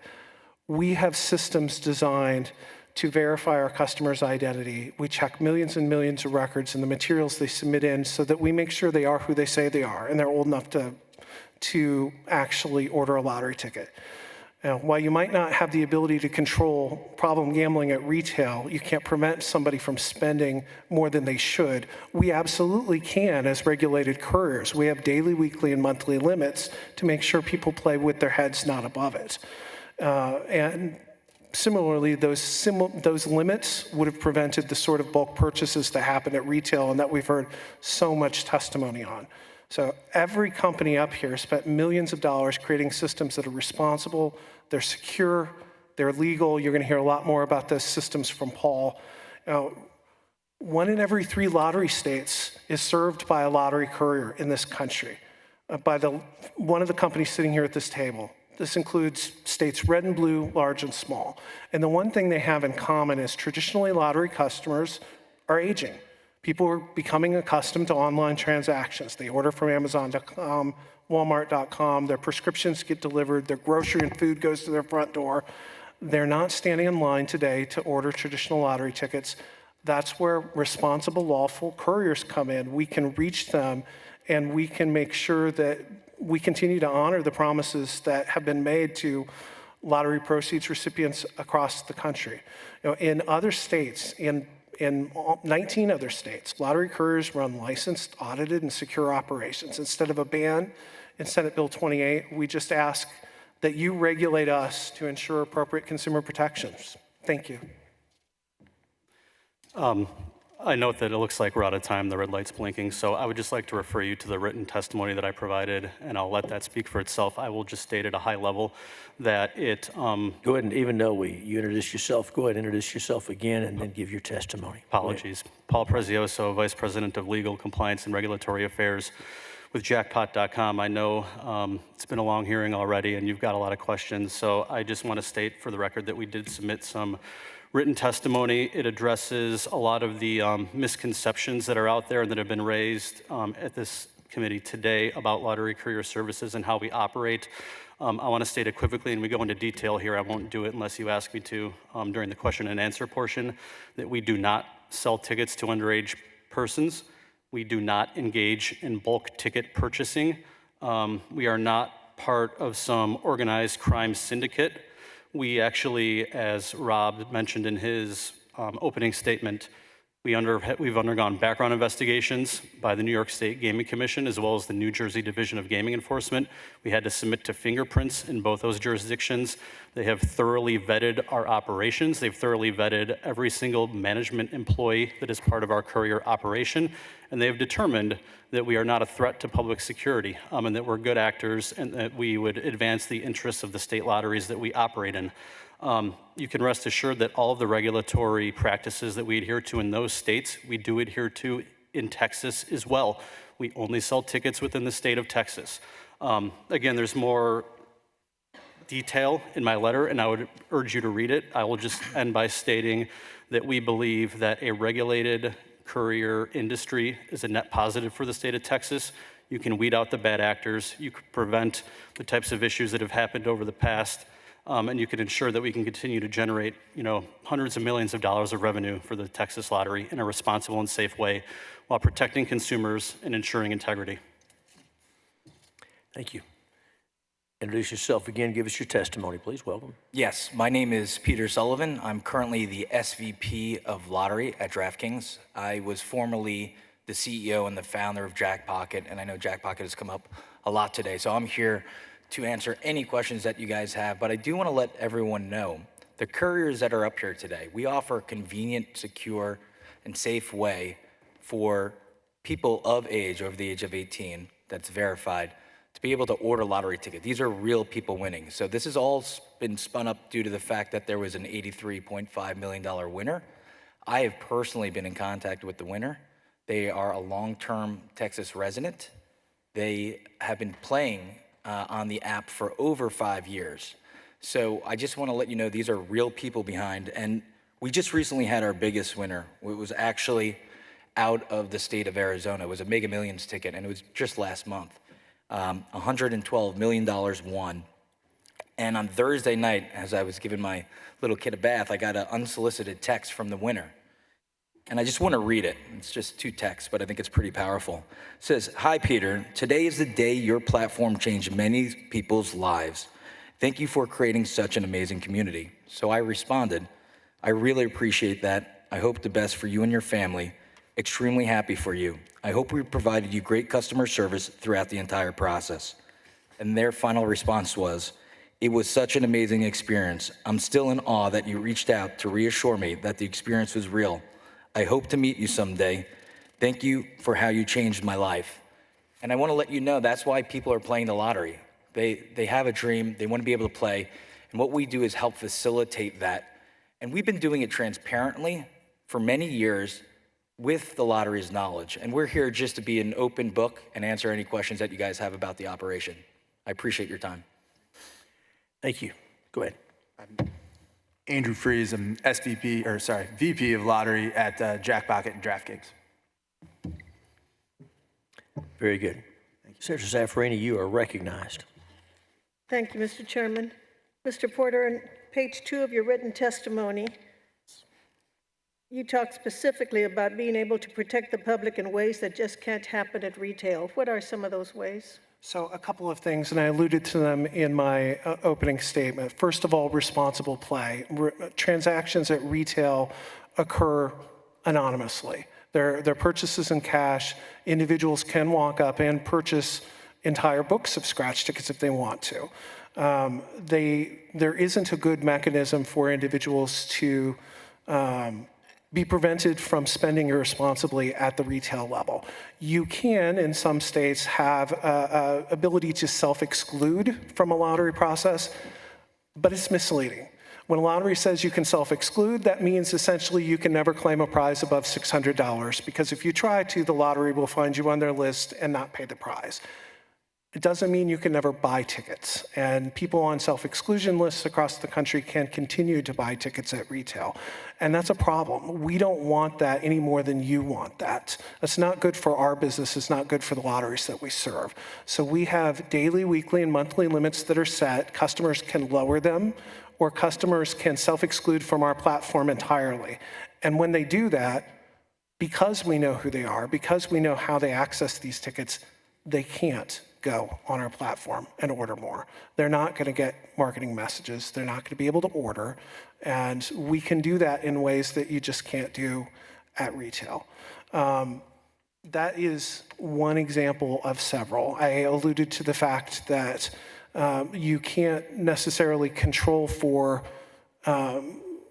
bulk purchases in quite the same way that you should. I don't want to speak for the lottery. They've spoken in great detail. My history, since we weren't involved in the transaction, only ties back to my time as a regulator and what we did to investigate anomalies in our system. So if you want to know about that, we certainly can.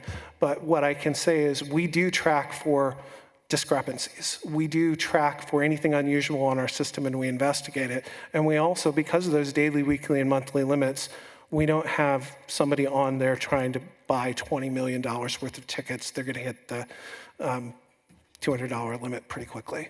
And so it just doesn't work in the same way. So we have ways that we can help protect customers. This is in addition to the fact that there's often spats over retail purchase lottery tickets on who owns it. When you have a winning ticket and it's large, a boyfriend and a girlfriend will often fight over who the owner is, and there might be litigation. We know who the owner is.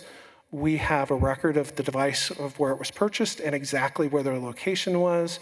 In states that allow us, we put the name of the owner on the back of the ticket. So we can protect in ways that, not that the lottery is deficient, but we can protect in different ways.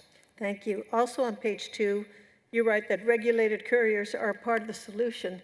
Given what you've heard today, how could you justify that statement where clearly you are perceived as being the problem? I'm sorry, I only heard a portion of what you said. Would you mind repeating that? I said that also on page 2, you write that regulated couriers are a part of the solution, yet you heard so many statements today clearly indicating you are perceived as being the problem. How can you justify this statement given the perception of your business? Understood. And I think it's a very challenging perception to overcome. I think there are several layers to it that we would love to have the opportunity to continue to discuss both here and elsewhere. The first layer is, I think there's very significant concerns about minors being able to access the platform. That's not accurate. We're happy to discuss what we do to protect against minors. Again, I can't speak for anybody other than the entities at this table, but we feel confident in that. There are concerns raised about individuals allowing to do bulk purchases. Again, we don't support that. We weren't involved in it. Those weren't even done on a courier platform. We understand, like you, that the transactions actually occurred in person at a retail location. And so those are two examples of how we think if we can have a dialogue about this, we can start providing information that might allow a conclusion that couriers and regulated couriers, like they have in 18 other states, might be a part of the solution. Thank you.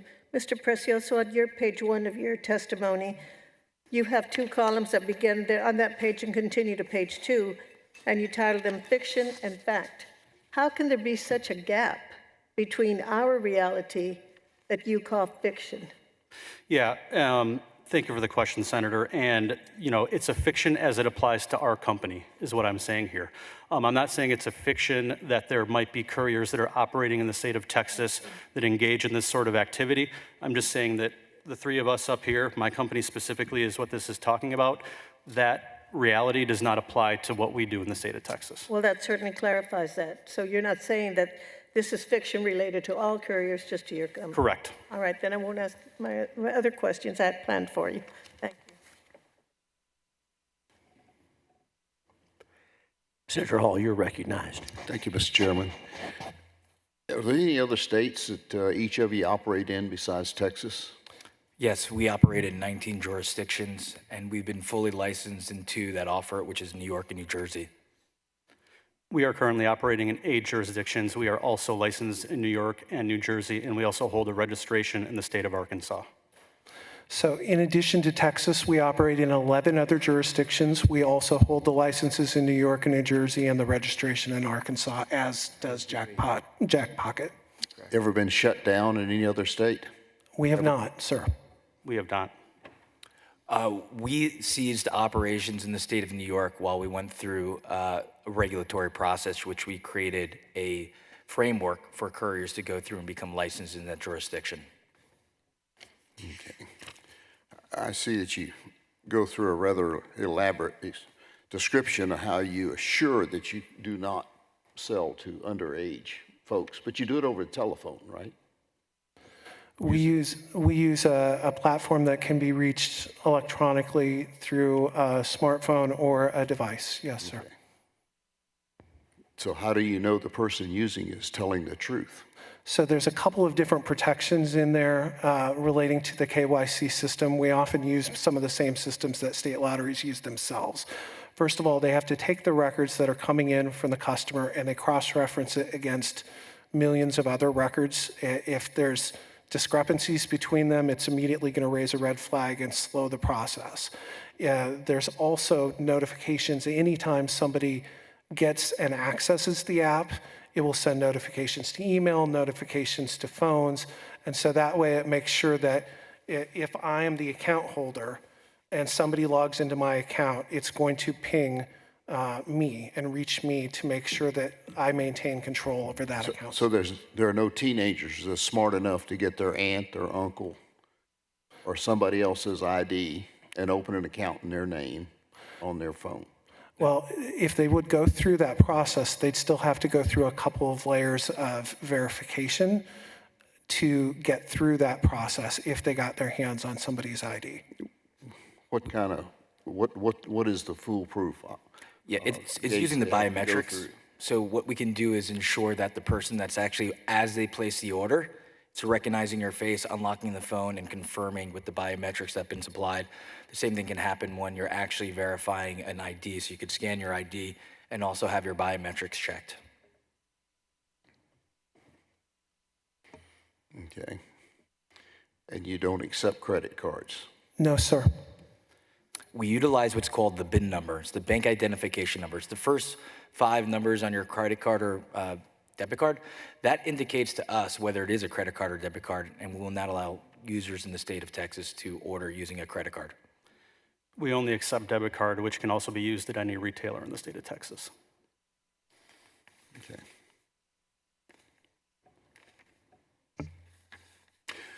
But what you have is only what you choose to do so. I'm sorry, sir. I What, didn't what hear- you have is what you choose, What, and you assume it's accurate. On verification of the IDs? Yeah.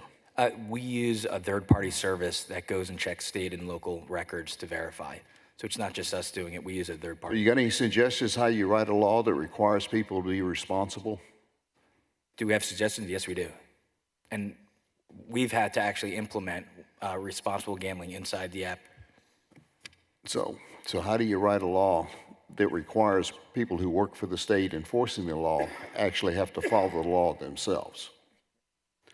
Which is what the problem is we have here in Texas, and you may be the victims of it.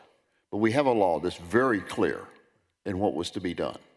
No minors, no credit cards, fixed facility. And yet, violated every one of them. So it really doesn't matter what you do when you have people who work for the state who don't want to follow the law. So you become the victim of a situation. So if you can help me with how we write a law that requires state agencies to follow the law, we might be able to find a way out of this. Or find a law that would guarantee that anybody doing it acted responsibly. Well, we appreciate that, and we look forward to working with you on that, because that's exactly what we. Well, it's a serious question. No. If you can show me how you can force somebody to be reliable, that you can write into law integrity and ethics, I am all ears. I would love to hear it. Senator Hall, there was a bill introduced late on Friday by Representative Busey in the House that regulates lottery couriers. So I don't have the citation in front of me, I apologize, but there is a bill that has been introduced in the House. Okay. And so it's going to teach us, it's going to show us how we can put into law ethics, integrity, and responsibility. That is addressed in the bill, and we look forward to hopefully working with you and the rest of the senators and the rest of the House in strengthening it. Because those words are in 466, the law we passed, and nobody followed it. It's the following it. It's easy to put it in the law. My question is, how do you force people to follow it? And that's the problem we're having. Thank you, Mr. Chairman. Senator Middleton, you're recognized. Thank you, Chairman. So I forget which one of you said, I guess that over 65 or people that are used to ordering online, was that? I think we've all said that at different points, yes. So And this is the only way, I think you said the only way they can play. I didn't say it was the only way they can play. I would say that traditional lottery customers are aging out. And the image that I personally have is my father. I love my father. He's almost 80 years old. He goes every week, he goes and buys his newspaper, his coffee, and his Powerball ticket. He loves his Powerball at the same newsstand. He will never, ever use an application like Lotto.com or Jackpocket or Jackpot.com. And those aren't the customers we're trying to reach. And I think the important thing to remember is, as you look at the sales that have occurred over the last several years, and you asked some great questions on this, lottery courier sales haven't been at the expense of brick and mortar retailers. Their sales numbers are going up even as couriers continue to grow. And the reason for that, we believe, is we're intentionally trying to target customers that are digitally native, the ones that don't think twice about having their prescriptions delivered or things off Amazon.com or their food delivered, the ones that we don't believe are standing in line at retail today. We utilize digital means to try and advertise to them. The great thing about doing that is we can actually tell the digital partners we want to target adults in this location, and we can purposely avoid minors in doing that. And so we believe, and we think the numbers across the country bear out, that as couriers grow that pie, everybody ends up better off because traditional retail continues to rise and couriers bring new people into the market. That's certainly what we try to do. The couriers were somewhere between 4 and 10% now in Texas. I mean, so that's not everybody, obviously. I had a question for Jack Pocket. So y'all are in a lot of, none of y'all are from Texas, right? No, sir. Okay, so none of y'all are from here. Iowa. Iowa, okay, and then we're California and where else? Originally from New York. New York. I live in Kansas City. Ohio. Okay. None of you, okay, none of you are from here. So when you open up in other states, do you try to determine what the law is on those states? For sure. We don't want to enter a state where we believe there's any violation. So we did a very deep dive on Texas law and ensured that we were abiding by all the rules and regulations set forth.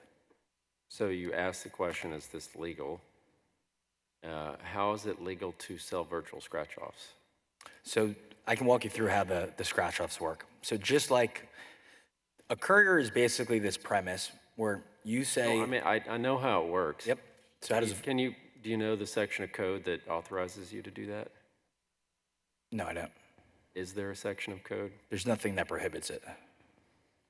Okay, here's where we're back to, in the Sunset Commission hearing where it doesn't say we can't do it, so we're going to do it. I mean, that's a pretty lousy way to operate in government, by the way. And we have to ask these kind of hold your hand laws like the election integrity law that Senator Hughes passed and said if you're not authorized to do it, then it's prohibited. We had to actually change the law to say that. So you're saying just because it doesn't say it means it's legal? Currently, we do not violate any law.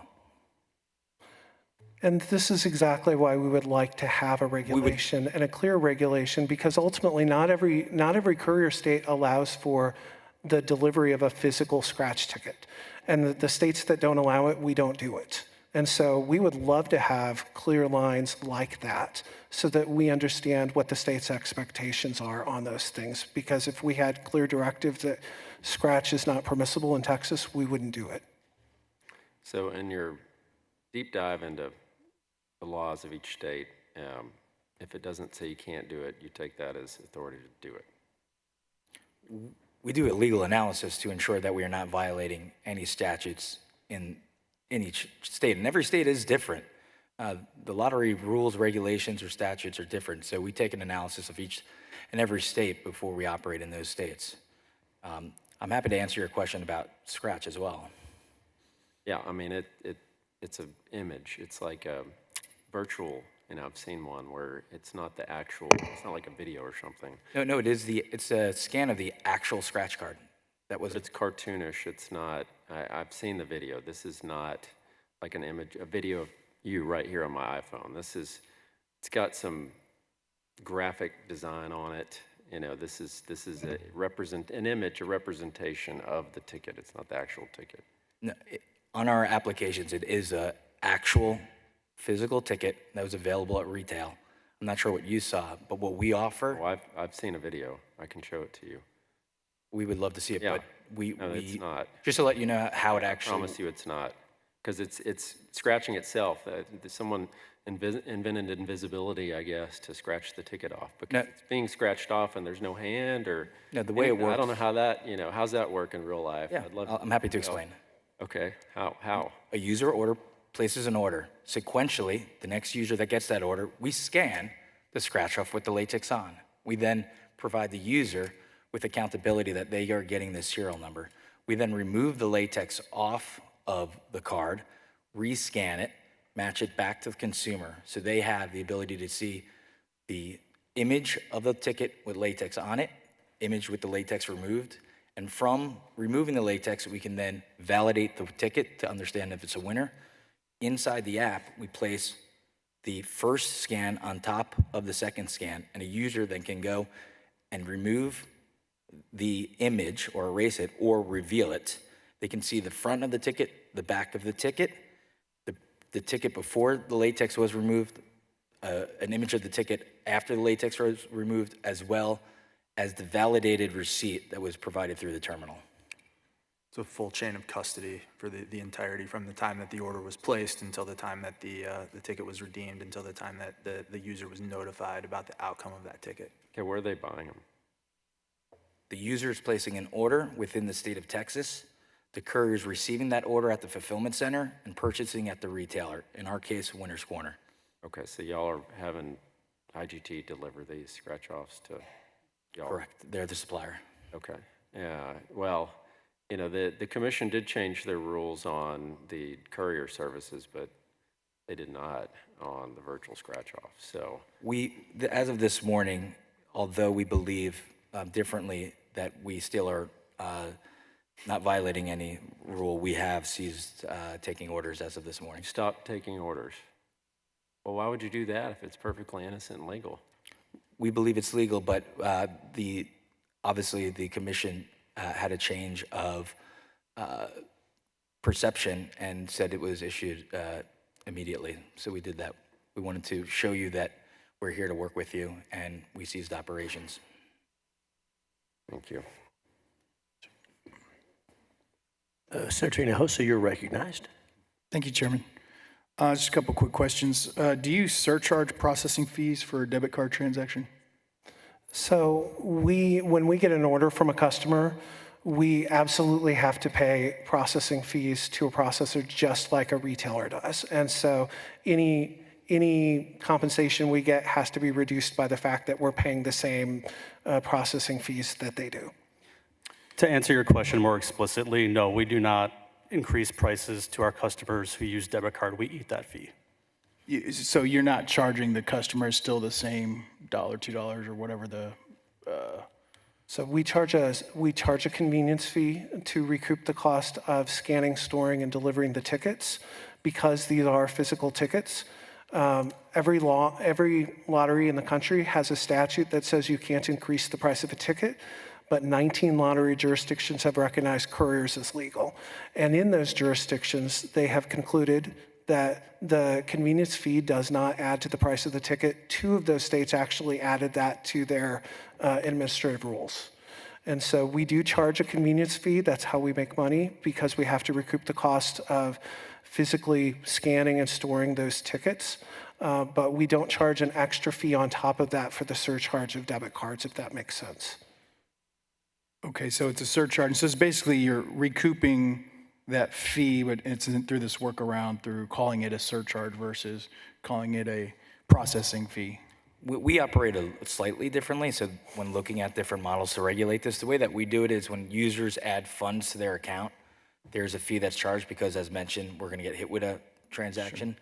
And then users, when they go and use the funds that are in their account, a $2 Mega Millions is still $2. If they win $4 and they want to replay that, there's no additional fee that's added. So essentially, it's only when you're topping off your wallet with new funds. When you actually place an order, it's the same price of the ticket that's available at the location. But still, in a way, that gives you a competitive advantage over the brick and mortar, because from what I understood earlier, the testimony was that they could not lawfully charge a fee to process using a debit card. That's true, but I would think that most convenience stores have ATMs. When you go in and you want to pay for cash and you don't have it, and they say, hey, go to the ATM, they have no problem charging $3 to $6 for you to take out cash, which they have a business relationship with to have to order and buy that ticket. So even though they can accept debit cards, most don't and will only require that you pay in cash. The other thing I would politely notice, we do have some significant costs. These aren't electronic only tickets. These are always physical tickets that have to be handled by a person, and we need to do that in a secure manner to make sure that this ticket ordered by this customer maintains with that customer. And so we do have a fair amount of overhead involved in that scanning and storing and implementation process and all the security that goes along with it that a traditional retailer doesn't have. And so we have to make the business model work, we have to find a way to recoup that cost. Okay, I just wanted to make sure and point that out, that it's not really, I mean, there is a competitive advantage to a point. There's additional fee to the customer, so it could also be seen as a disadvantage where a customer can go to retail and pay no additional costs. Obviously, there's not the convenience, but if they choose so, and there's something to be said about it. It's not only that they're ordering from within the state, they don't have to worry about checking the ticket. One of the services that we provide is storing that physical ticket and then also checking to see if that player's won. Anything under $600 gets redeemed like it would at a normal retailer. Anything over $600 is actually a much more secure and safe way. The player actually gets an email that has a serial number. They have the ability to store the front and back of image of the ticket. And we then are able to go to the lottery and make sure that the person that ordered the ticket is the right person that's claiming. Whereas if you have a physical ticket with no identity attached, if there are back taxes, if there are childcare that's due, it's called ticket discounting. You go and you give it to someone that doesn't have those charges. What we're able to do is actually identify the customer and provide the lottery with that information to make sure they are the one claiming the prize. So, and if I may follow up on that, when I worked for the lottery, I actually prosecuted people who did that. It was not uncommon for people to have back child support and try and pass a ticket to someone else to avoid those obligations.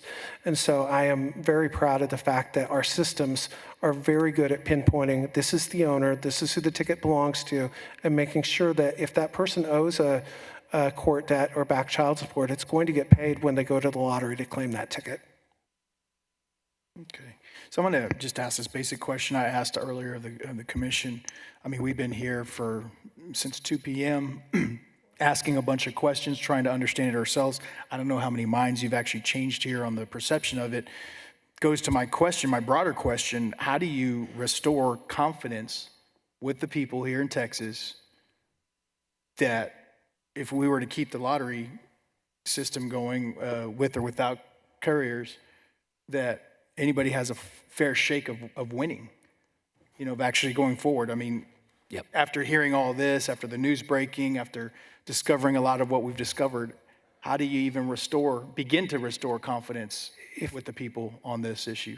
I appreciate that question. If you don't mind, I'll start, and I trust that probably everyone is going to have an opinion on this. I think that you start by making sure that you identify the practices you don't want to have and make it clear that they can't occur. And so I believe regulation of courier is the right approach for the reasons I've mentioned. Obviously, there's going to be a robust discussion on this, and ultimately, you are the policymakers and the decision makers on that. Separate and apart from that, existing systems and processes are already there to protect against many of the concerns that have been expressed by this commission. For example, I can't speak to how the Texas lottery systems work. However, I can tell you when I worked at Iowa, if we had a retailer that had an unusual spike in sales, we had a security staff out there the next day digging through their records and their cameras. So we would notice if somebody was selling down here and suddenly spiked up to here, and we would take action on it. We did have vendors come to us at the Iowa Lottery and ask to set up bulk purchasing processes. I don't want to speak ill about anybody. I can only say when we were asked at Iowa, we said no. And so I think both of those are very reasonable expectations. It sounded like Director Mindell has taken steps in that regard. I think that's a good thing. I think what the upshot of the testimony today is there's quite a bit further that needs to be gone. And we would like, as the responsible courier companies we are, to be a part of that conversation. And I'll let other folks speak. Yeah, regulation is the key to restoring trust and confidence and integrity of the Texas Lottery. So, we're fortunate to operate in other regulated jurisdictions. You create a minimum set of rules and requirements that every single courier has to adhere to. You perform a background investigation on the companies that apply to be a courier. You realize it's a privilege, not a right. You issue a license. You ensure that we have the integrity to operate, and that is the way that you help restore confidence and trust. And I'll add, as you mentioned, this is a lot of headlines have been circulating around, and there's just a little bit of confusion, and I want to make sure that that gets clear too, that there were bulk operators that were a highly sophisticated organization that was conducting in behavior that none of what are deemed regulated couriers actually perform with and take those types of orders. And so clarity, I think, is huge. Obviously, we are all for being fully regulated, but we also want you to know that we have been completely transparent. This hasn't been an operation where we're trying to hide these terminals. We've been given these terminals as our business continues to grow. We've been open with the lottery and the commission about how we operate. And so I think it's time that maybe we put in regulations that helps to regulate and ensure that there's confidence gets boosted by the public for the lottery. Thank you. Thank you, Mr. Chair. Senator Paxton, you're recognized. Thank you, Mr. Chairman. I want to go back to, I guess it sparked my interest with the discussion around the scratch tickets. And thank you, gentlemen, for your explanation of that, of how each of your organizations do that. But so I just wanted to clarify with the scratch tickets, did I hear correctly that every scratch ticket, those are purchased one at a time? There is a physical ticket that you go and acquire one for one? Correct. Is that correct? Okay. And then is that true for any other ticket as well? Correct. So their purchase, I mean, I suppose a person can purchase 5 at a time or something like that. But that order is processed Together. like that. Yes, and I think while it varies a bit from state to state, the last time I checked, our average transaction by customer, depending on the state, it can be as low as $4.50. And so yes, it is very much done in that way. And the transaction fee, in your thinking, that's not adding to the price of the ticket. That's maybe akin to shipping and handling or something along those lines. Yes, and that's how all of the other 19 jurisdictions that we operate have handled it, because every lottery in the country has a statute like that. And so again, we always try to follow all of the laws of every jurisdiction. Thank you. Thank you, Mr. Chairman. Thank you, Senator. Senator Hall, you're recognized. You know, the age we live in, technology, we wouldn't even have this conversations, 25 years ago. And so it's probably, and we don't know what it's going to go next with AI coming and so on. And to Senator Hinojosa's questions about the restoring confidence, I have to tell you what you've had to say here at the table, as far as I'm concerned, shot yourselves in the foot. Where you talk about you study to see what's legal, and then at the same time you talk about, well, if it doesn't say that it's illegal, it's going to be okay for us to do it, which tells me that you're automatically looking a way to circumvent the law. And the discussions about the fee, you're just like us politicians. We know we get beat up if we raise a tax, so we don't call it a tax. We call it a fee and kind of get around. It's the same thing. The law here in Texas specifically says you can't sell the ticket for higher than the face value. So you don't, but you put a fee on it. What is the difference between selling it at more than face value and adding a fee to it? You took and you used the law and you looked for a way to get around it. And so you've made my point for me, that it doesn't matter what we have in law, because our law is absolutely clear. You can't sell the ticket for more than face value. But nobody can buy a ticket from you unless they pay more than face value. So you've made my case for me, that it doesn't matter what we put into law, you will work to find a way around it. And that's the problem we're faced with if we allow this operation to continue. Thank you. Thank you, Senator Hall. Senator Betancourt, you're recognized. Thank you, Mr. Chairman. Gentlemen, you work with many different lottery commissions around the country, true? Can you give me what you think is the best practice standard for an organization of a lottery commission? Right now, as you can tell from earlier testimony, we have commissioners that have no background in the industry. Obviously, there's different forms of lottery commissions. So if you guys could start and tell me what you think. So I think each of us has our own unique perspective in it, because I represented several state agencies, including a lottery. Paul represented state agencies, including a gaming commission, and these folks have worked around that. So we'll probably take slightly different approaches. I do like the approach that we had in my home state of Iowa, because we purposely designated in statute that we needed expertise of certain types on our lottery commission. And so one lottery commission representative was a lawyer and had legal expertise. One was a licensed peace officer, so we had compliance and the expectation that we were following the criminal laws. One was supposed to have expertise in finance. And so we tried to make sure that while we wouldn't necessarily have industry insiders on our board, what we had is responsible citizens that brought something valuable to our lottery. Now, the next step for me as general counsel is they can never, ever, ever be surprised. And so if I had something that occurred that was concerning, I needed to talk to my board chair. I needed to talk to my legal counsel.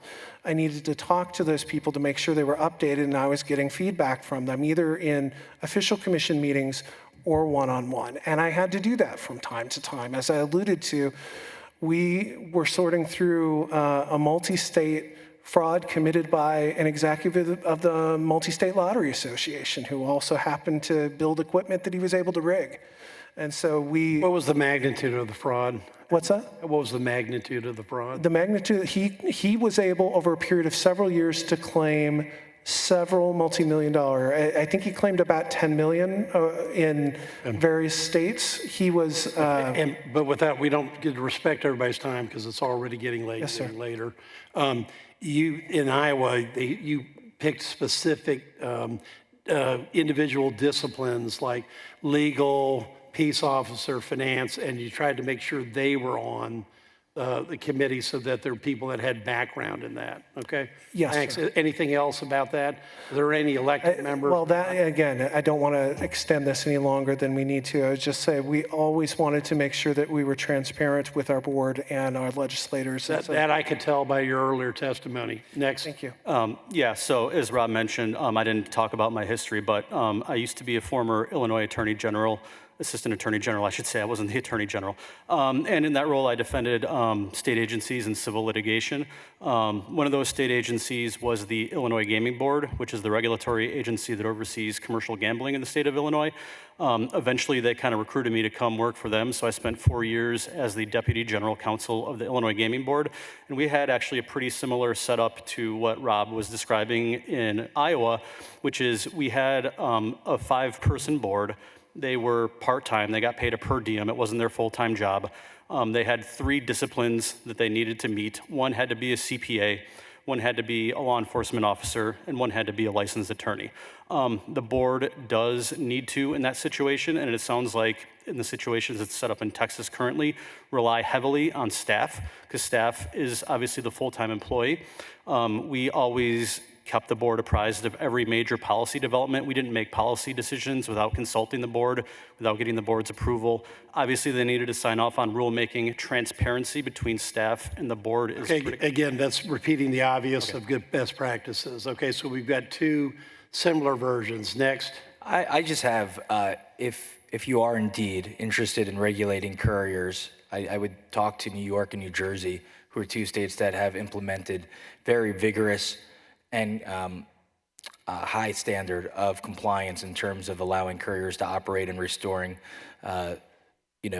the confidence in the lottery while also offering courier services in those jurisdictions. Echo what these guys said. I would also add, I think there's some validity to an approach that certain states take where the lottery is not necessarily like a fully independent entity, but is nested within an organization like Department of Financial Services or Department of Revenue that has sort of ancillary expertise and capability to help guide that agency. Clearly, you need expertise at the lottery level to run the enterprise. But I think there's additional accountability built into those situations where it's sort of nested within a broader entity that has sort of direct line of sight to the executive authority. And they also have more resources. Correct. Okay. Yes, sir. Well, thank you for your opinions, Mr. Chairman. I can't say whether we're going to have a lottery commission or not, but I can state that the way the current commission's organized is not acceptable. Thank you. I'm curious about the relationship between each of your services and the lottery retailers that you work with. So we can just go down the line on that. We understand there must be cooperation with a lottery retailer.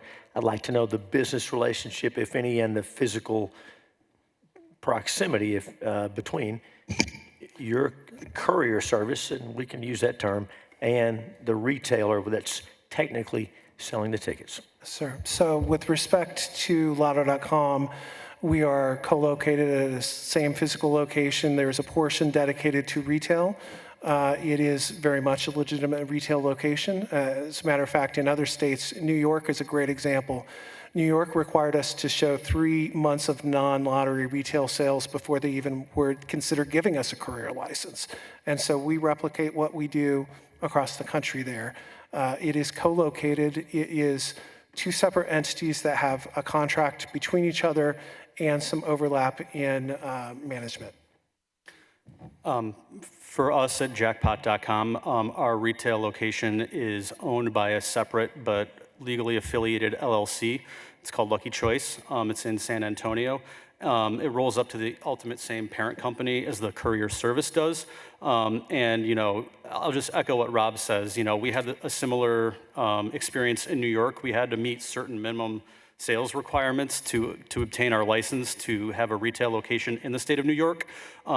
Our retail location in San Antonio is open to the public. We sell legitimate retail items. We have a point of sale system out front. We have a clerk that works.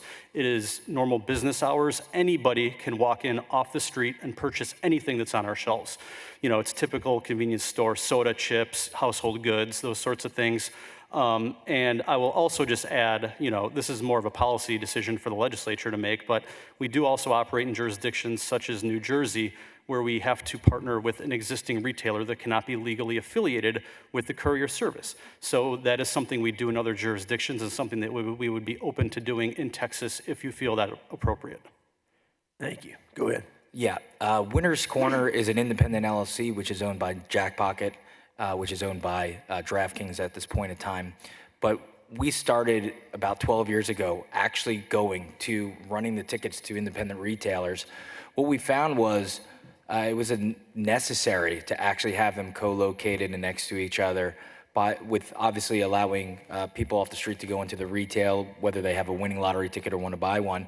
But when you get to a certain amount of scale to be able to service the amount of tickets that we have, keeping them within confined, secure spaces is very important. So that's why we have them located directly next to each other. And I want to make sure I'm clear. You talked about your experience in the past. The way you do it today, those co-located entities are related. And it's not just we don't just have a contract with them. We have common ownership, interlocking directors, that sort of thing. Correct. I know y'all are the same entity. Anything else on that? We're together, yes. Yeah. I just want to add really quickly, I apologize, about the retail relationship. What did you say? I just want to add one more thing about the retail relationship, if that's all right, Senator. Please. So it's important to note that, you know, as the Lieutenant Governor, I'm sure, saw when he did his tour of Winner's Corner, there's a lot of infrastructure that goes into it. We have surveillance that covers every square inch of our retail location. We have access controls, so we limit who can go into what portion of it, which helps prevent theft and unauthorized use. We have a lot of equipment like printers, scanners, and all those sorts of things. So, you know, yes, we have an affiliated entity that owns the retailer, but it really, really helps ensure, you know, that our operations are secure and safe. Senator Hughes, if I could just add one more thing. Go ahead, please. Thank you, sir. As the gentleman from IGT also testified, you know, this was something that we, you know, clearly shared and were very transparent with the lottery about from the time that we started operating in Texas. Right? This was not something where we attempted to, you know, obfuscate or shield. It was, you know, very clear that we had a separate legal entity that was going to become the retailer, that Jackpocket as the courier was going to be, you know, adjacent to that operation. So just to echo, you know, the sentiment from Joe from IGT, this was something that we were very upfront and transparent with the lottery about for the entirety of our experience here in Texas.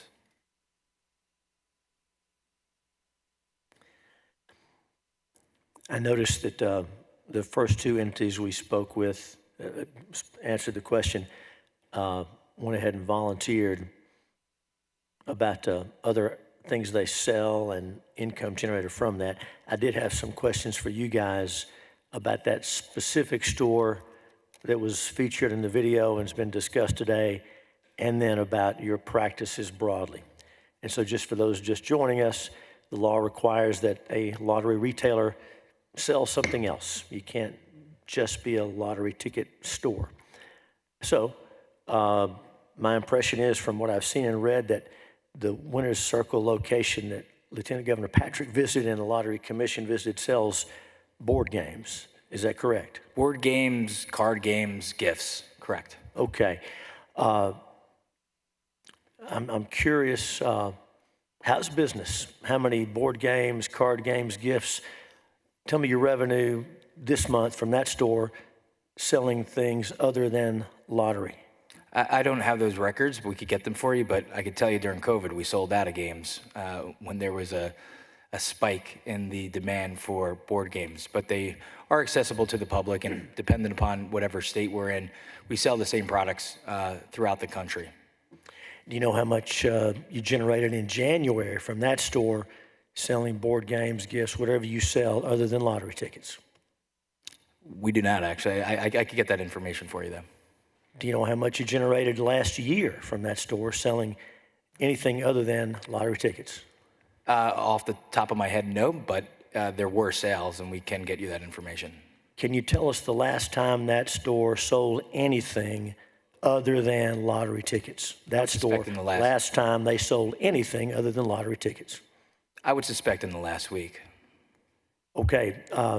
Do we need to, each of the questions we just went through, you were so kind to offer to get the information. Do I need to send that to you in writing, or do we have your promise that you'll answer each of those questions? You have our promise. How much this month? How much last month? How much last year? And when was the last time there was a sale? So we'd like to know the raw numbers on each of those, and not only the raw dollars, but what is that as a percentage of our revenue from that store? Thank you. Does that make sense? We will do that. Okay, and y'all are smart guys, I know, and it's on video, but so do I need to send you a letter or a subpoena for that information? We got it. I have your certification. You'll provide that information to this committee. Correct. When can you get it to us? Tomorrow. Very good. Very good. And along those lines, each of you gentlemen mentioned that in the state of New York, you were required to show, I think you said, a few months of sales of other stuff, if you will, before you got your lottery license. Is there an ongoing requirement that you show a certain percentage of your sales or a certain dollar threshold to meet? I'll ask each of you. I want to know about the laws in other states and what your practices are then in Texas. I'll repeat that if we get confused. I get confused. Go ahead. Yeah, I'll just say it really quickly, Rob. So we do have to submit a report quarterly to the New York State Lottery about what our non-lottery sales are. They review those records every quarter to make sure that we remain in compliance with their, minimum sales requirements. And do you have a general sense, I know you're not here to testify on New York law, but do you have a general sense whether their minimum threshold is based on dollars or a percentage or both? If you don't know, that's okay. I'm just curious about New York law, not what Texas law is today. The New York law, my recollection is that it's not based on any sort of percentage. I think that they wanted generally something that was enough to cover what our rent would have been, at the space that we were leasing, is my recollection. Makes sense. I want to know if you could be open, but for selling lottery tickets, I mean, we're reading their minds, but is that maybe where that's coming from? I believe that's where they were coming from, yes. Okay. And do you have any such requirements in Texas today? Those requirements do not exist in the state of Texas today. Are your practices in New York under those requirements the same as they are in Texas, absent those requirements? I want to be clear on the matter of selling things other than lottery tickets. Yes, sir. If you were to go in both our store in New York and our store in Texas, you would see that they are very similar. We sell similar items, like I said, typical convenience store items.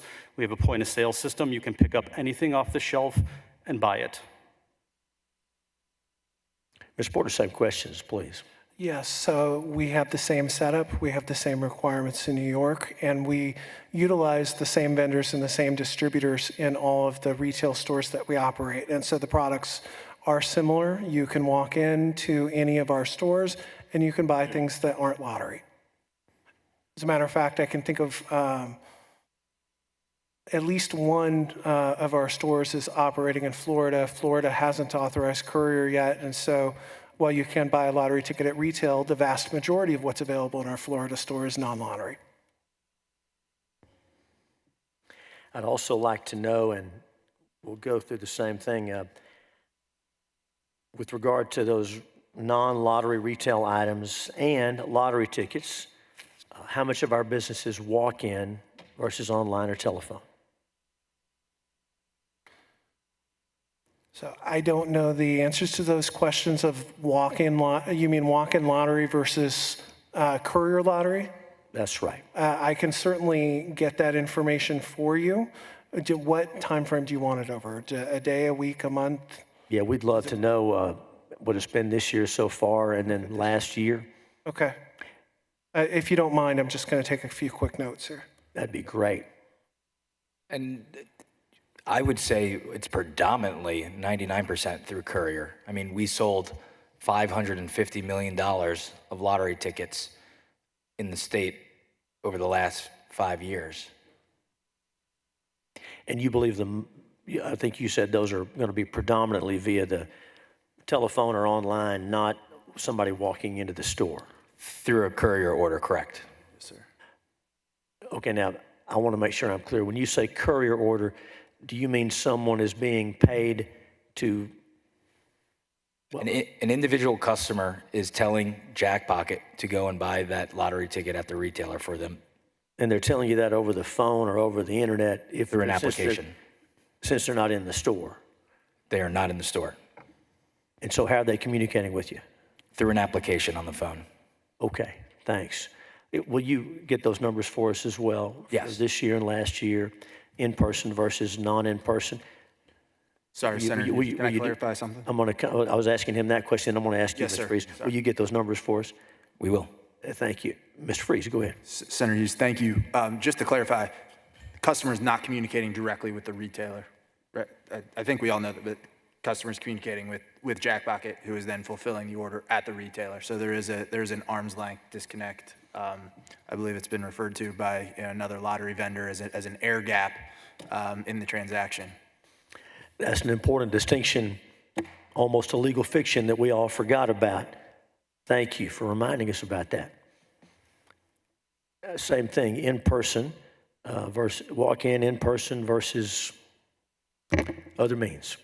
Senator, again, I don't have that information. I will provide it to you like the others have committed. But I would guess the vast majority are going to be courier ticket orders as opposed to walk-in ticket orders.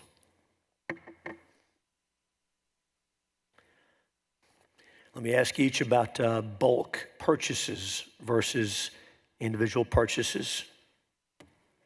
Go ahead. We'll start on my left, your right. Certainly. So we don't cooperate with bulk purchase entities. We weren't involved in the bulk purchase that occurred in 2023. And we have daily, weekly, and monthly limits for our customers in addition to security protocols to make sure customers don't open more than one account. Yeah, same. We do not, and we never will enable a bulk purchase to occur on our platform. We have a $600 maximum daily spend limit that cannot be increased. It can be decreased by any of our customers, but cannot be increased. That essentially kneecaps the ability for anyone to place a bulk ticket order on our platform. I also want to take this as a chance to talk about some of the anti-money laundering practices that we have in place. I know there's been a lot of discussion about money laundering. Every single courier up here, it's good business, obviously, to have an anti-money laundering policy and program, but it's also a requirement that we have in the state of New York and New Jersey that we have to have a program. That program is audited annually every single year by an independent auditor. They review every single transaction that occurs on our platform.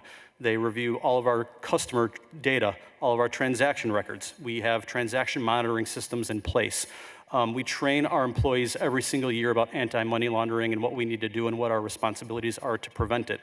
So we, again, as Rob said, are part of the solution. We are not part of the problem. Similar to the other two gentlemen, we have the same thing, daily, weekly, monthly spending limits that would prohibit anyone from doing a bulk order. We also have the same AML or anti-money laundering policies, procedures, and certifications and audits done. I believe we are all for the prohibition of any bulk purchasing to be done by the lottery.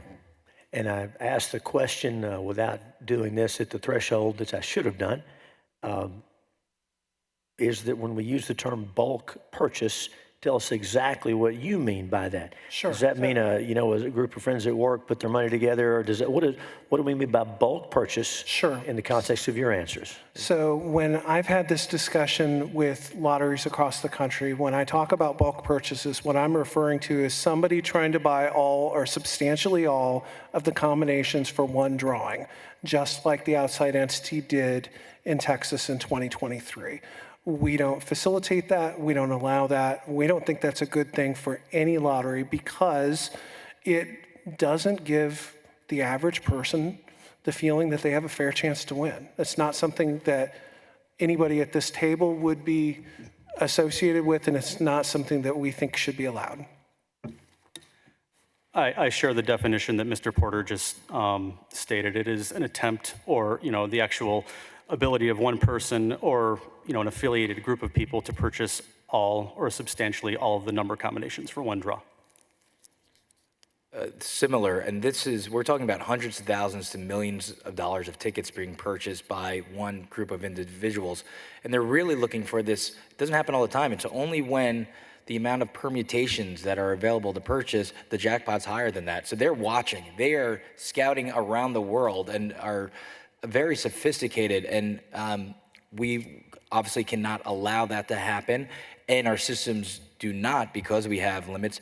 I do want to reference, though, we do have a feature that allows you and your colleagues to place orders together in a pool, but it has those same daily limit controls. And what's even better about I was once asked what percent of lottery pools that win become lawsuits? And we were trying to look it up. It turns out 100%. So if you're in a lottery pool with friends or colleagues, there's many times when a lawsuit happens. Unlike on our system, where if you're playing with friends, you'll see exactly a transaction and have a record. So when there is a winner, you know who actually participated together. But in terms of bulk purchasing, we are all about the prohibition of them. If I may, that is one of the differences between us. We don't allow pool play. We also do not allow pool play. And pool play would be that situation where a group of friends pool their money and say, we're going to, okay. Yes, we don't allow that. Okay. And y'all? We don't do pool play either. And y'all do. Okay. Yep. Okay. Thank you very much. Mr. Porter, you talked about limits on amounts. Customers can lower them. Customers can self-exclude. So help us understand that process. I'm going to ask each one this. Let's say a customer does not ask you to put any limits on them. What limits do you put on them? So there are default daily, weekly, and monthly limits. Those are designated by the state. If they're not designated by the state in the jurisdictions that we're operating in, we can select them. I think our current daily, weekly... Along those lines, so until the Lottery Commission makes this decision or before today, you're operating in Texas. Tell us your practice in Texas when you're not being made to do it. Tell us that. So our practice today, and I'm referring to my notes here, I believe our default daily is $250, weekly is $500, monthly is $2,000. That is our default today in Texas. Customers can lower but not increase. We have default maximum daily deposit and spend limits. So we apply the same deposit and spend limit maximums across every state that we operate in. It's important to note that these limits have been reviewed and approved by the New York Lottery as well as the New Jersey Lottery. So we apply them everywhere. It's our best practice.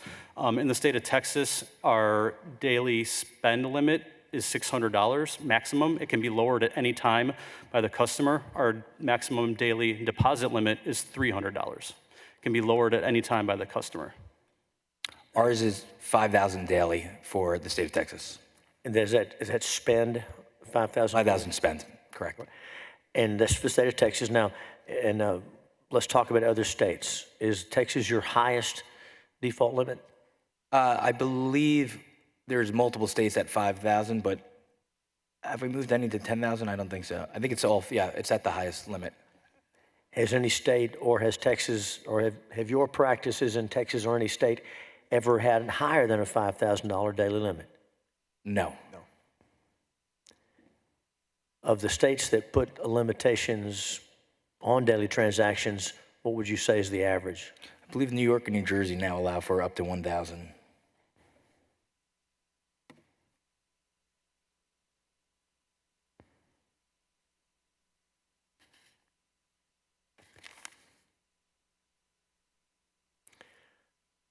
Senators, any other questions for these witnesses? Senator Hall, your recommendation. Follow up on what you said. Any of the stores side, would they stay open if you did not have the lottery tied to it? They currently are open. I know they're open, but if you remove the lottery operation, is the store self-sustaining that you would keep it operating? So we had our store open for several months in a couple of different states before getting a lottery license, and so we were able to self-sustain that. That being said, the business model is built around the ability to offer courier, and so it's a huge part of the expectation going forward. If that, So your answer is no. You wouldn't have the store if you didn't have the lottery. Okay. I think it's fair to say that, yes. Sir. Okay. Yeah, you know, it's similar to what Rob said. We've had a store, you know, operating in the state of Florida for over a year. We don't sell courier services through that store. But if the state of Texas were to move forward with, you know, prohibiting lottery courier services, that's not my decision to make, but my guess is that we would probably not maintain the store. Okay. Yes, for us, we're obviously in the business to provide an ability for people to order lottery tickets. So if we didn't continue to service those lottery tickets at the retail, I don't believe we would continue to operate it. Okay. I'm with Okay. agree. Thank you. Senator Bettencourt, did you have anything else?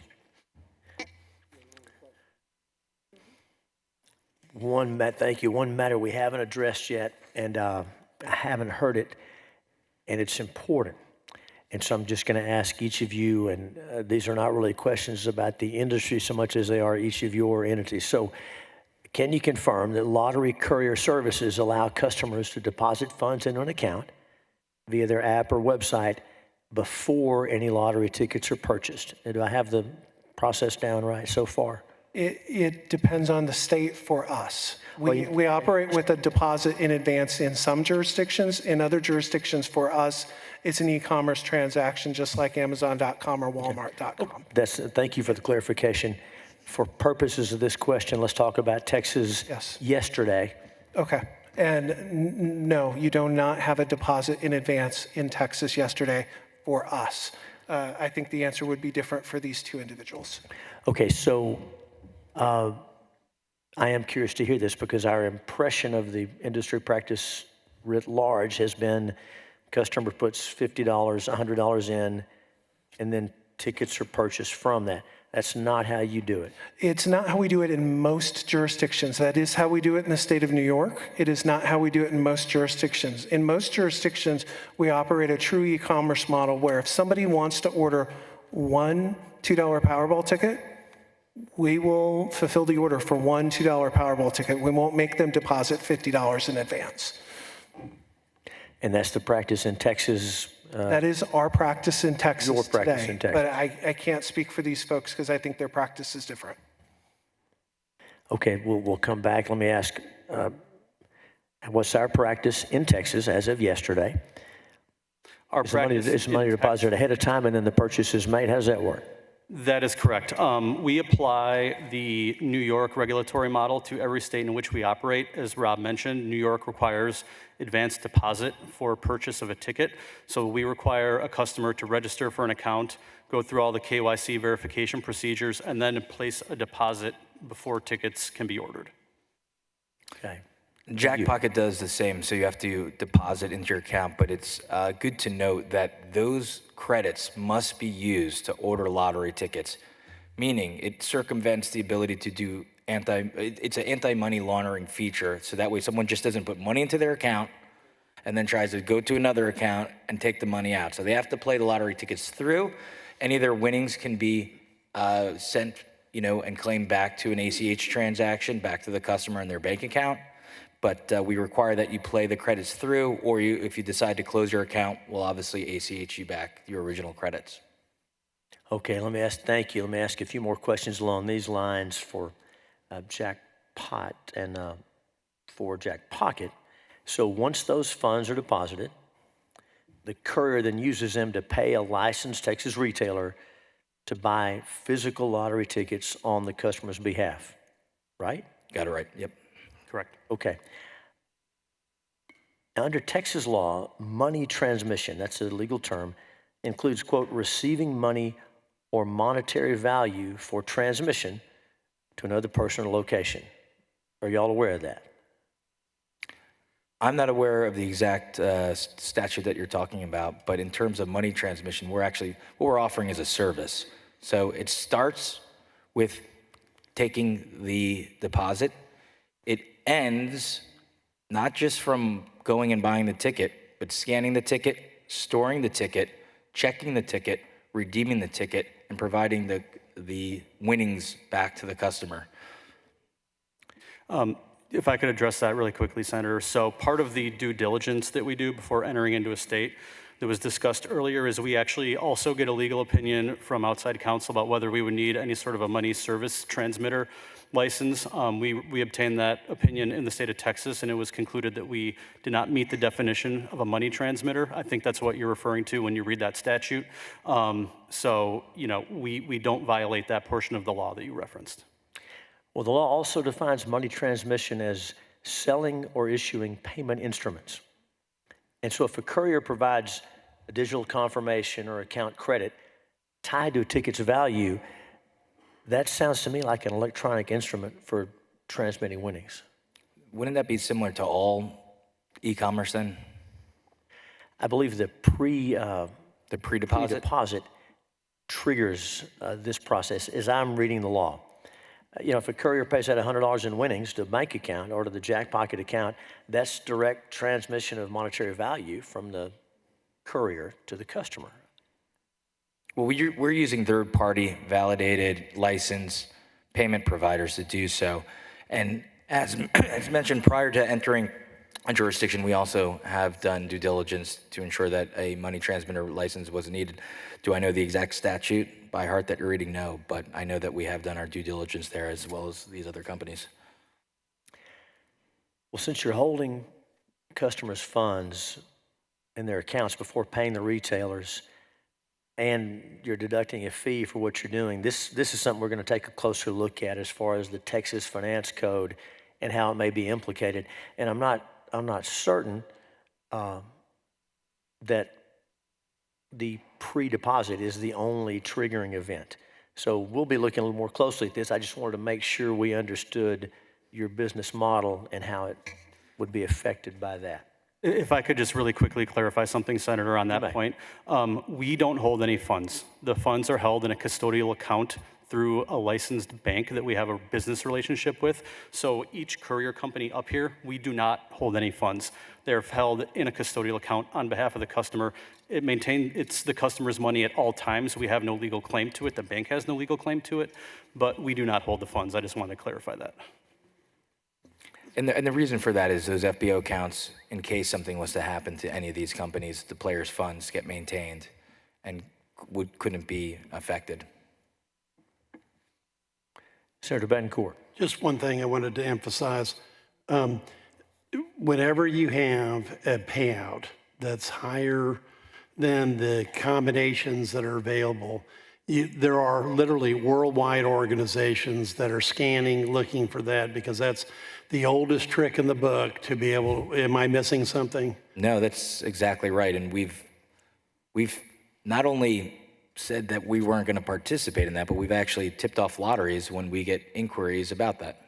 Right. And so I've had a lottery general counsel not in Texas approach me. They had concerns that outside entities were trying to do that with some of their games. They asked me for language that I would recommend. It didn't have anything to do with couriers.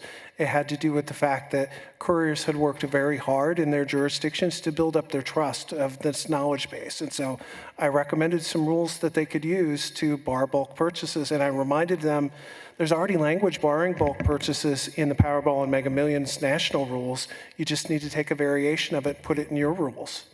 Right, but that's obviously a trigger for fraud. It's a trigger for money laundering.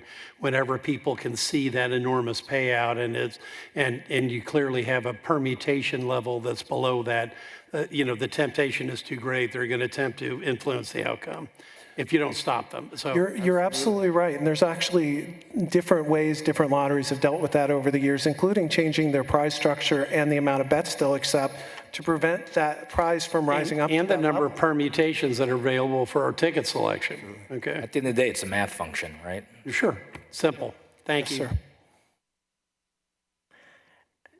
Senators, any other questions for this panel? You are excused. Thank you very much.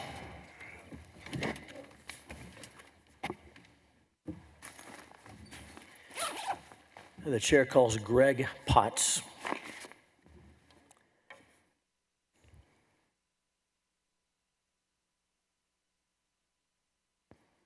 Rob Kohler, Manfred Sternberg, and Dawn Nettles.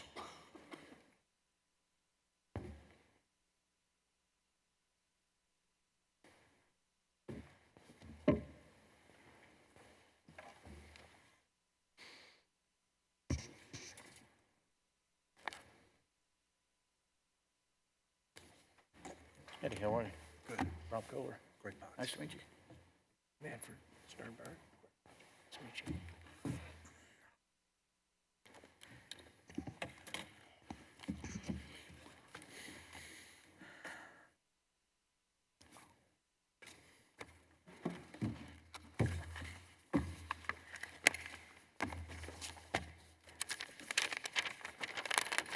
Mr. Potts, we're going to recognize you first. Introduce yourself, tell us who you represent, give us any testimony you have, and then we'll have some questions for you.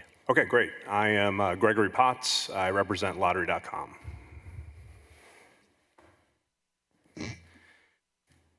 I've served as the Chief Operating Officer of the company since December of 2023. Lottery.com is a public company trading on the NASDAQ exchange under the ticker symbol LTRY. For the last several months, the company has been under attack by an organized conspiracy that is led by a gentleman named Phil Gurian, who signed a letter which was sent to at least 10 members of the Texas legislature and executive branch. Mr. Gurian is a two-time convicted financial crimes felon, including one of them is conspiracy to commit money laundering. He organized a conspiracy with people who, some of which have already lost lawsuits against the company, have various grievances against the company, and when they were unable to keep moving forward with those claims, they turned to the state of Texas. The 22-page letter, which has been referenced many times, is very simply filled with inaccuracies and things that are easily validated by referencing publicly filed statements and financial filings that are on file with the Securities and Exchange Commission. The former CEO of Lottery.com is a gentleman named Mark Gustafson. Mark is also a member of this conspiracy. In April of 2023, when the Lotto Texas drawing took place, Mark was the only executive of the company, the only officer of the company, and the principal financial officer of the corporation. There was, in the proverbial words of President Truman, the buck both started and stopped with him. Now, the bulk drawing that's been talked about, when the project was presented to the corporation, Mark came to me, we discussed it, and Mark would not move forward without full agreement with the Texas Lottery Commission. So upon presenting it to the Texas Lottery Commission with exactly what was brought to us, with the fact that this was a bulk ticket buyer who wanted to buy the Lotto Texas game, all of this information was provided to the Lottery Commission, and only upon them saying that, yes, this is legal, you can move forward with it, and obviously they're agreeing to do it by authorizing IGT to deliver extra terminals, did the company move forward with the project. One of the things that was stated here today, I just need to clarify, the company did have active bank accounts The issue was that because neither Mark or I had run the sweep before, we did not know how long it took to get our bank account updated, so the old bank account was still on file. So before the sweep took place, the lottery did not contact us. I contacted the lottery by email, which I believe is part of the exhibits in the letter, proactively to ask them, one, is there a quick way to update our bank account? And if not, how can we get you the money to make sure that the sweep was done on time? And as the executive director stated, it actually was done a day earlier than the sweep would have taken place.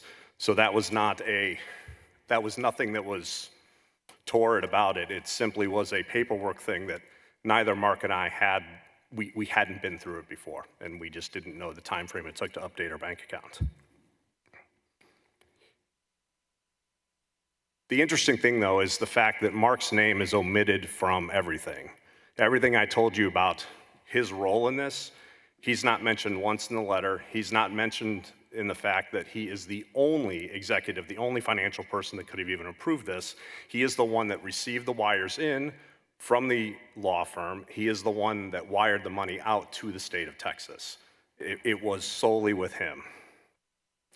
The company itself, we were a lottery retailer, but under new management, when we looked at some of the very issues that have come up here today proactively, we decided not to renew our lottery license at the end of 2023. We support what Lieutenant Governor Patrick believes, that there should be a separation between a courier and a retailer. It is too big of a gray area in our opinion, which is why we decided not to move forward as a lottery retailer. We do believe, though, that there is a path forward to support the courier industry, to work with the legislator to come up with common sense legislation to allow a new generation of lottery players, as my colleagues up here before stated, to allow them to interact in their primary form of commerce, which is their mobile device. So thank you for your time. Thanks for your testimony. A couple of questions about that April of 2023 event we've heard so much about. And, yes. And of the 4 retailers involved, you're the only one here. So thank you for being here. Thanks for answering questions. We do want to understand a little bit of what happened. And thank you for sharing what you... The new management of the company is very much into transparency. What I'm doing here today, we have worked with the Department of Justice, the Federal Bureau of Investigation, the Security and Exchange Commission on issues dealing with past management of this corporation. What is there today is not what was there previously. Thank you. Sorry to interrupt. No, that's fine. Thank you very much. We want to get the information. So, if I understood your testimony, leading up to this April 2023, we could call it a bulk purchase. Is that okay? That's not a loaded that's term? fine. Yes. Okay, a bulk purchase. So, make sure I understand. Your company was approached by an entity, presumably the Rook, Texas people. So far, so good, or no? Rook, Texas, the first time I heard that was when I read it in an article. We did not sell the winning ticket. I had no idea who Rook, Texas was until I believe it was in Eric's article in the Houston Chronicle, but I don't remember exactly where, but that was the first time I ever heard that name. Some person or entity approached your company about making a large number of purchases in a 3-day period in between drawings. Yes, we were approached by a broker. A broker. Who represented a company that promotes ticket syndicates, which is what they're called in Europe, as part of their business model. And so the broker said, I've got a client who wants to, but by the way, I don't want to put words in your mouth. You stop me if I mess this up. I'll correct you if you're wrong. Okay.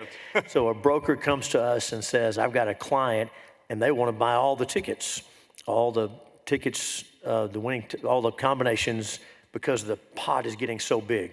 So far, so good?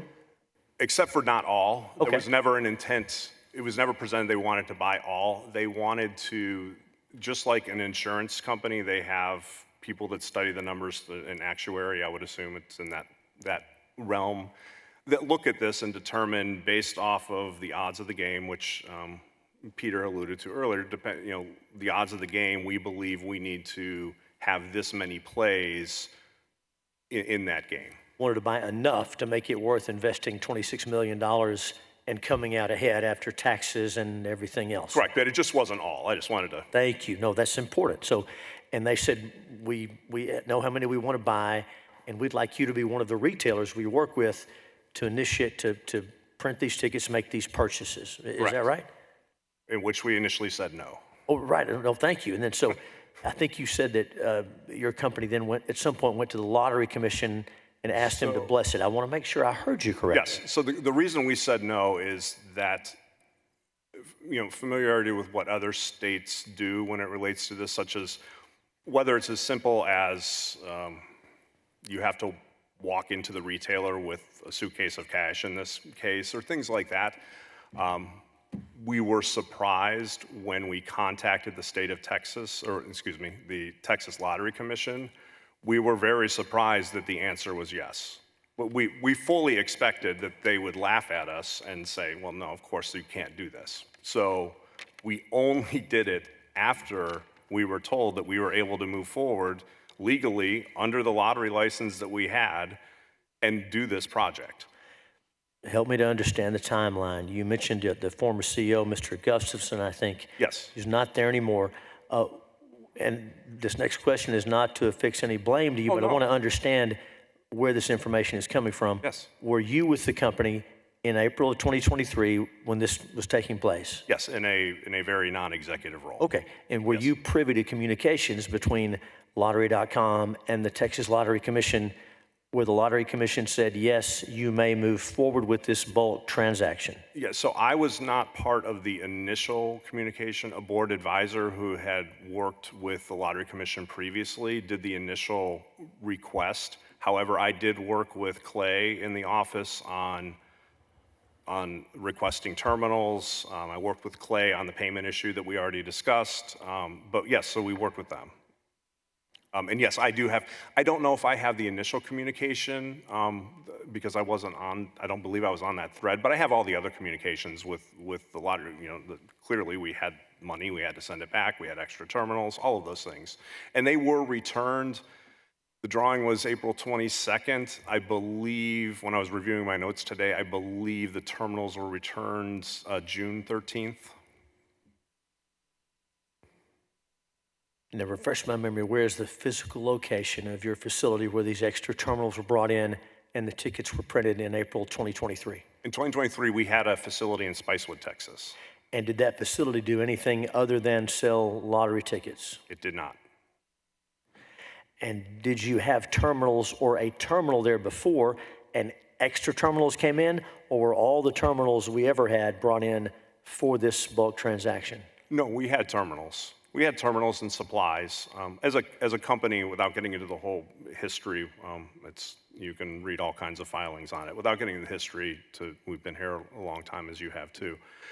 We had not been actively operating in the courier space in the state of Texas at the time due to issues that are being investigated into prior management practices, which again was why we were incredibly surprised when we asked and presented this to the Texas Lottery Commission and they said yes.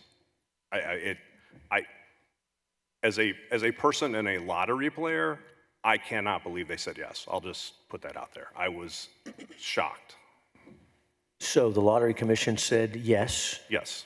And then you proceeded with the ordering of the terminals. After they said yes, were there logistical conversations after that? Tell us what happened next. So after that, somebody that was on site, in the Austin area, met them to deliver the extra terminals, the extra supplies that were needed. So yes, they met somebody from IGT at the office to receive all of those things, and then they were set up. And I believe IGT updated the firmware of the other machines because they hadn't been used in a while, and the regular course of business things took place. Was the issue ever raised that the Texas law requires a retailer to sell goods or services in addition to lottery tickets? It's an interesting question. The relationship between the company and lottery predated me. The only answer I have that I have been told, and I cannot point to anything that says this, is that the Texas Lottery Commission was fully aware of the operation. They had been there. They had seen the facility multiple times over the years that it had been there. I cannot speak to that personally. That is all the information I have on that. You were initially approached by a broker, Yes. which initiated your conversation with Lottery Commission. You were surprised they said yes. Once the decision was made to move forward, did you continue to deal with the broker on behalf of this buyer, or were there other people or entities you dealt with? At this point, we're not talking about the Lottery Commission, but from the folks who wanted to buy these tickets. Who were you communicating with? Was it still through the broker as you began to No, work we out logistics? worked directly with the customer. Okay, and did they identify themselves by an entity or name, or was it someone you knew? It was not someone I knew. It was an entity that I was familiar with. In talking with people that had been with the company longer, it was an entity the company had done business with previously. And do you have documentation of all this so far? All this was a terrible question. Do you have documentation on this entity and who they were and that sort of thing? Yes. Very good. So you began to work with them about the details. Correct. When it was time to bring the machines in and actually consummate the transaction, did they bring in workers to run the machines? Did y'all do that? How did that happen? Tell us about that. Yes, they did. They brought in the workers to do that because as a company where we had furloughed most of our employees, from a capacity standpoint, the logistics, we just could not have done it on our own. Were you present when the tickets were being generated, when all the workers were there? I was not. Did you ever see any of the workers there? No, I was not on site at all. I was either in Florida at an investors meeting or at home. I don't remember exactly. I knew that I was a little upset that I couldn't be there. I felt that I probably should have been there, but the logistics didn't work for me. So are you familiar with the mechanics of the printing of the tickets? And by that I mean, rather than filling out slips and filling in numbers, I'm talking about the use of the QR codes and technology like that. Did you have any knowledge of that? I have been made aware that they used QR codes. I know that the lottery regulation does allow, I mean, obviously the terminals do accept QR codes, but the way the lottery regulation is written, that it should come directly from the Texas Lottery application. My understanding, and again, I did not see this personally, my understanding is that those QR codes were not part of the Texas Lottery application, but I cannot vouch for that because I was not there. I did not see it. Do you know if anyone from IGT or the Texas Lottery Commission was present? You weren't there, but do you know or have reason to believe if anyone from IGT or the Texas Lottery Commission was present while those machines were there and were the tickets being printed by these workers who came in? I was told that there were IG representatives on site for several hours. Several hours during the printing of these tickets? Yes, that again, I was not there, but that is what I was told. When did you first learn that there was a problem with this transaction? So I'm not going to say that there was a problem. We acted with the full authority and under the guidance of the Texas Lottery Commission. So as a corporate officer, I cannot say that there was a problem. Not asking you to incriminate yourself or your company. When did someone first, after the transaction's consummated, when were you first informed that there was a concern about this transaction? I believe it was a communication from Eric at the Houston Chronicle. But prior to that, we had, since Mr. Gustafson was gone after that, the board of directors did, obviously a company that is not operating in its core business has a transaction like this. As a publicly filed company, there's also the auditing requirements and all the things that go along with being a public company. So we did go through the entire process of looking into this transaction. For example, in the letter that was sent in the documents, it makes it seem like I was doing something untoward by doing a public information request on were there any issues of terminals being tampered. The reason I did that is that when I went to the Lottery Commission, I was advised that they could not tell me anything like that. However, please go through the public information process and all of that information will be provided. It wasn't that I was going around sneaking around. It was because the staff at the Texas Lottery Commission advised me to go through that process, which is what I did. And the results were that there were no reports of any tampering in the history of the company. There were no complaints against the company except one by a gentleman named John Breyer, who is actively involved in litigation against the company. So in the history of the company being a licensed lottery retailer, there had been no incidents, no reports, no complaints up until Mr. Breyer. We've covered a lot of ground, and we've talked about some documentation that you have. May I request that you preserve all this documentation? The corporation is under a federal document preservation order. There's nothing, and as a matter of everything that is in that letter and those documents, we are actively cooperating in federal investigations. So and it's not you, this is not. Well, just to be clear, a request from the Texas Senate is higher than a federal order anyway. I just wanted to make sure we were looking at everything. The implication, or I guess, these conspirators that believe that something is trying to be done, they have no idea of the level of cooperation that is taking place between the corporation, its officers, former employees, and everyone, and federal authorities who are looking into some very serious allegations, one of which resulted in an indictment just last Friday. The president of the SPAC was indicted. So to me, it's a little disingenuous for them to come out as that they're the champions of the Texas lottery players when they omit the person who made and signed off on all the decisions.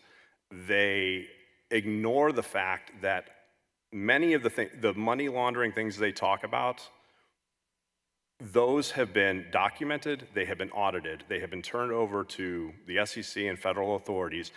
And the thing is, they know better, which is, this is important. Getting this out is important. Discussing bulk ticket buying is very important. Regulating couriers is important. But to hurt a corporation, and most importantly, its shareholders, with blatant misstatements, and I'm using that term generously, is just flat out wrong when it is easily fact-checked and these people know better. No, this is all important information and we want to make sure that we have it and it's in the right place. So I think some other members of the committee have questions, so I'm going to yield at this time as we continue. Senator Bettencourt. Thank you, Mr. Chairman. First off, I agree that we, quite frankly, owe a lot to the investigative reporting of Eric Dexheimer, who has done the foundational work on this whole area. I really just got one question for you. Yes. To your knowledge, who was the person at the Lottery Commission that approved it? You said that you expected to be laughed out of off the phone when it called. I believe the ask was made to the executive director. Who was by name? Gary Grief. Okay, thank you. Sergeant Hall, do you have your light on?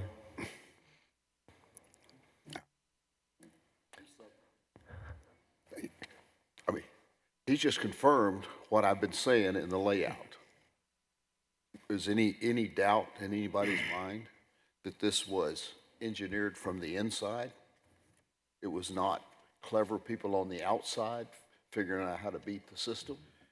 That within our state government, this thing was hatched and implemented.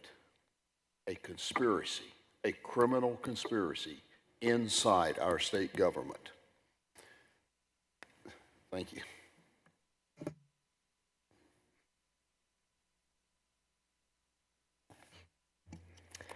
Thank you very much. If you don't mind holding tight, we're going to have some more testimony. We may have some more questions. If you've already given up all these hours, if you don't mind sticking around a little bit longer. I'm going to grab a glass of water, though. Help yourself. And if that's empty, we'll bring you some more. Thanks for your testimony. We may come back for more, so please hold tight. This time the chair recognizes Manfred Sternberg. Sternberg, I wasn't waiting until you were away from the mic. Do what you need to do. Get situated there. Okay. Introduce yourself. Sure. Tell us who you represent, if anyone, and give us your testimony. Sure. My name is Manfred Sternberg. I'm a lawyer licensed in Texas. I'm from Houston.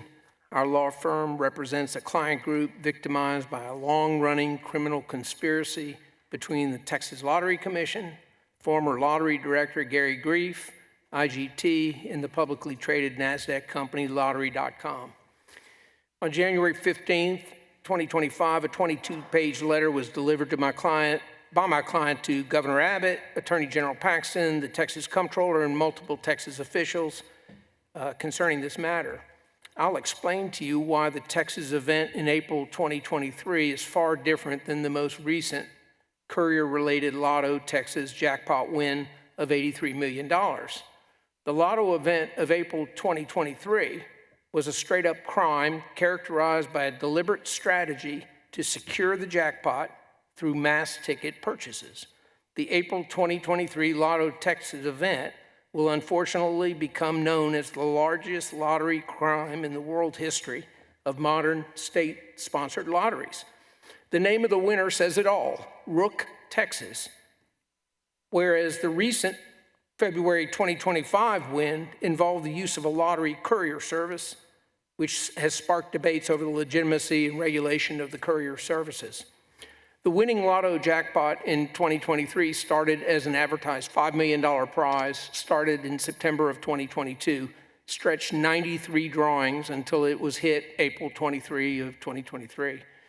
At an advertised $95 million, it was the third largest jackpot in Texas history.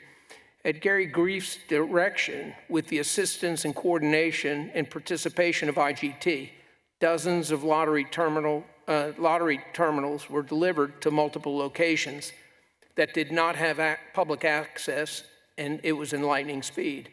So during the April 2023 Lotto Texas crime, the Lottery Commission was actively monitoring ticket printing operations daily using Lottery.com and affiliated couriers. This is evidenced by the Lottery Commission updating the expected jackpot on April 20th, April 21, and April 22. They could clearly see that millions of tickets per day were being printed, and they could see exactly what locations the tickets were being printed. Importantly, they knew that the IGT's terminals couldn't have printed that many tickets each day without the use of software, illegal software. These IGT terminals were connected to the Texas lottery system, hacked into with the use of illegal iPads, phones, and electronic devices in a coordinated effort to upload illegal QR codes, allowing over 99% of the possible combinations to be printed in under 72 hours. It's humanly impossible to print that many tickets in 72 hours. Simple math tells us that to print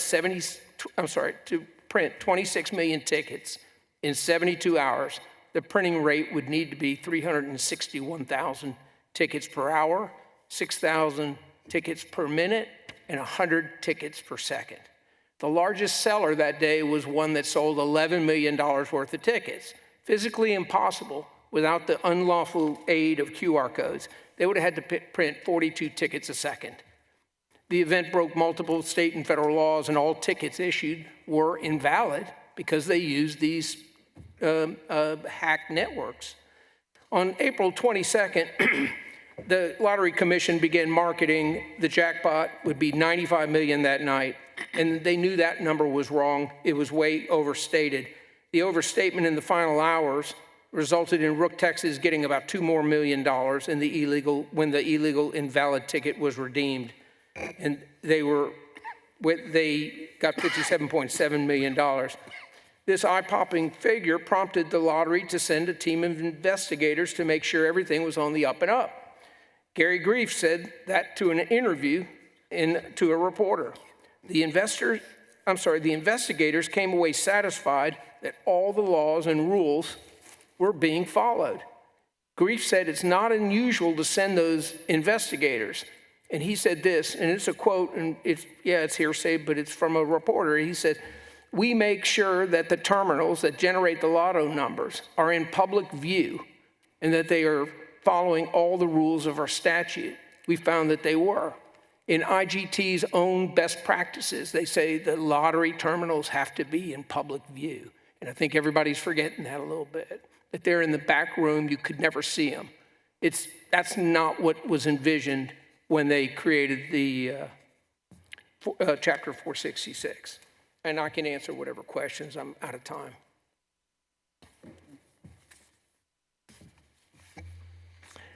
Thank you for your testimony. Senator Hall, do you have questions?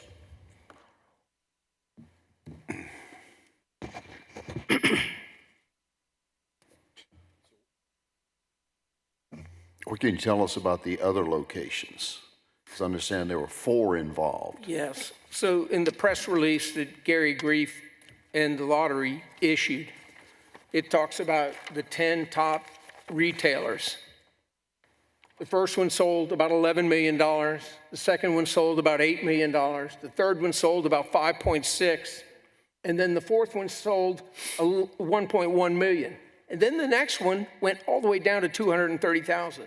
So that's and number 10 on the list was a place out of Conroe that sold 4,379. That's top 10. I heard him earlier saying there were 21,000 retailers. What's wrong with those numbers? It's obvious they were using a computer to create all these combinations, and they knew it. And they all knew it. IGT knew it, the Lottery Commission knew it, and no one said anything. What, the QR code, who created that and who knew about its use? Right. Well, I think the lottery has QR codes on their app, but I believe that wouldn't have done what these guys did. I'm talking about I think a they had QR to create code their own. that could coordinate the generation of 26 million combinations, Yes. 10 at a time, between 4 locations In 72 hours. in 72 hours. Right. Whose QR code was that? We believe those were the QR codes created by the iPads that were connected to the lottery terminals, which is illegal. Is this something that IGT? IGT should have known because it's Could their it have been done terminal. without their knowledge? I don't know what they knew. I think they just turned a blind eye. I heard they were there for several hours. They knew exactly what was going on, but remember, they get paid on the gross. So they're interested in everybody buying lottery tickets. And Gary Grief going and telling the general public it was $95 million when he knew no one could win 95. The best a Texan could do is win half the jackpot. So you're talking about roughly 50 operators, if I got the numbers right, roughly between the 4 locations, a dozen machines in each location. Yes, at least, yes. At least. So you're talking about at least 50 operators. Yes. That had to be trained in using this QR code. Yes, this didn't happen a overnight. pretty good skill. Yeah. And it took most of the time for 3 days. So you had to have more than 50 because nobody's going to do this for 24 hours a day for 3 days. Correct. So you're already talking somewhere between around 150 or more. I don't know how many machines there were, but for them to print that many in that short of a time, it's humanly not possible. Right. Unless you had a far greater number of terminals. And you certainly don't get that many terminals delivered on short notice to 4 different locations without it being orchestrated from within the commission. It couldn't have happened just overnight. It was planned. And it couldn't have happened without the Lottery Commission, and it couldn't have happened without IGT. They all had to participate, and they all had to turn a blind eye to the bulk purchasing that they knew was going on. Okay, thank you. Mr. Chairman, it's been about 6 hours, but I think that was on about the 4th page of my opening statement this morning, that this could not have happened except for the inside operation of a conspiracy within the Lottery Commission. Thank you, Senator Hall. Senator Bettencourt, you're recognized. Yes, I absolutely agree with Senator Hall. Let's go over the mathematics of this again. Repeat your numbers on the flow rate of what the ticket buys would be again. Right. So if you take 26 million tickets that you have to print in 72 hours, That means there's 361,111 tickets per hour that you would have to come up with. And that's if you used all 72 hours. And then that's 6,019 tickets per minute. And that's 100 tickets per second. And you'd have to do that consistently for 72 hours in order to get that many tickets. And there's, well, if it's 50 machines. on any number of machines, he's just Yeah. doing a complete flow pattern of the 25.8 million tickets. That's, it is impossible for people to ignore that type of flow. Yes. And there's no way that could have been achieved, actually. I'm not sure that, without some type of mathematical, matching program and an automatic buy, you could even get to that flow rate. Right. That's really what your point is. Yeah, that's right. Can I make one point too? Don't forget about having to change the paper. on the machine. We're going to get to you in a minute, but go ahead, thanks. Well, no, I was just thinking about that. They had to change the paper in the machines too. We're going to get to you in a minute, that's okay. Okay, well, that's all right. I wouldn't have So, right, and that's, and there are mechanical restrictions, paper, there's, Yeah. this is just the largest fraud ever, probably in the state of Texas history. I believe so. I agree with you. Senator Hall.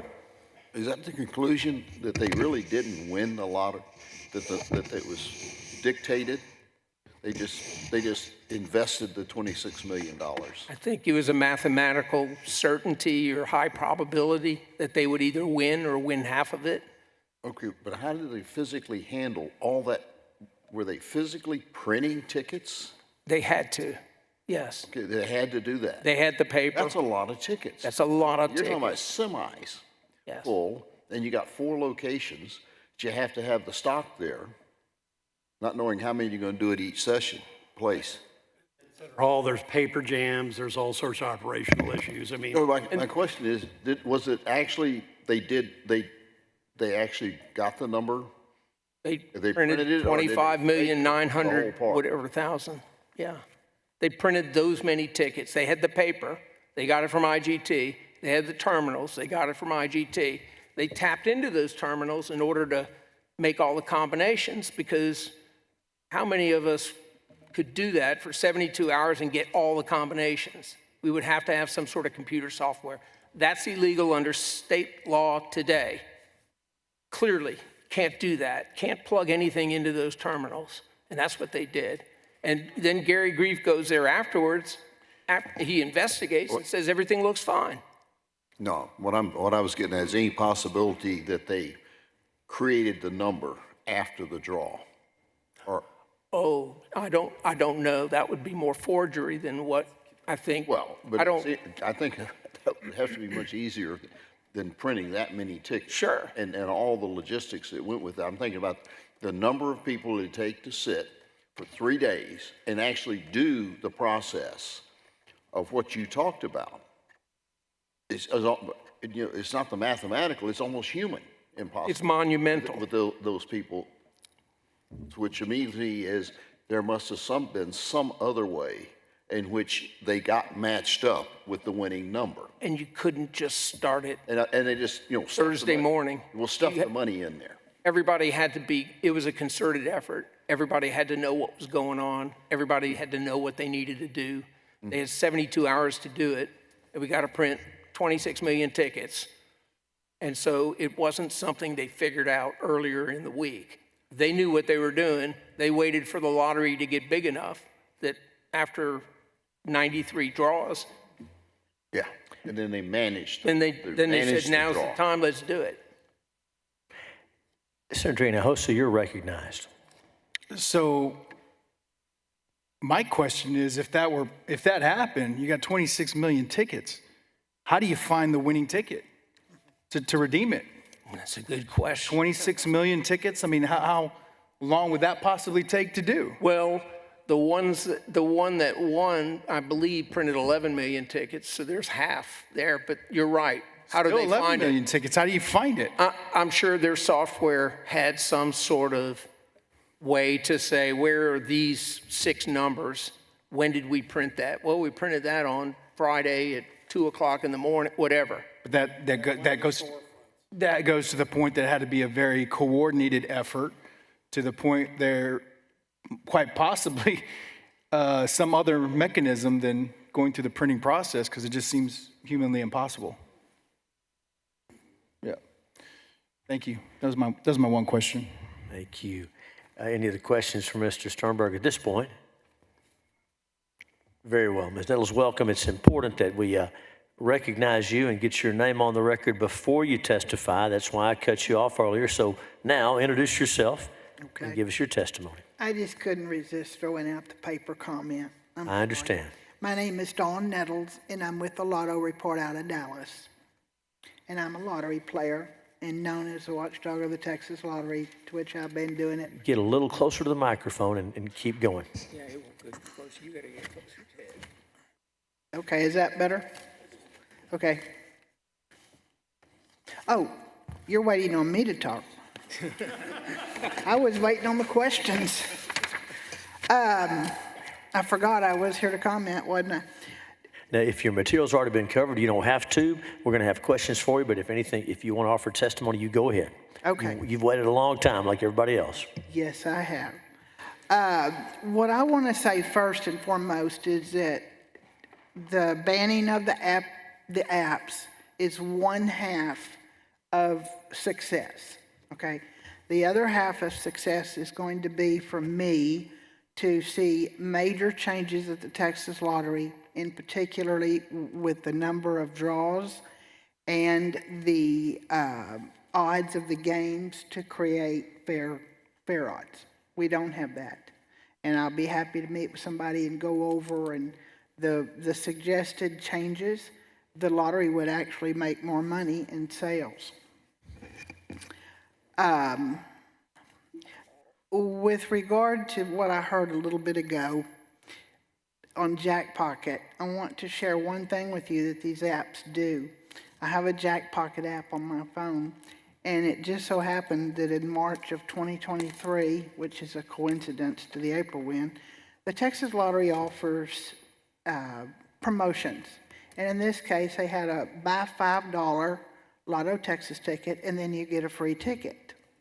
So I bought a $5 Lotto Texas ticket, and much to my surprise, what I received was a $4 ticket and then another $1 ticket. They should be able to punch it in the terminal, 5 tickets on the same ticket, and that's how you had to buy the tickets in order to get your free ticket. Well, I did that 2 or 3 times, then I filed a complaint with the Texas Lottery, and then the Texas Lottery comes up after an investigation and says they have no control over it. But what that app was doing was seeing to it that they didn't have to give the free ticket. And I remembered that through some of this testimony today.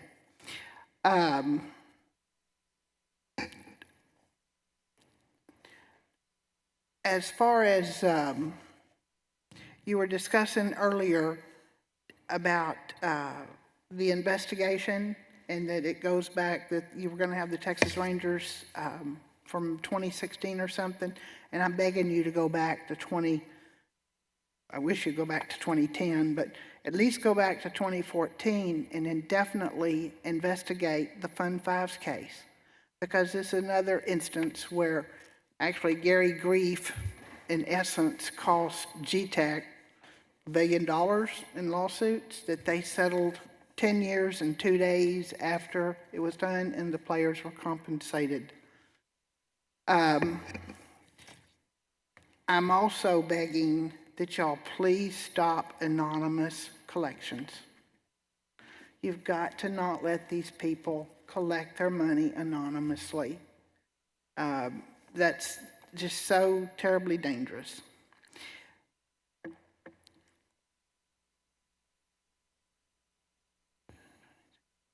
And in light of so much stuff that's been said, the only thing I want to make real clear, because I do have the exact numbers, but the 4 apps on the $95 million jackpot, they sold 25.8 million, and that's just all the combinations. Then the other 4 apps combined just sold 278,000, And so the apps all total sold 26,174,264. That left, the amount of money that it required to invest to get a return of the 95 million was 28,103,000. No, that was their sales. I'm sorry, their sales was 28,103,000, and they would have to invest 30 million to get a return of it. So they overestimated their sales. And since I do estimations myself every draw, me and the Lottery Commission, we go hand in hand on which one of us is actually closer, and they're never that far off. So plain old Texans, in my opinion, they probably bought 1.9 million tickets, and that's it, for a $95 million advertised jackpot. And it's important to say that Texas Lottery players for that draw were lied to, because they were never playing for 95 million. The most they would have been playing for was 47 million. That's right. Because the lottery knew there was going to be a winning ticket sold. And so consumers here in Texas were lied to. The Texas Lottery does everything to increase sales. And so I'm going to end it, even though I really have a bunch more to say. It's late and I'm tired and I've heard so much that y'all have just kind of bloat. I'm too old. Okay? Thanks for your testimony. Sir, if there's any questions from Ms. Nettles. A number of folks have said they got helpful information from your website. I know you've testified on this before, so thank you for being here. Chair recognizes Rob Kohler. Mr. Kohler, introduce yourself. Tell us who you represent. Give us your testimony. Good evening. My name is Rob Kohler. I'm here representing the Christian Life Commission of the Baptist General Convention of Texas, and been quite a day. Unfortunately, with the first time I put my eyes on, and I'm going to represent to you that these founders of these lottery couriers have come here to talk to you. I mean, some neat folks. I mean, the Sullivan from Jack Pocket, sold his company, had a great idea, and he stayed after it, sold it to DraftKings. Reported he made $175 million. I mean, that's an American dream story come true. But unfortunately, how they tried to come in our state was not the way you're supposed to do it. You know, when DraftKings tried to come in here with daily fantasy sports 12 or 14 years ago, I think everybody can remember, you heard it on the radio. You started hearing that you could, buy daily fantasy sports. It wasn't legal in this state, but they made a conscious effort to go in each state in this country. And when the legislature would say no, no, no, or the AG would say no, no, no, they'd go in the state house, like they did here several sessions in a row, and try to convince folks that it's a game of skill, not chance. Well, they were successful in some states, but not here. Well, this lottery model, this lottery courier model, they've talked about it. When they came into the states, they kind of followed the same model, but they went to lottery directors and governor's offices. They realized that there could be opportunities, and really, what they didn't want is a hard no. Shrug of the shoulders, okay. And they would take that information and they would run on it. So it's a lucrative business, very lucrative. I just learned with his testimony, I think he said Jack Pocket has done $550 million in sales since they've been in this state. Well, give or take, right around 15% is what they charge depending on how much you deposit.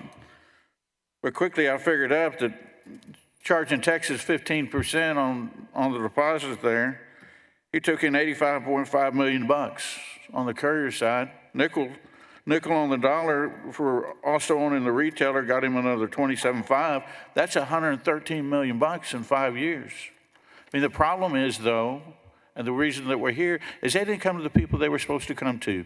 You, the folks in this state that are elected. So where we find ourselves right now is as we speak, Texans can sit on a couch with their phones on a phone app, buy a draw ticket, buy a $100 scratch ticket. If they win, $0 to $5.99, these apps pay them. Sitting on their phone, sitting on their couch. Now, what's interesting, what hadn't been mentioned today, that if they win between $600 and $5,000, they can go to the Texas Lottery Commission website, and mobilely validate that ticket. They will send them a Zelle of that money, so a Texan didn't even have to come in. You know, this is before, thank God y'all have taken notice of this and the Lieutenant Governor. So the argument, the evolution of the argument,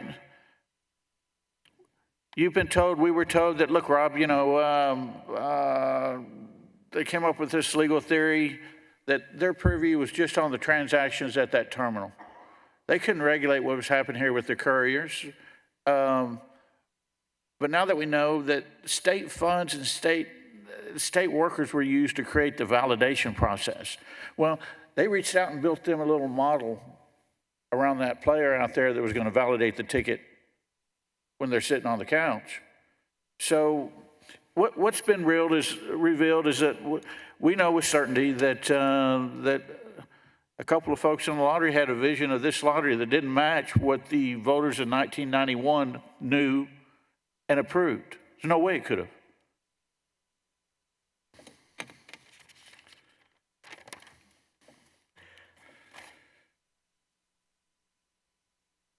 Senators, is there any questions for Mr. Kohler? I think I'm good, Chairman. Senator Middleton. Thank you, Chairman. Rob, Jack Pocket was here and I think very falsely claimed that virtual scratch-offs are legal right now is what they said. Can you explain to us in the committee how they're actually illegal virtual scratch-offs? Well, see, here's the challenge. Whenever they change the rules, which let me touch on that real quick, Senator, just to get to that.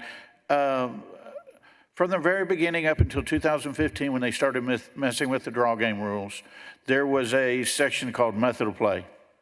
And that method of play was the same language in every draw game. So, you know, we had 6 draw games, 7 draw games. When I say draw game, I'm talking like Powerball, Pick 3, Lotto Texas. They all had individual rules.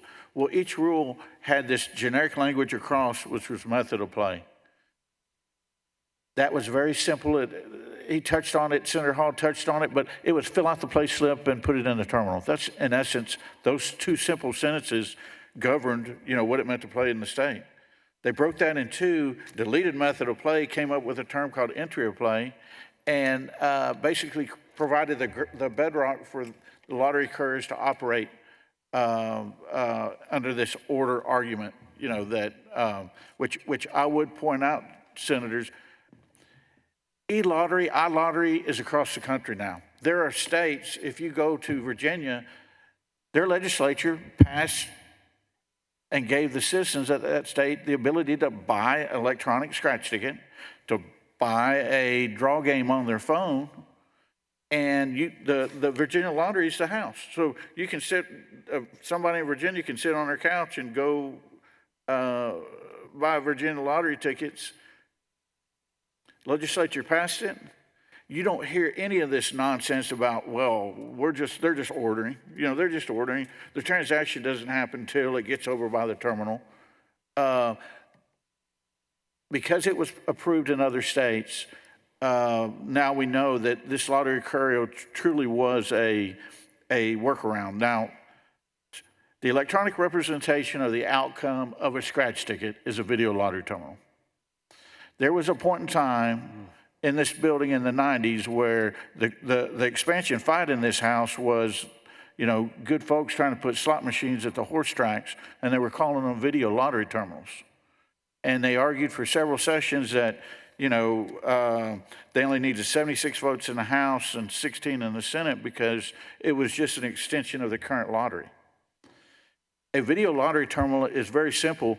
Whenever you buy one of those scratch tickets from them and you start scratching it, a scratch ticket is a predetermined outcome. In other words, all you're doing is you're looking at, it's already a winner or not? There's no element of chance in it. Yeah, so like Got that. one right here, and it's. So when you can do that- see that it's just a virtual representation because it's being erased. It's got a noise to it if I turn the noise on, but that's not a real ticket, obviously. I mean that's a graphic of something. Yeah, so that's the, whenever, in my opinion, when Grief left, I think the Courier said it's a free-for-all, we're gonna go, and that's when we started seeing these scratch tickets. And Fairland's one of them, Lotto, I think this was kind of their bailiwick from the beginning. But there's an Attorney General's opinion that says real clear that representing the outcome of a scratch ticket in a dynamic manner, or really any manner, you need a constitutional amendment in this state. King's X. So. Not only is it illegal, it's unconstitutional. Huh? Not only is it illegal, it's unconstitutional. Oh, absolutely. And so when he says that it's legal, you've got to take in consideration why they were up here, which is the first time they've been in front of a legislative body, and some of them have operated here for over 10 years, is because they were trying to do the okey-doke, in my opinion.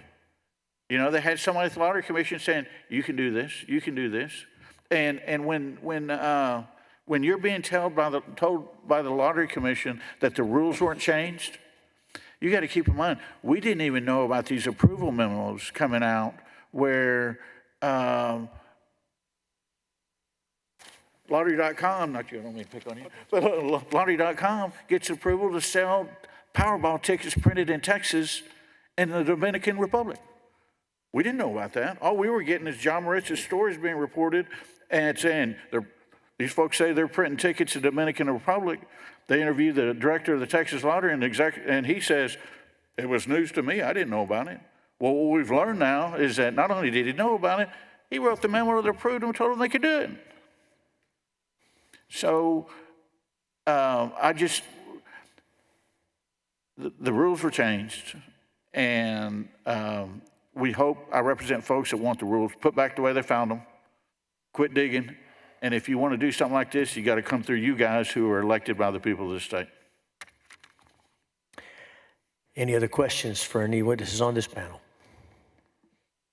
Thank you for being here. You're excused.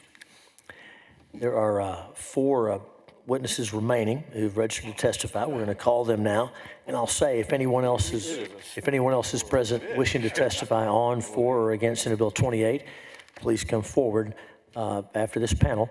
And so the chair calls Megan Benton, Andrew McVeigh, John Litzler, Cindy Castilla. We're looking for Megan Benton, Andrew McVeigh, John Litzler, Cindy Castilla. Pick any chair that looks good to you.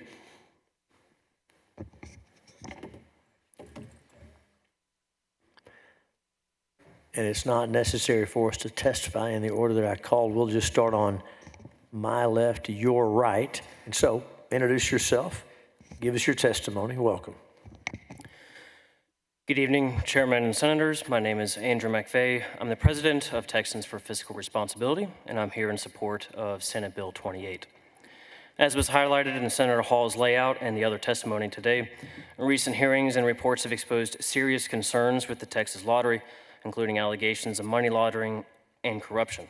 These issues reveal a system that defrauds taxpayers and erodes public trust.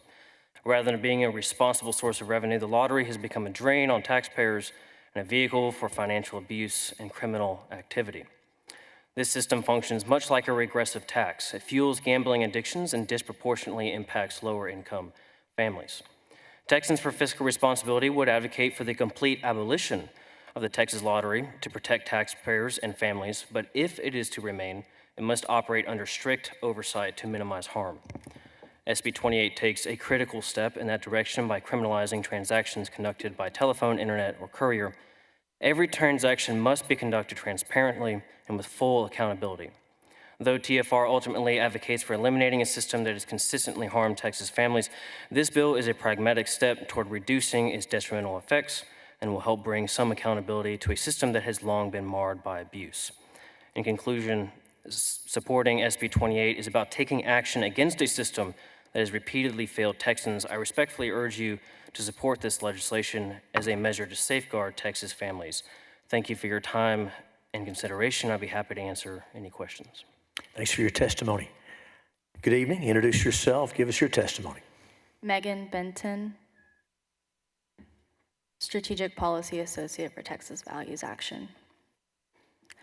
All right. Thank you, Chairman Hughes and members of the committee. My name is Megan Benton, and I'm the Strategic Policy Associate for Texas Values Action. I'm here to testify in favor of SB 28 because it provides common sense protection that pushes our state in the right direction. Texas Values Action firmly opposes gambling due to its devastating effects on individuals, families, and society as a whole. However, we support SB 28 because it further restricts gambling in Texas. Gambling addiction can lead to severe life-altering issues, including financial difficulties, anxiety, and insomnia. These problems not only affect the individual, but also place stress on their loved ones, impacting family relationships and future prosperity. Given the high-risk nature of the lottery, it is crucial that Texas continues to regulate its activities, ensure that lottery tickets cannot be purchased over the internet. By prohibiting the lottery from allowing purchases over the internet, the legislature can help limit some of the impulsive nature of lottery ticket purchases, and hopefully reduce the potential for financial turmoil as a result of gambling. In conclusion, I urge the members of this committee to vote in favor of SB 28 to provide common sense protections for the people of the great state of Texas. Thank you. Thanks for your testimony. Good evening. Introduce yourself. Give us your testimony.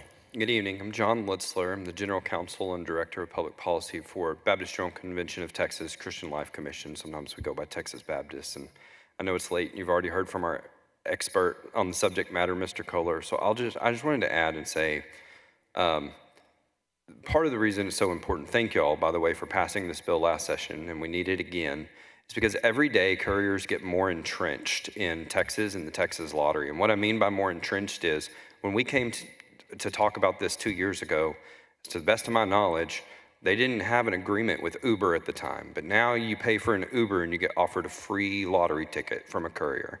I don't think they had an agreement with AMC at the time, but one of my colleagues went to purchase a ticket for the Sonic the Hedgehog movie, and AMC offered him a free ticket from a lottery courier.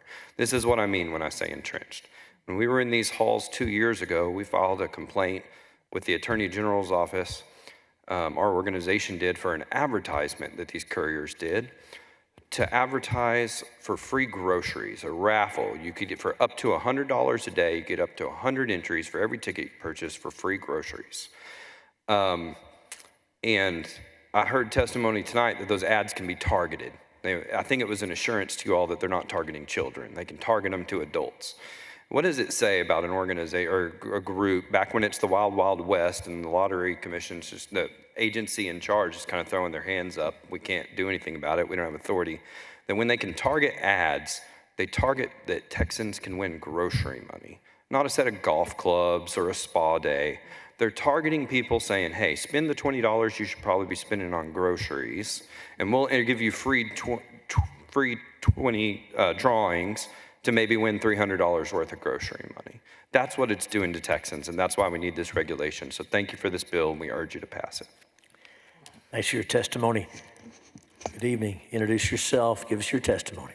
I'm Cindy Castilla, president of Texas Eagle Forum, and we support SB 28. We appreciate that 18 senators have already joined Senator Hall in offering this bill, so I don't think there's a whole lot that needs to be said, but I just do want to say that all types of gambling are addictive, and allowing lottery sales through online mechanisms, phones, apps, couriers, seriously enables the addicted gambler.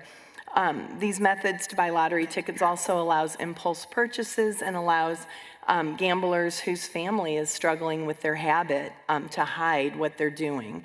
Walk-in buyers have a bigger opportunity to change their mind before gambling on lotto tickets.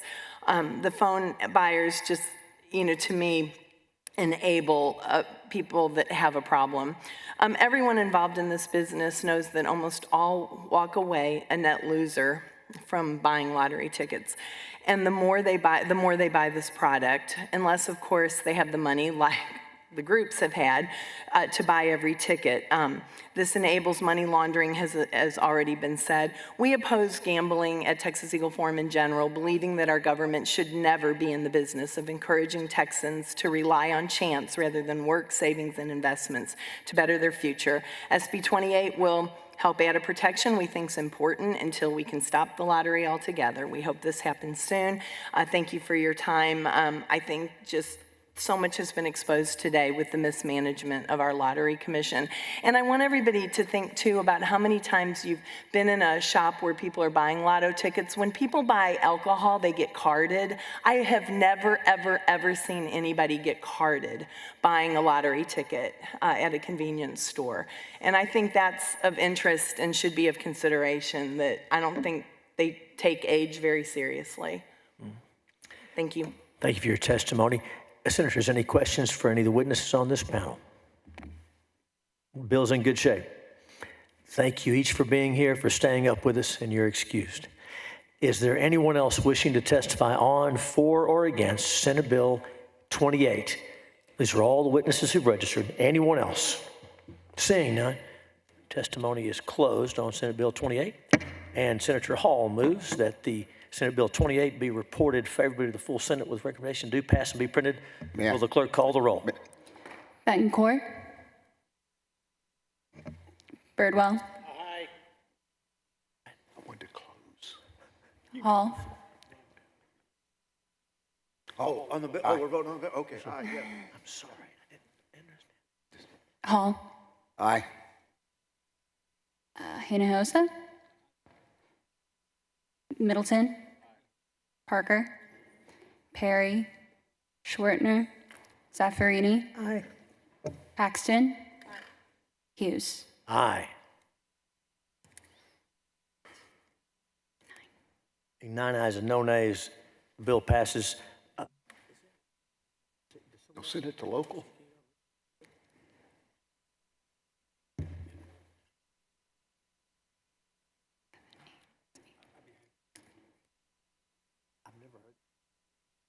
And the author move passes his own. And 8 ayes. I'll move lower. There being 8 ayes and no nays, the bill's passed. Do you want to go to local? No. Senator Betancourt was going to move local, but you probably don't want it to go to local. No, you're familiar with that committee, though, that county you're from? Yeah. Okay. Yeah, we're not ready to get started yet. Okay. Senator Hall, anything else? When you go down, I want to thank. No, anything else? Go ahead. Yeah, thank you. I don't want to be long. I had planned a comprehensive closing statement to repoint out all of the laws that they had broken. I don't think it's necessary. I'm going to skip over that. I know what we've done, but I think what we've done here today is even more important than that, because the hearing shows that lottery is anything but simple to administrate, and the state has already demonstrated its ability to properly regulate, its inability to properly regulate the lottery properly, introducing casinos and sport betting and other kinds of gambling like that. Seeing what we're seeing now would be foolhardy and a total disrespect to the people to do that.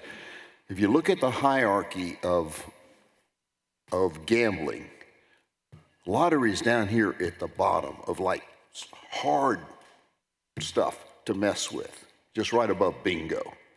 But as you move up, the opportunities for fraud and other things get easier and bigger.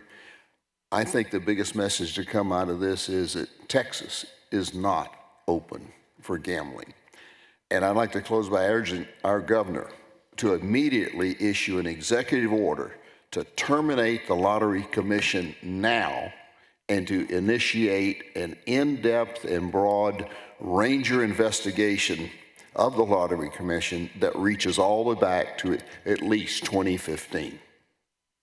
And I want to thank all of you for your patience on a bill that we all were supporting, but willing to help the rest of the public understand why we were so passionate about wanting this to happen, because most people don't understand what has been going on and why. And so thank you for patiently sitting here and going through this. I think you've done your state a good service today. Thank you, Mr. Chairman. Thank you, Senator Hall. We'll continue to move through our agenda, and the chair lays out at this time Senate Bill 523 is the one on my screen. I think the author is the Dean of the Senate. Senator Zaffarini, you're recognized to explain the excellent bill. Thank you, Mr. Chairman.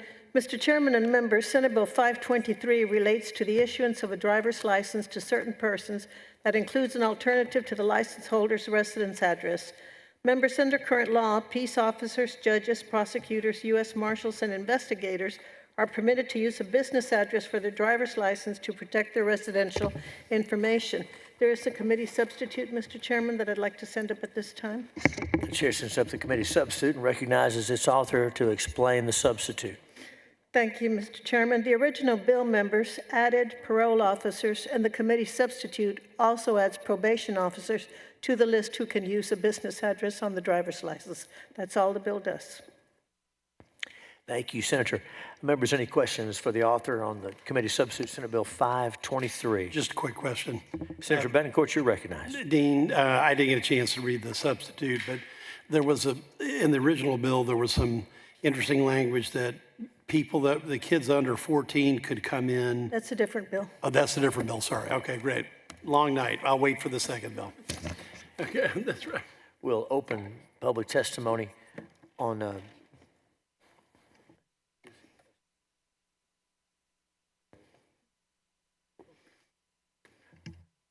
we'll open testimony. The chair calls Allison Martinez and Amelia Flores. Actually, I'm sorry, Ms. Flores is here as a resource. May not need her, but we will call Allison Martinez from the Texas Probation Association testifying for the bill. Welcome, get situated there, and then introduce yourself. Tell us who you represent. Give us your testimony. Hello, good evening, Chairman Hughes, Vice Chair Paxton, members of the State Affairs Committee. My remarks will be brief because I know it's a little bit late. My name is Allison Martinez. I'm the director of the Webb and Zapata County CSCD in Laredo, Texas. And I am here on behalf of the Texas Probation Association. I am testifying in support of Senate Bill 523, presented by Dean Senator Judith Zaffarini. This crucial bill will allow parole and probation officers to use their office mailing address on their Texas licenses or IDs, enhancing their safety and security. In today's digital age, personal information is easily accessible, and protecting our officers from potential threats is paramount. Our probation officers are deeply committed to the rehabilitation of our clients and reducing recidivism, often at great personal risk. By allowing them to use a secure mailing address, we provide an added layer of protection, ensuring they can perform their duties without fear. I urge you to consider this bill as a necessary step in safeguarding our probation officers. We are incredibly grateful to Dean Senator Zaffarini for her leadership and the hard work of her legislative staff. Thanks to their efforts, the language was expanded and now covers CSCD departments statewide. Her commitment to our profession and the safety of our officers is truly commendable. Thank you for your time today. Thank you for your testimony. Members, any questions for Ms. Martinez for the bill? And we have Amelia Flores here as a resource from Texas Department of Public Safety. Any questions for DPS? Very well. Thank you both for being here. Anyone else wishing to testify on, for, or against Committee Substitute Senate Bill 523? Seeing none, public testimony is closed.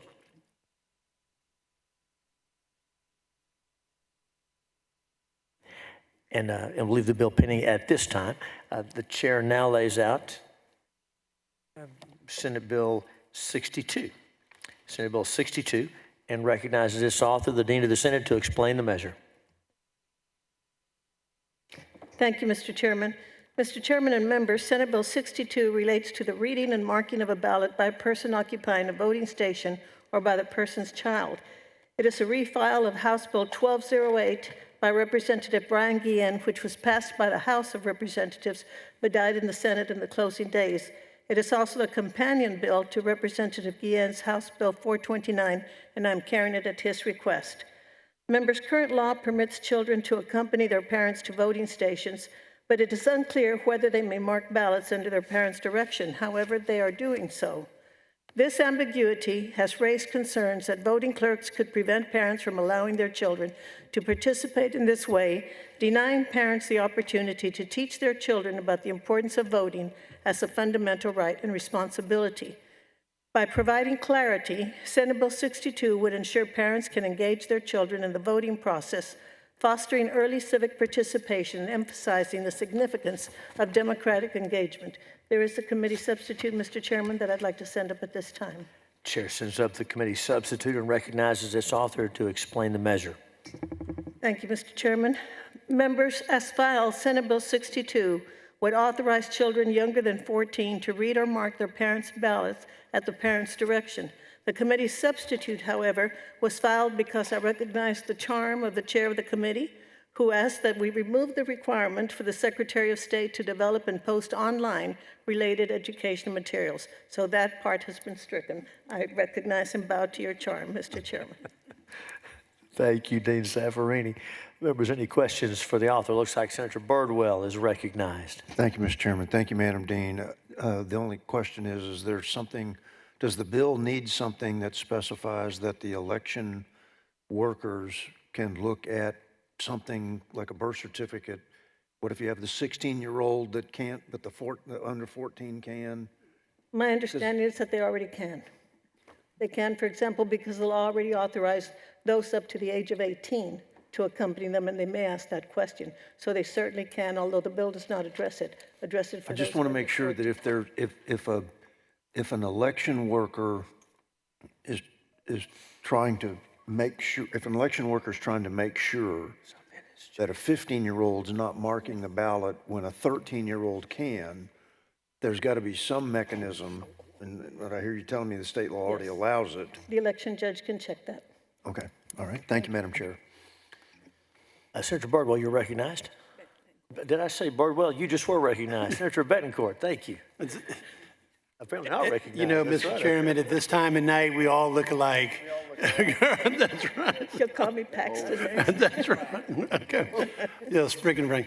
Senator Zaffarini, now, here's, because this goes along.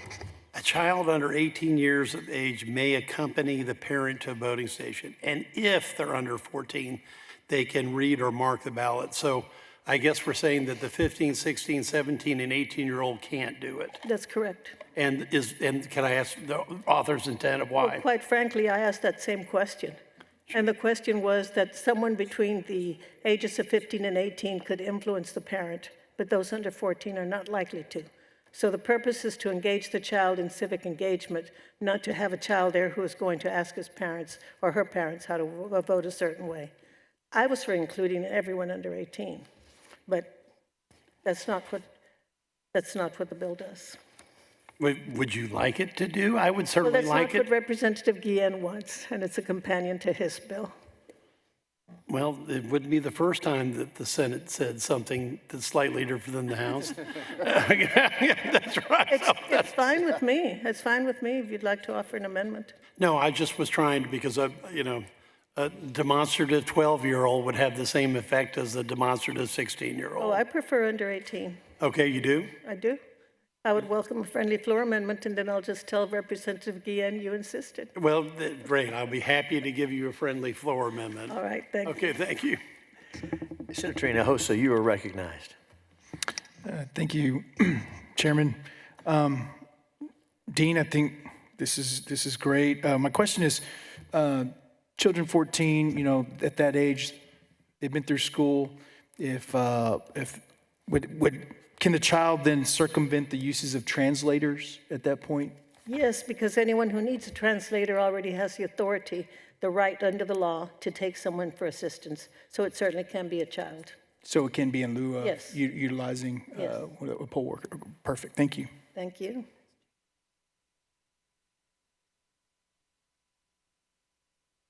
If there are more questions, we'll open up testimony. And the chair calls Gina McCool. Chair calls Gina McCool, testifying for Senate Bill 62, and it is late, and so if We'll give her a minute.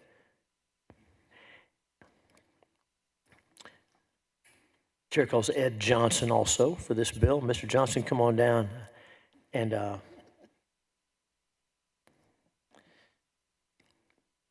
Johnson, go ahead and have a seat, and you know the routine. Introduce yourself.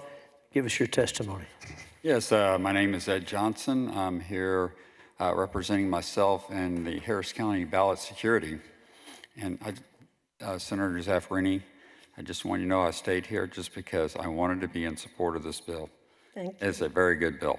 Thank you, sir. I'm an election worker every election, and I will tell you, with more and more of the schools taking a teacher in service day on election day, there are a lot more kids coming into the polling locations. You know, moms are coming in and they have their kids with them.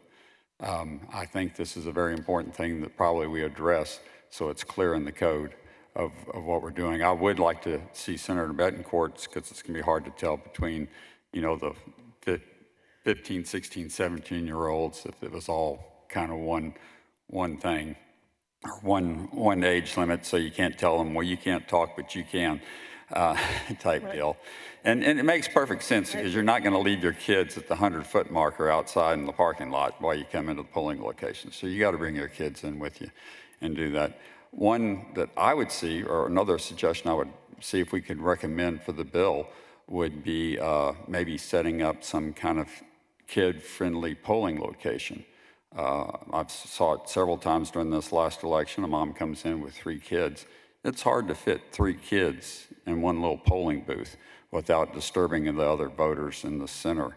That would be a very easy thing to do if the election supply people would just make a little longer cord. You could move that one booth over a little bit so you would have room, you know, that the kids could actually be there and not be disturbing other voters in the polling location.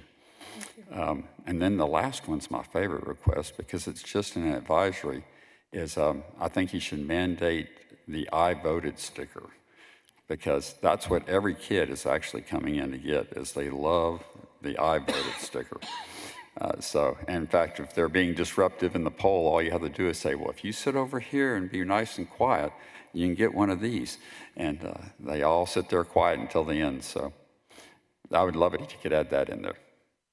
Thank you for the bill. Thank you, sir. Thank you very much, and maybe another Betancourt amendment. We'll put it all into one, see, with your approval. But I do like the enforcement. Senator Betancourt, you're recognized. Oh, sorry. You wish to question the witness? Go ahead. Anyway, thank Okay. you, Chairman.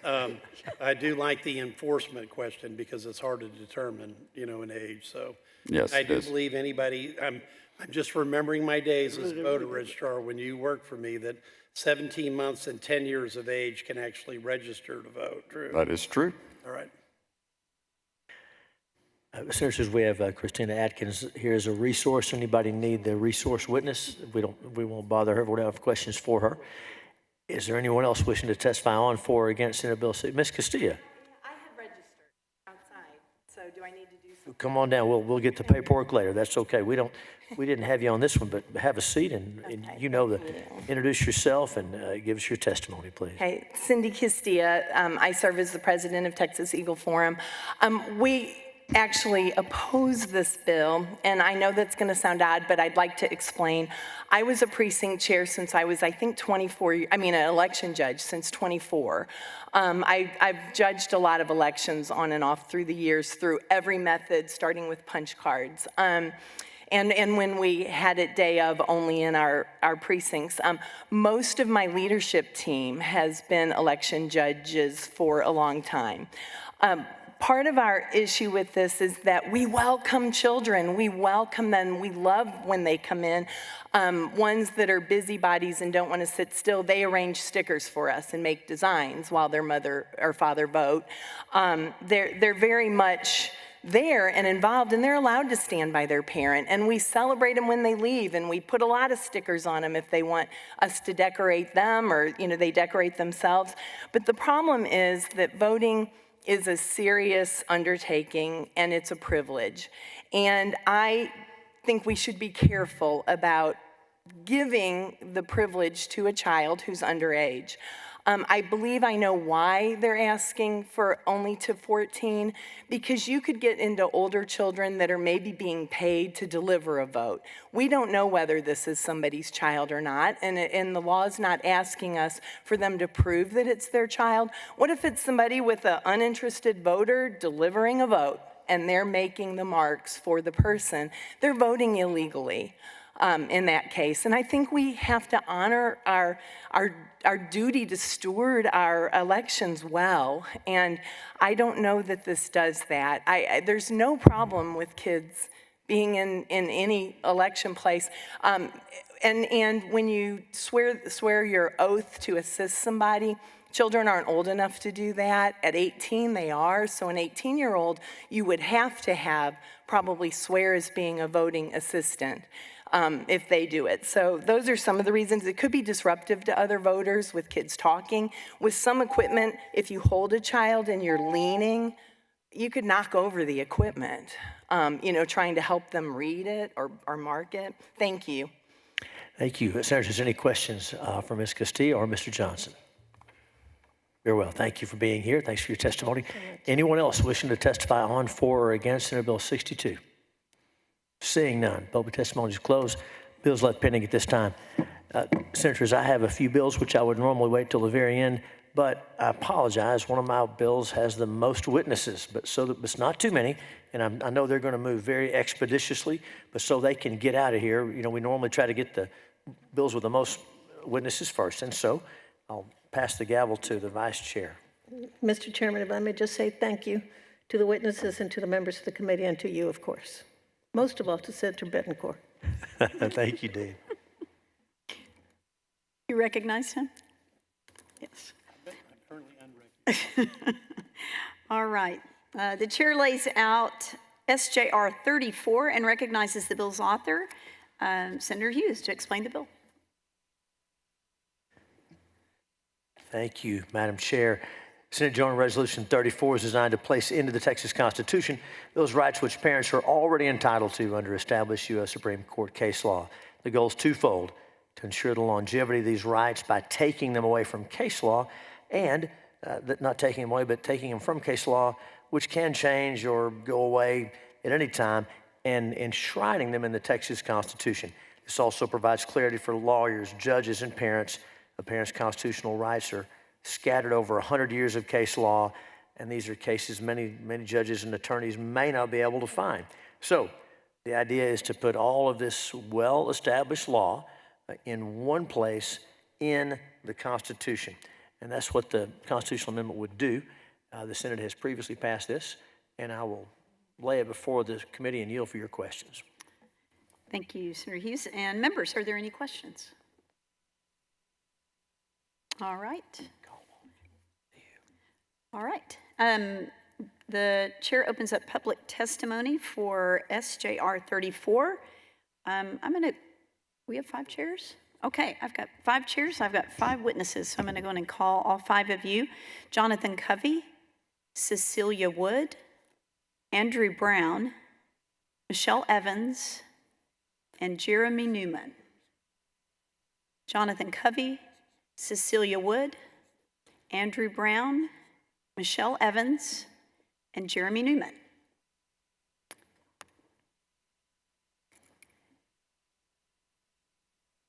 All right. And why don't we just go on, let's start on this end since you're already set up. Give us your name, your position on the bill, or who you represent, and then your position. My name is Jeremy Newman. I'm the Vice President of the Family Freedom Project. We're for the bill, and I thank Senator Hughes for bringing it again.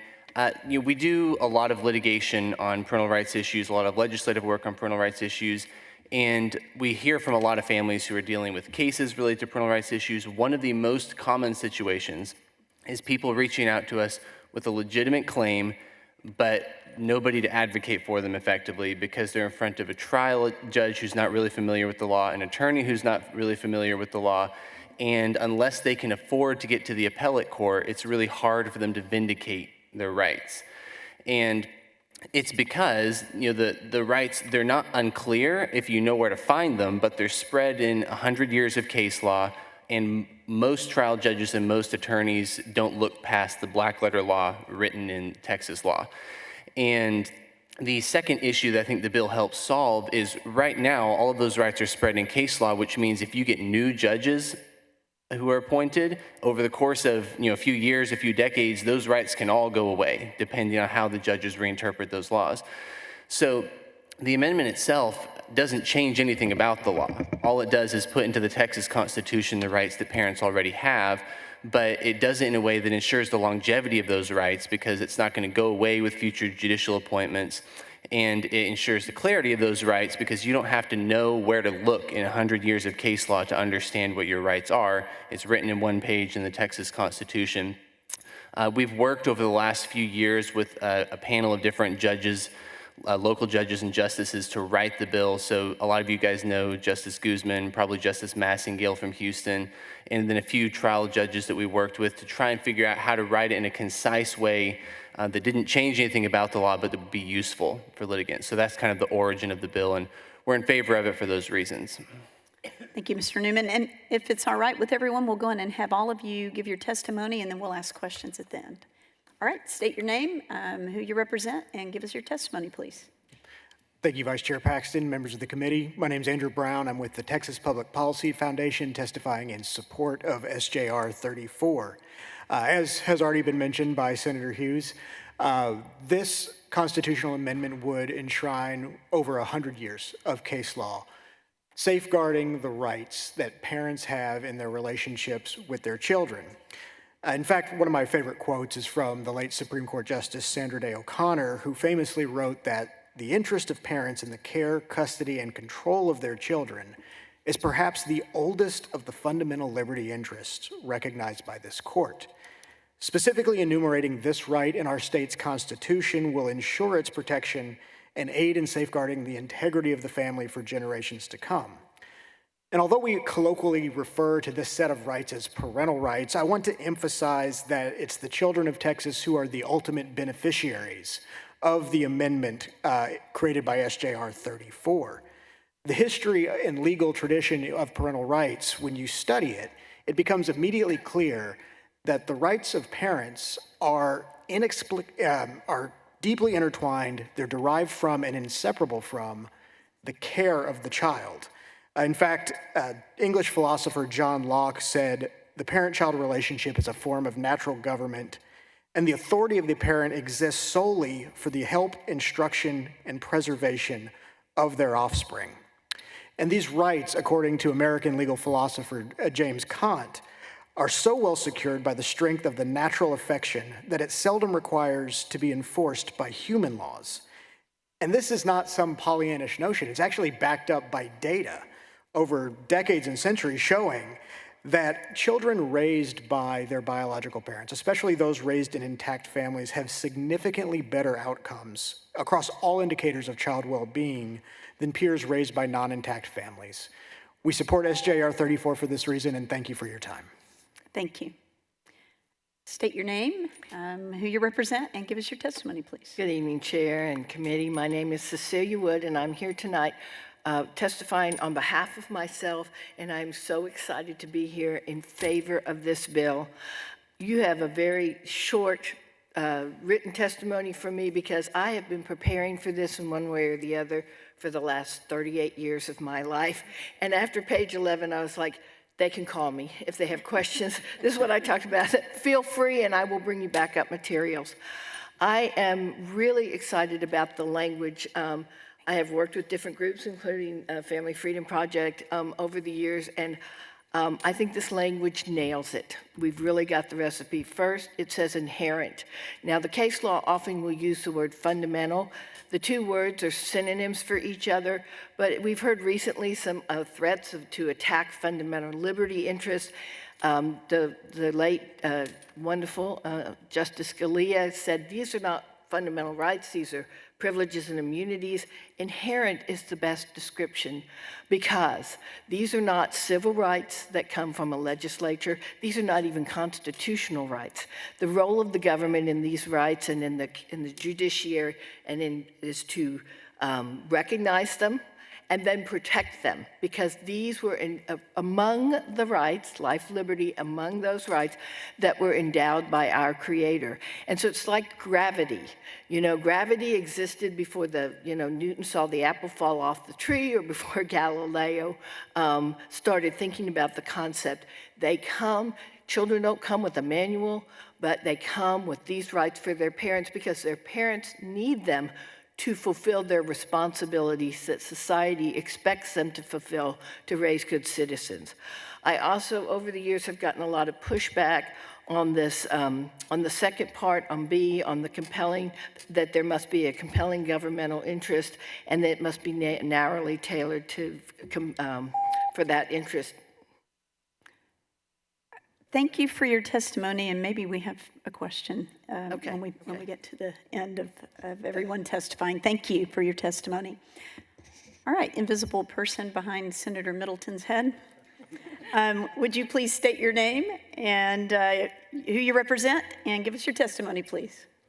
Thank you, Madam Chair and members. My name is Jonathan Kevy. I'm the Policy Director for Texas Values. We're a legal and advocacy nonprofit in Texas that focuses on faith and family and freedom. I'm testifying in favor of SJR 34. These guys have covered a lot of it really well already. Parental rights are grounded in the Due Process Clause of the 14th Amendment of the Constitution. We know this, and they're embodied in a large, very large, well-recognized set of federal case law, including Troxel v. Granville, which was a very well-known case studied in law school across the country, the Santosky case, the Lassiter case, the Stanley case, even the Prince case. So, and it's also been upheld by the Texas Supreme Court as well in a number of cases, and a number of Texas Attorney General opinions. So, you know, we know that ultimately, as Ms. Wood was talking about, parental rights are rights that are natural rights. They're God-given rights which never change. But case law has, at various times, changed and has been diluted and even reversed. We can look at the Roe decision from a couple years ago. So, you know, this is a precarious place to leave a very precious and fundamental right.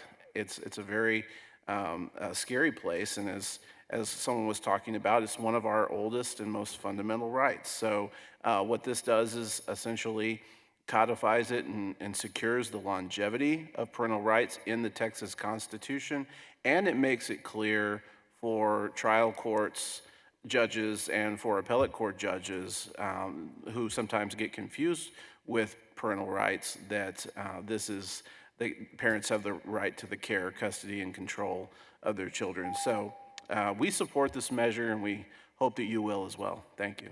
Thank you. Thank you for your testimony. All right, our last witness on this panel, would you please state your name and who you represent, and give us your testimony, please? Sure. Good evening, Chairman Hughes, Vice Chair Paxton, and committee members. My name is Michelle Evans. I'm not an attorney, but I am a mom, and I'm also the political director for Texans for Vaccine Choice. This amendment is simple yet powerful by underscoring the right of every Texas parent to be the sole decision maker for their children's upbringing. SJR 34 acknowledges the enormous responsibility and liberty inherent in child rearing. This constitutional amendment, if passed, would allow parents to make thoughtful and important medical decisions for their minor children without fear of retribution from the state and without their interference. This is obviously a fundamental tenet of our organization, so we strongly support this joint resolution and are grateful for Chairman Hughes and over on the House side, Chairman Frank, for bringing it to the Senate this session. Barring extreme circumstances requiring intervention, the state's role is and always should be secondary to that of parents, because parents, not the state, are best equipped to make pivotal decisions for their children. Thank you. Thank you very much. Members, do you have any questions for our witnesses? Yes, Senator Hinojosa, you're recognized. Thank you. Just a quick question. I think I already know the answer to this, but just want to clarify. So Senate Bill 14 that was passed in last in the 88th legislative session, where it prevented parents from transitioning their children, this bill the Parental Bill of Rights isn't superseding those additional laws. This is just, right? Correct in saying that? Yes, that's correct. The difference with Senate Bill 14 was that bill regulated the practice of medicine.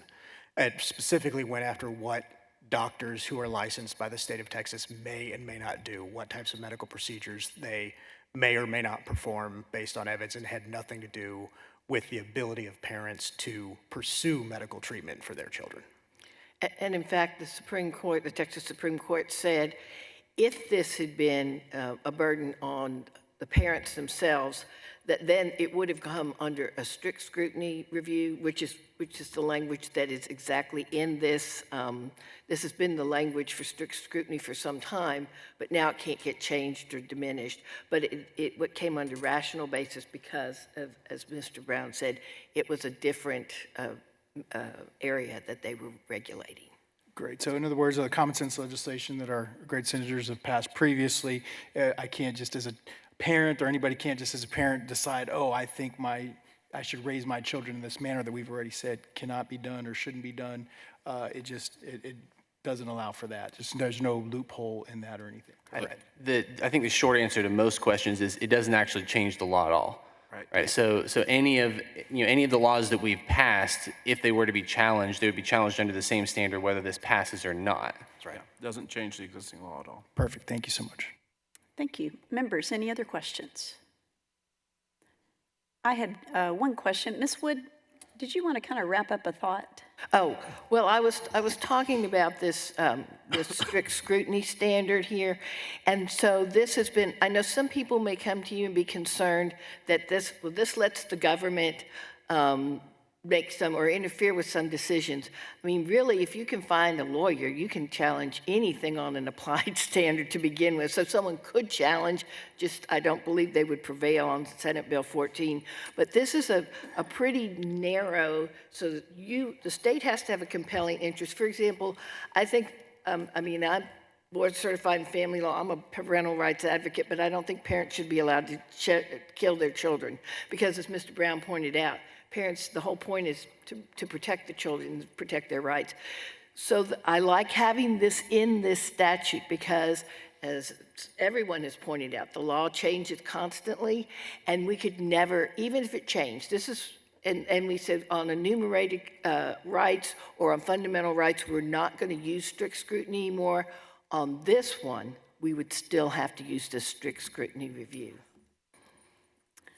I agree. Thank you so much for your testimony, and I think we all agree that the children really are literally our future, and they deserve everything we can do to protect them, and certainly that means making sure their parents have what they need.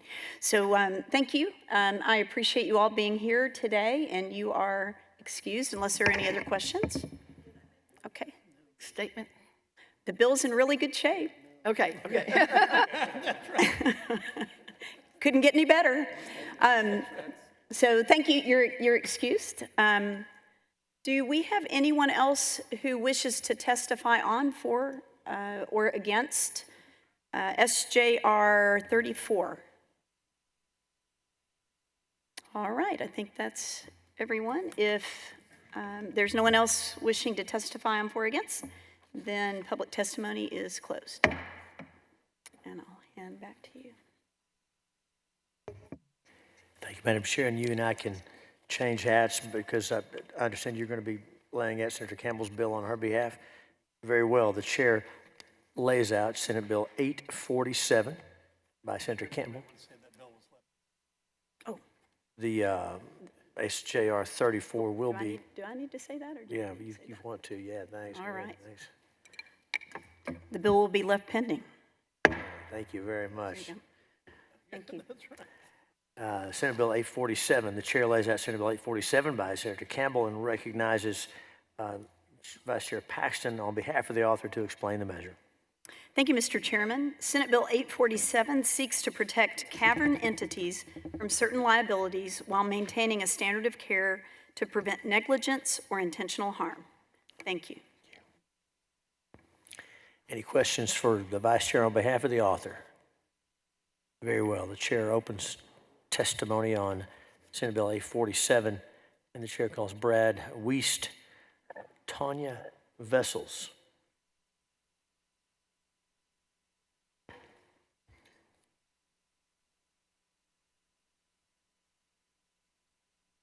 Thank you both for staying late. Senator Campbell was ready to go at the beginning of the hearing, but we had to deal with that lottery matter first. So thank you for staying late and becoming lottery experts with us. And so welcome.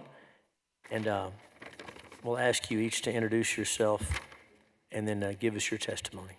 All right. Thank y'all very much. Yes, it has been a rather long and interesting day, for sure. Chairman Hughes and members of the committee, thank y'all for providing time to hear from Show Caves in Texas. I'm here to support SB 847 by Senator Campbell. My name is Brad Wiest, and my family owns and operates the largest show cave in Texas, Natural Bridge Caverns. I have also served as president of the National Caves Association and the International Show Caves Association, representing caves across the United States and around the world. Here in Texas, most show caves are small businesses, locally owned, generally by families just like ours. The land where Natural Bridge Caverns was discovered has been in our family for 5 generations. We opened in 1964, and then Texas Governor John Connally dedicated the caverns a jewel in the crown of Texas tourist attractions. Developing a wild cave to allow tours by the public is a careful process. It's critical we preserve the cavern environment with minimal impact while providing safe access for our employees and guests. Our show caves are precious natural resources, a part of aquifer recharge, home to rare cave-adapted species, paleontology, and cultural and historical sites. We have literally spent millions of dollars creating safe and exciting experiences for our guests.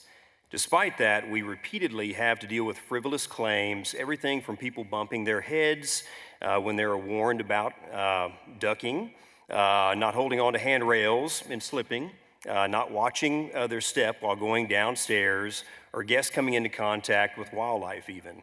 In some cases, our insurance company chooses to pay out these claims rather than fight them, even though we're not at fault. And I don't have to tell you how frustrating this is. These cases clog the courts, cost tremendous time and money, and compromise our confidence in a system designed to address negligence. I believe the more people know about the incredible sights below our feet, the more vested they will be in protecting these natural Texas wonders. Senate Bill 847 will help protect our small cave businesses and natural wonders for generations of Texans, while ensuring that operators maintain safe conditions for guests. Thank you again for your time and consideration for supporting SB 847 by Senator Campbell. Thank you. Thanks for your testimony. Ms. Vessels, introduce yourself. Give us your testimony. Welcome. I appreciate the time that you've given us to voice our concerns over frivolous lawsuits. My name is Tanya Vessels. I have been the general manager of Interspace Cavern in Georgetown for the past 20 years. Along with the other 4 show caves in Texas, we all take pride in the natural wonders that we have been made stewards of. Interspace has made safety their #1 priority. Our tour guides are taught that safety of our guests and themselves is the most important aspect of the tour. During the safety presentation before entering the cave and the posted signage, guests are made aware of the conditions that they are entering. These conditions include low ceilings, steep, wet walkways, and high humidity. During the tour, the guides have predetermined stops where they emphasize the terrain of the cave and the upcoming stop. For example, if the tour is entering a room that has a steep walkway, the guide would tell the guest to use the handrail. We had an experience where a woman came to the cave wearing a neck brace and walking with a cane. When she went over to meet her tour, the tour guide met her and explained to her the situation that she was going to be going into. Her and her family insisted that she would be fine. As soon as she entered the cave, she fell. He checked with her and she said that she was fine and wanted to continue with the tour. He checked her repeatedly throughout the tour, and she indicated to him that she was doing well. She was able to walk a mile through steep, hilly terrain and up a 103-yard ramp. The next day, I called to check on her, and her niece told me that they had taken her to the hospital where they kept her for observation. During the night, she got up and fell at the hospital and broke her pelvis. About 2 years later, we got a notice that we were being sued for bodily injury, and it was included with the pelvis. In the end, the insurance company settled out of court as it was less expensive than going to court, even though the injury did not happen at the cave. Senate Bill 847 would protect cave owners, managers against frivolous lawsuits. Thank you for your consideration in this matter. Thanks for your testimony. Senators, any questions for either of our witnesses on this bill? And I can say by way of refreshment of memories that the model for this bill is one that the legislature passed last session involving campgrounds. It's worked very well, and so that's basically what we're doing here. Similar situation, similar needs. Any questions of these witnesses? Let me ask you a dumb question. Sure. Mr. Weiss, you talked about folks hitting their head. Is it stalactites or stalagmites? I get tights. Or So you got it. That's Okay. right. Yeah. If you ever want to moonlight as a tour guide, we can hook you up. But yeah, stalactites hanging tight to the ceiling, and stalagmites might reach the ceiling one day. Thank you. And I resisted the temptation to look that up. That was off the top of my head, I promise. Thank you. Very impressive. And so, any questions for these witnesses? And then while they're here, I'll ask if anybody else present wishes to testify on, for, or against Senate Bill 847. Very good. Seeing none, we'll close public testimony and close all testimony. Thank you for being here, and this bill will be moving through the process, and so we anticipate pretty smoothly. So thank you for being here. This time, Senate Bill 847. No, that was, yes, will be left pending this time.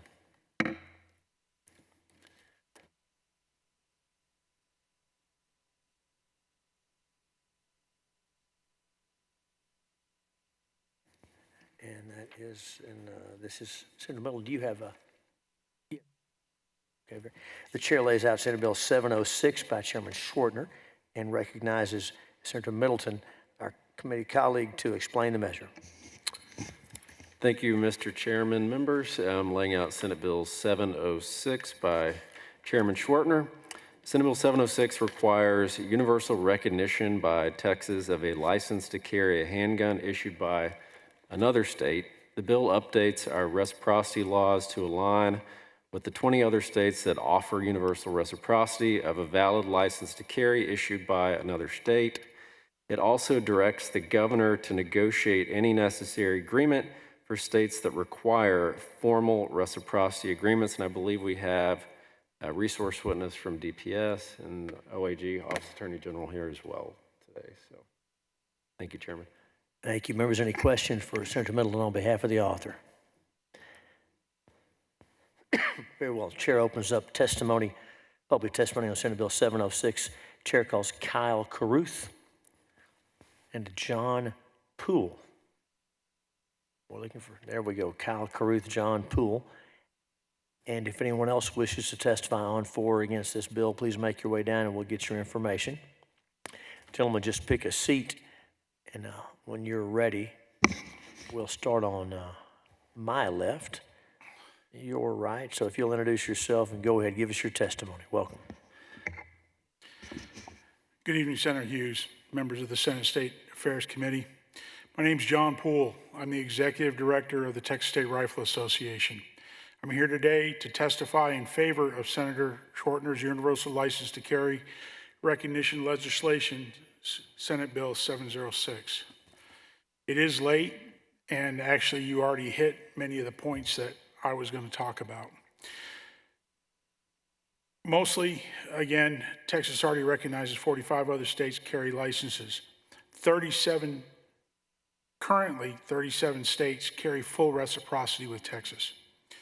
20 states, as it was already stated, provide for universal recognition.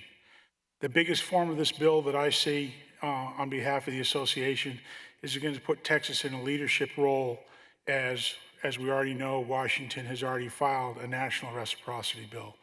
It's going to make it easier for the governor's office, easier for DPS, and easier for Texans to be able to exercise and continue their Second Amendment rights.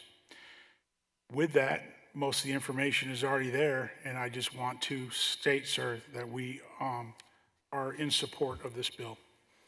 Thank you for your testimony. Thanks for being here. Welcome. Introduce yourself and go ahead. Yes, my name is Kyle Caruth. I'm here individually and also as the state legislative director on behalf of 2.5 million members of the Gun Owners of America. And of course, I would echo everything that John has said this evening.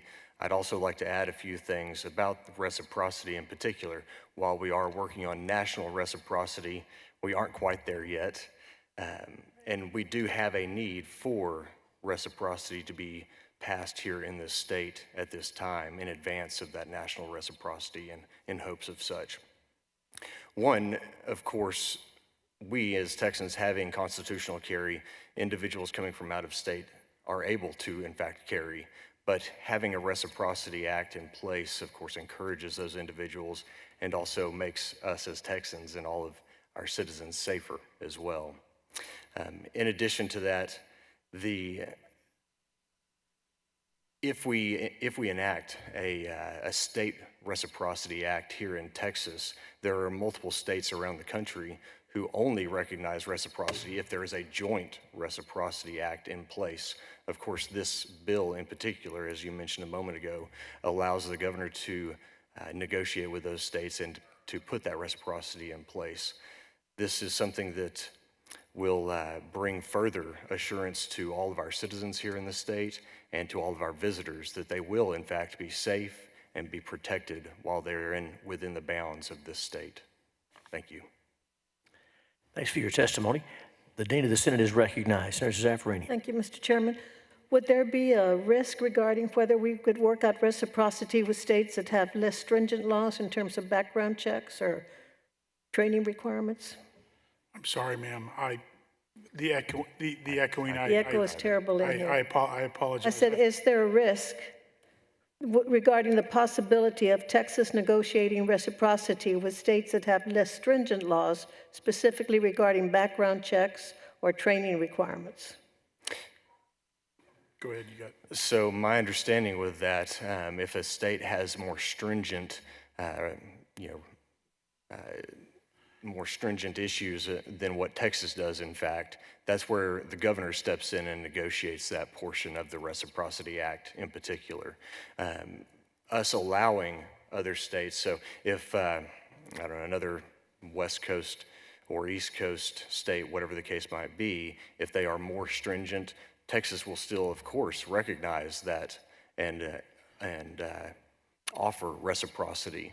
In the reverse, if Texas is going to one of those states that is more stringent, then that's where those negotiations with the governor would come into play to actually put that negotiation into place. Okay, thank you. Thank you, Mr. Chairman. Thank you, Dean. Members, any other questions? Thank you both for being here. Thanks for your testimony. Thank you. Is there anyone else wishing to testify on for or against Senate Bill 706? Seeing and hearing none, public testimony is closed. Senate Bill 706 will be left pending at this time.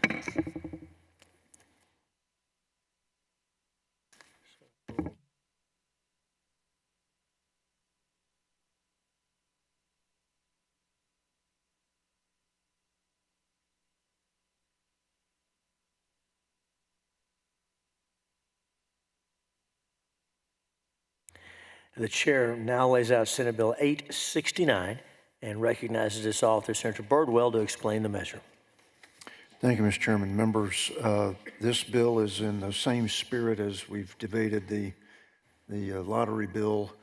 I've got a state agency that needs its shot group tightened. So let me lay out the bill if I may.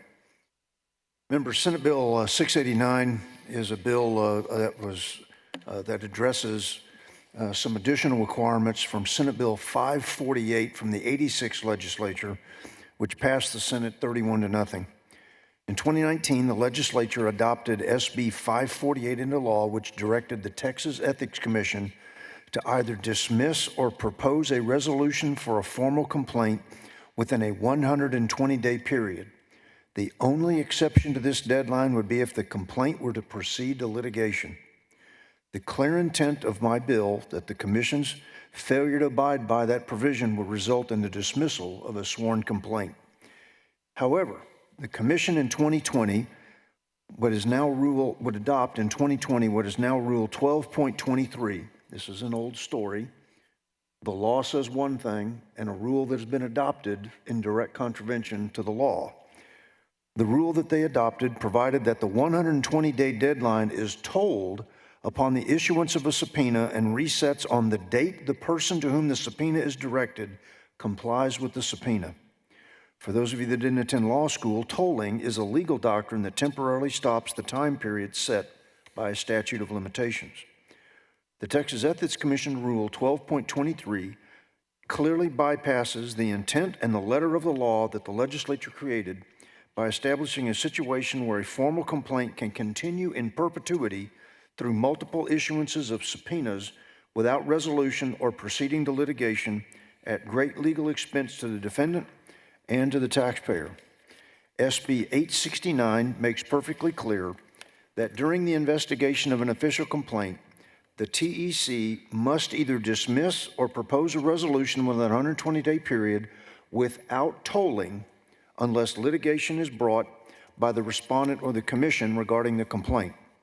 The bill also specifies that the Texas Ethics Commission only has tolling capabilities in the event that a complainant proceeds to litigation and that the commission does not possess the rulemaking authority to alter or enhance its tolling capabilities.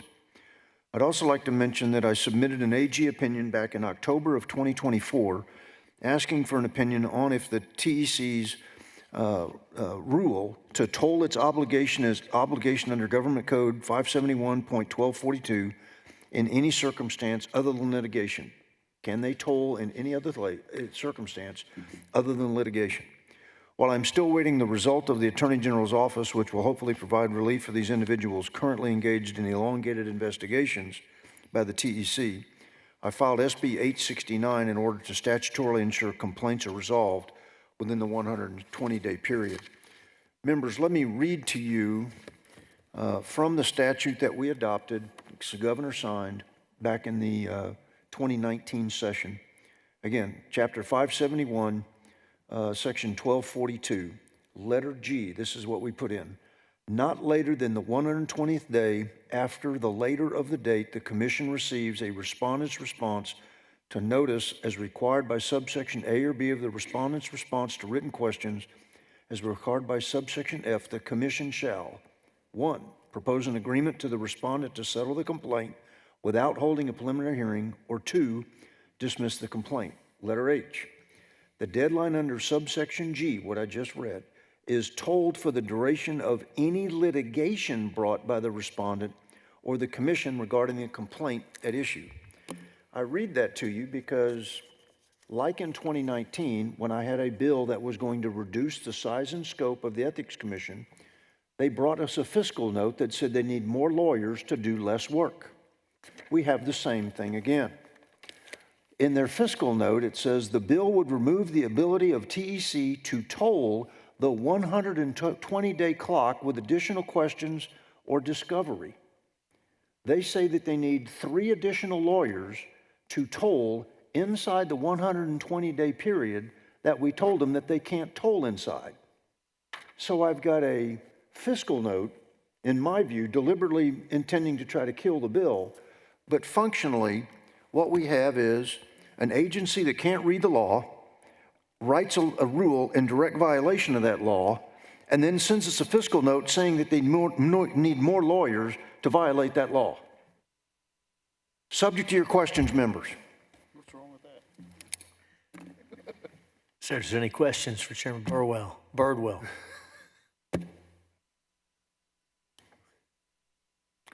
If I may, Mr. Chairman, Please. but this is why I said what I did when Senator Hall was so eloquent. It isn't just what the Lottery Commission's done. I think all of us have experienced the frustration where what the legislature has put in law is treated as a suggestion. and I'm beyond suffering that foolishness. Thank you, Mr. Chairman. Thank you, Senator. Pardon me, no one has registered to testify on, for, or against the bill. We do have a resource witness from the Ethics Commission if we need to. If Senator Birdwell, you have any questions for the Ethics Commission on this? No, I think I was pretty clear, Mr. Chairman. I don't think there's any questions. Okay. If nobody needs a resource witness, and thank you for being here, no one is registered to testify, so let me ask, is there anyone present wishing to testify on, for, or against Senate Bill 869? Anyone wishing to testify on, for, or against? Seeing and hearing none, public testimony is closed. Bills left pending for a brief time. Thank you, Mr. Chairman.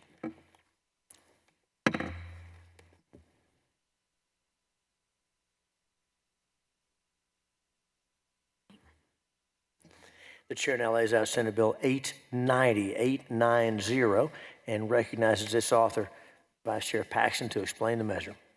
Thank you, Mr. Chairman and members. The state statute that currently provides active and retired judges an expedited process to receive their license to carry inadvertently leaves out statutory probate judges. This was brought to my attention by a constituent. Senate Bill 890 provides parity for statutory probate judges by adding them to the list of active and retired judges who are eligible to use the expedited process available to all other Texas judges. Members, this bill was passed unanimously out of this committee last session, unfortunately died on the House calendar, and I appreciate your consideration of Senate Bill 890. Thank you. Senator, any members, any questions for the author? We'll open public testimony. The chair calls Honorable Guy Herman and Kyle Caruth, who have both registered for the bill. Mr. Caruth still here. Judge, welcome. Introduce yourself, even though we know you. I'm Guy Herman. I'm the presiding statutory probate court judge of Texas, and we support this bill. We had it passed last year by Senator Paxton. We appreciate her doing that, but we feel discriminated against because we're the only judges that cannot carry a gun in the courthouse if we wanted to.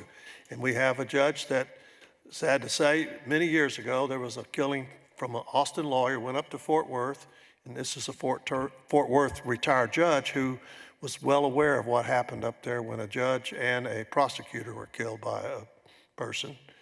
And we would like to have the ability to carry a gun in the courthouse if necessary, if we feel like it. I'm a gun owner. I have a gun. I don't take it to the courthouse because I can't take it to the courthouse. Thank you, Your Honor. Members, any questions for Judge Herman?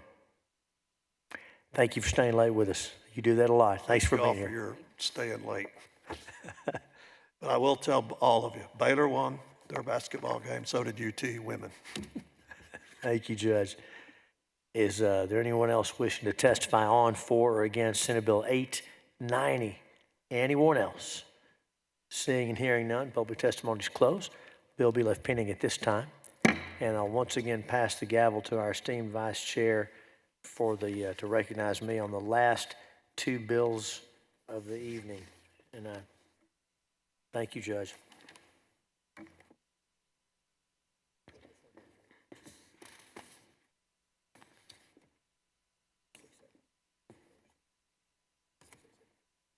All right. Chair lays out Senate Bill 687 and recognizes the bill's author, Senator Hughes, to explain the bill. Thank you, Madam Chair. Senate Bill 687 deals with land surveyors and their relationship to other contractors and folks on a given job. Large construction contracts sometimes include third-party liability clauses, and these are designed to make subcontractors such as land surveyors, architects, and engineers liable for the negligence of third parties working on the same project. It's an adhesion contract, right? And so you're told, if you want to work on this job, you've got to indemnify me even for my own negligence. Those contracts violate public policy, and we do not allow contracts like that in Texas. Subcontractors like land surveyors could be held liable for negligence which they have no responsibility for.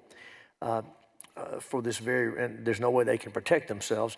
For this very reason, in the 87th legislature, we overwhelmingly passed House Bill 2016, which invalidated these contract provisions that make architects and engineers liable for the negligence of third parties.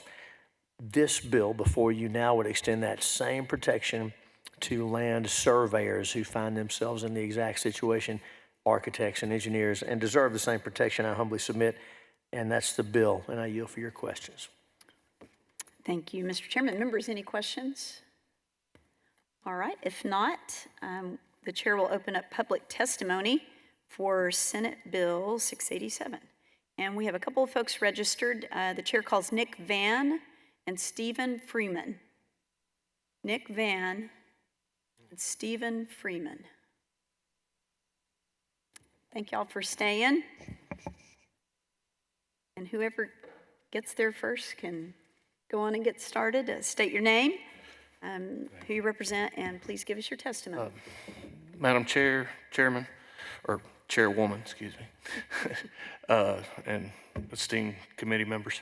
My name is Stephen Freeman. I'm president of the Texas Society of Professional Surveyors. I also own my own surveying business in Texas, or in Tyler, Texas. I'm a registered professional land surveyor for a long time.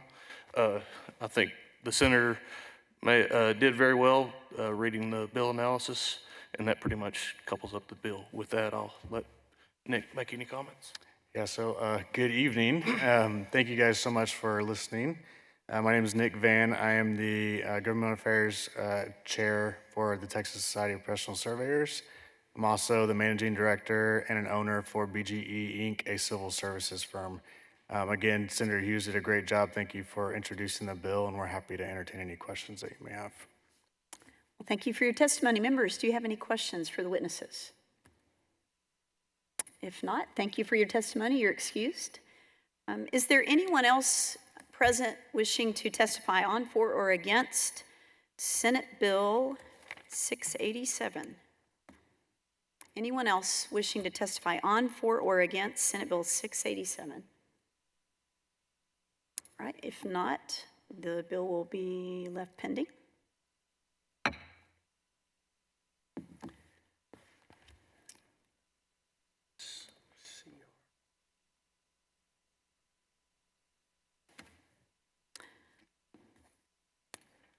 The chair lays out SCR 9 by Senator Hughes and recognizes the bill's author, Chairman Hughes, to explain the bill. Thank you, Madam Chair. Senate Concurrent Resolution 9 before you may look familiar. This body and the Senate passed this in a bipartisan fashion last session. The U.S. Supreme Court has had 9 members since 1869. At various times there have been discussions about increasing that number. Almost always when one party or the other is seeking a partisan advantage. They don't like the way the current framework looks, so while we've got control of both houses of the U.S. Congress, and the White House will increase the number so we can dilute the current majority. It's not, neither party is immune from this impulse. It's interesting that the prominent Supreme Court justices Ruth Bader Ginsburg and Clarence Thomas, who agreed on a whole lot, as you know, and I'm being sarcastic, they both agreed that changing the number on the bench to suit partisan whims would only compromise that great and important institution of the United States Supreme Court. So what does this bill do? Senate Concurrent Resolution urges Congress to propose and submit the states for ratification the Keep 9 Amendment. And it very simply says, the Supreme Court of the United States shall be comprised of 9 justices. It would just preserve the integrity of the court. And again, we know this is nothing new. Last hearing, Senator Birdwell and I talked about the switch in time that saved 9 back when then conservative Supreme Court justices were slowing down the New Deal and President Roosevelt. Do you remember that, Senator Birdwell? You don't remember that, but you've read about it. Yes, sir. Yes, sir. So, yeah, I'd be happy to put the Supreme Court back in the old Supreme You're Court. Recognized, Senator Birdwell. Thank you, Madam Chair. I'm sorry. Madam Chair. You are technically and tactically proficient. We ought to put the Supreme Court back in the old Supreme Court room in the basement of the Capitol. So, hooah. And Madam Chair, I apologize. I was acting as if I had the chair, and I don't. And We all have our chairs. Never bothers That's a me good when thing. It's someone been a does long that. night. So that's what this does. Again, it passed in a bipartisan fashion last session. And again, this proposes, the language of this proposes that the resolution will be presented to the states in a very nice, clean manner with no potential for collateral damage. And that's what this does. And I yield for questions now. Sorry I did it prematurely. That's all right. That's all right. Thank you, Chairman. And are there any questions for Chairman Hughes?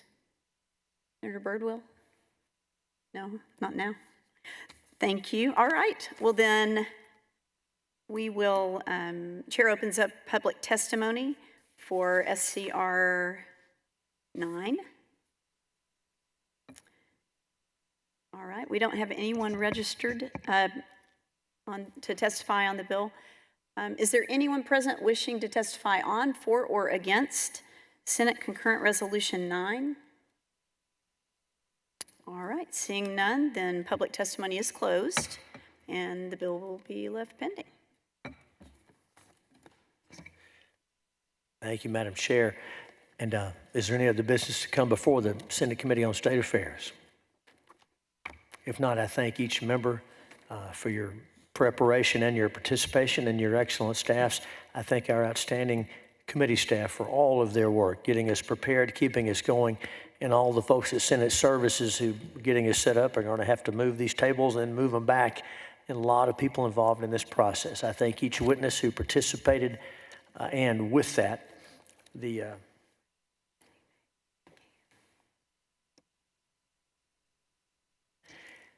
thank you. And with that, Senator Betancourt moves that the Senate Committee on State Affairs stands in recess up to the call of the chair. Is there objection? Very well. Good night.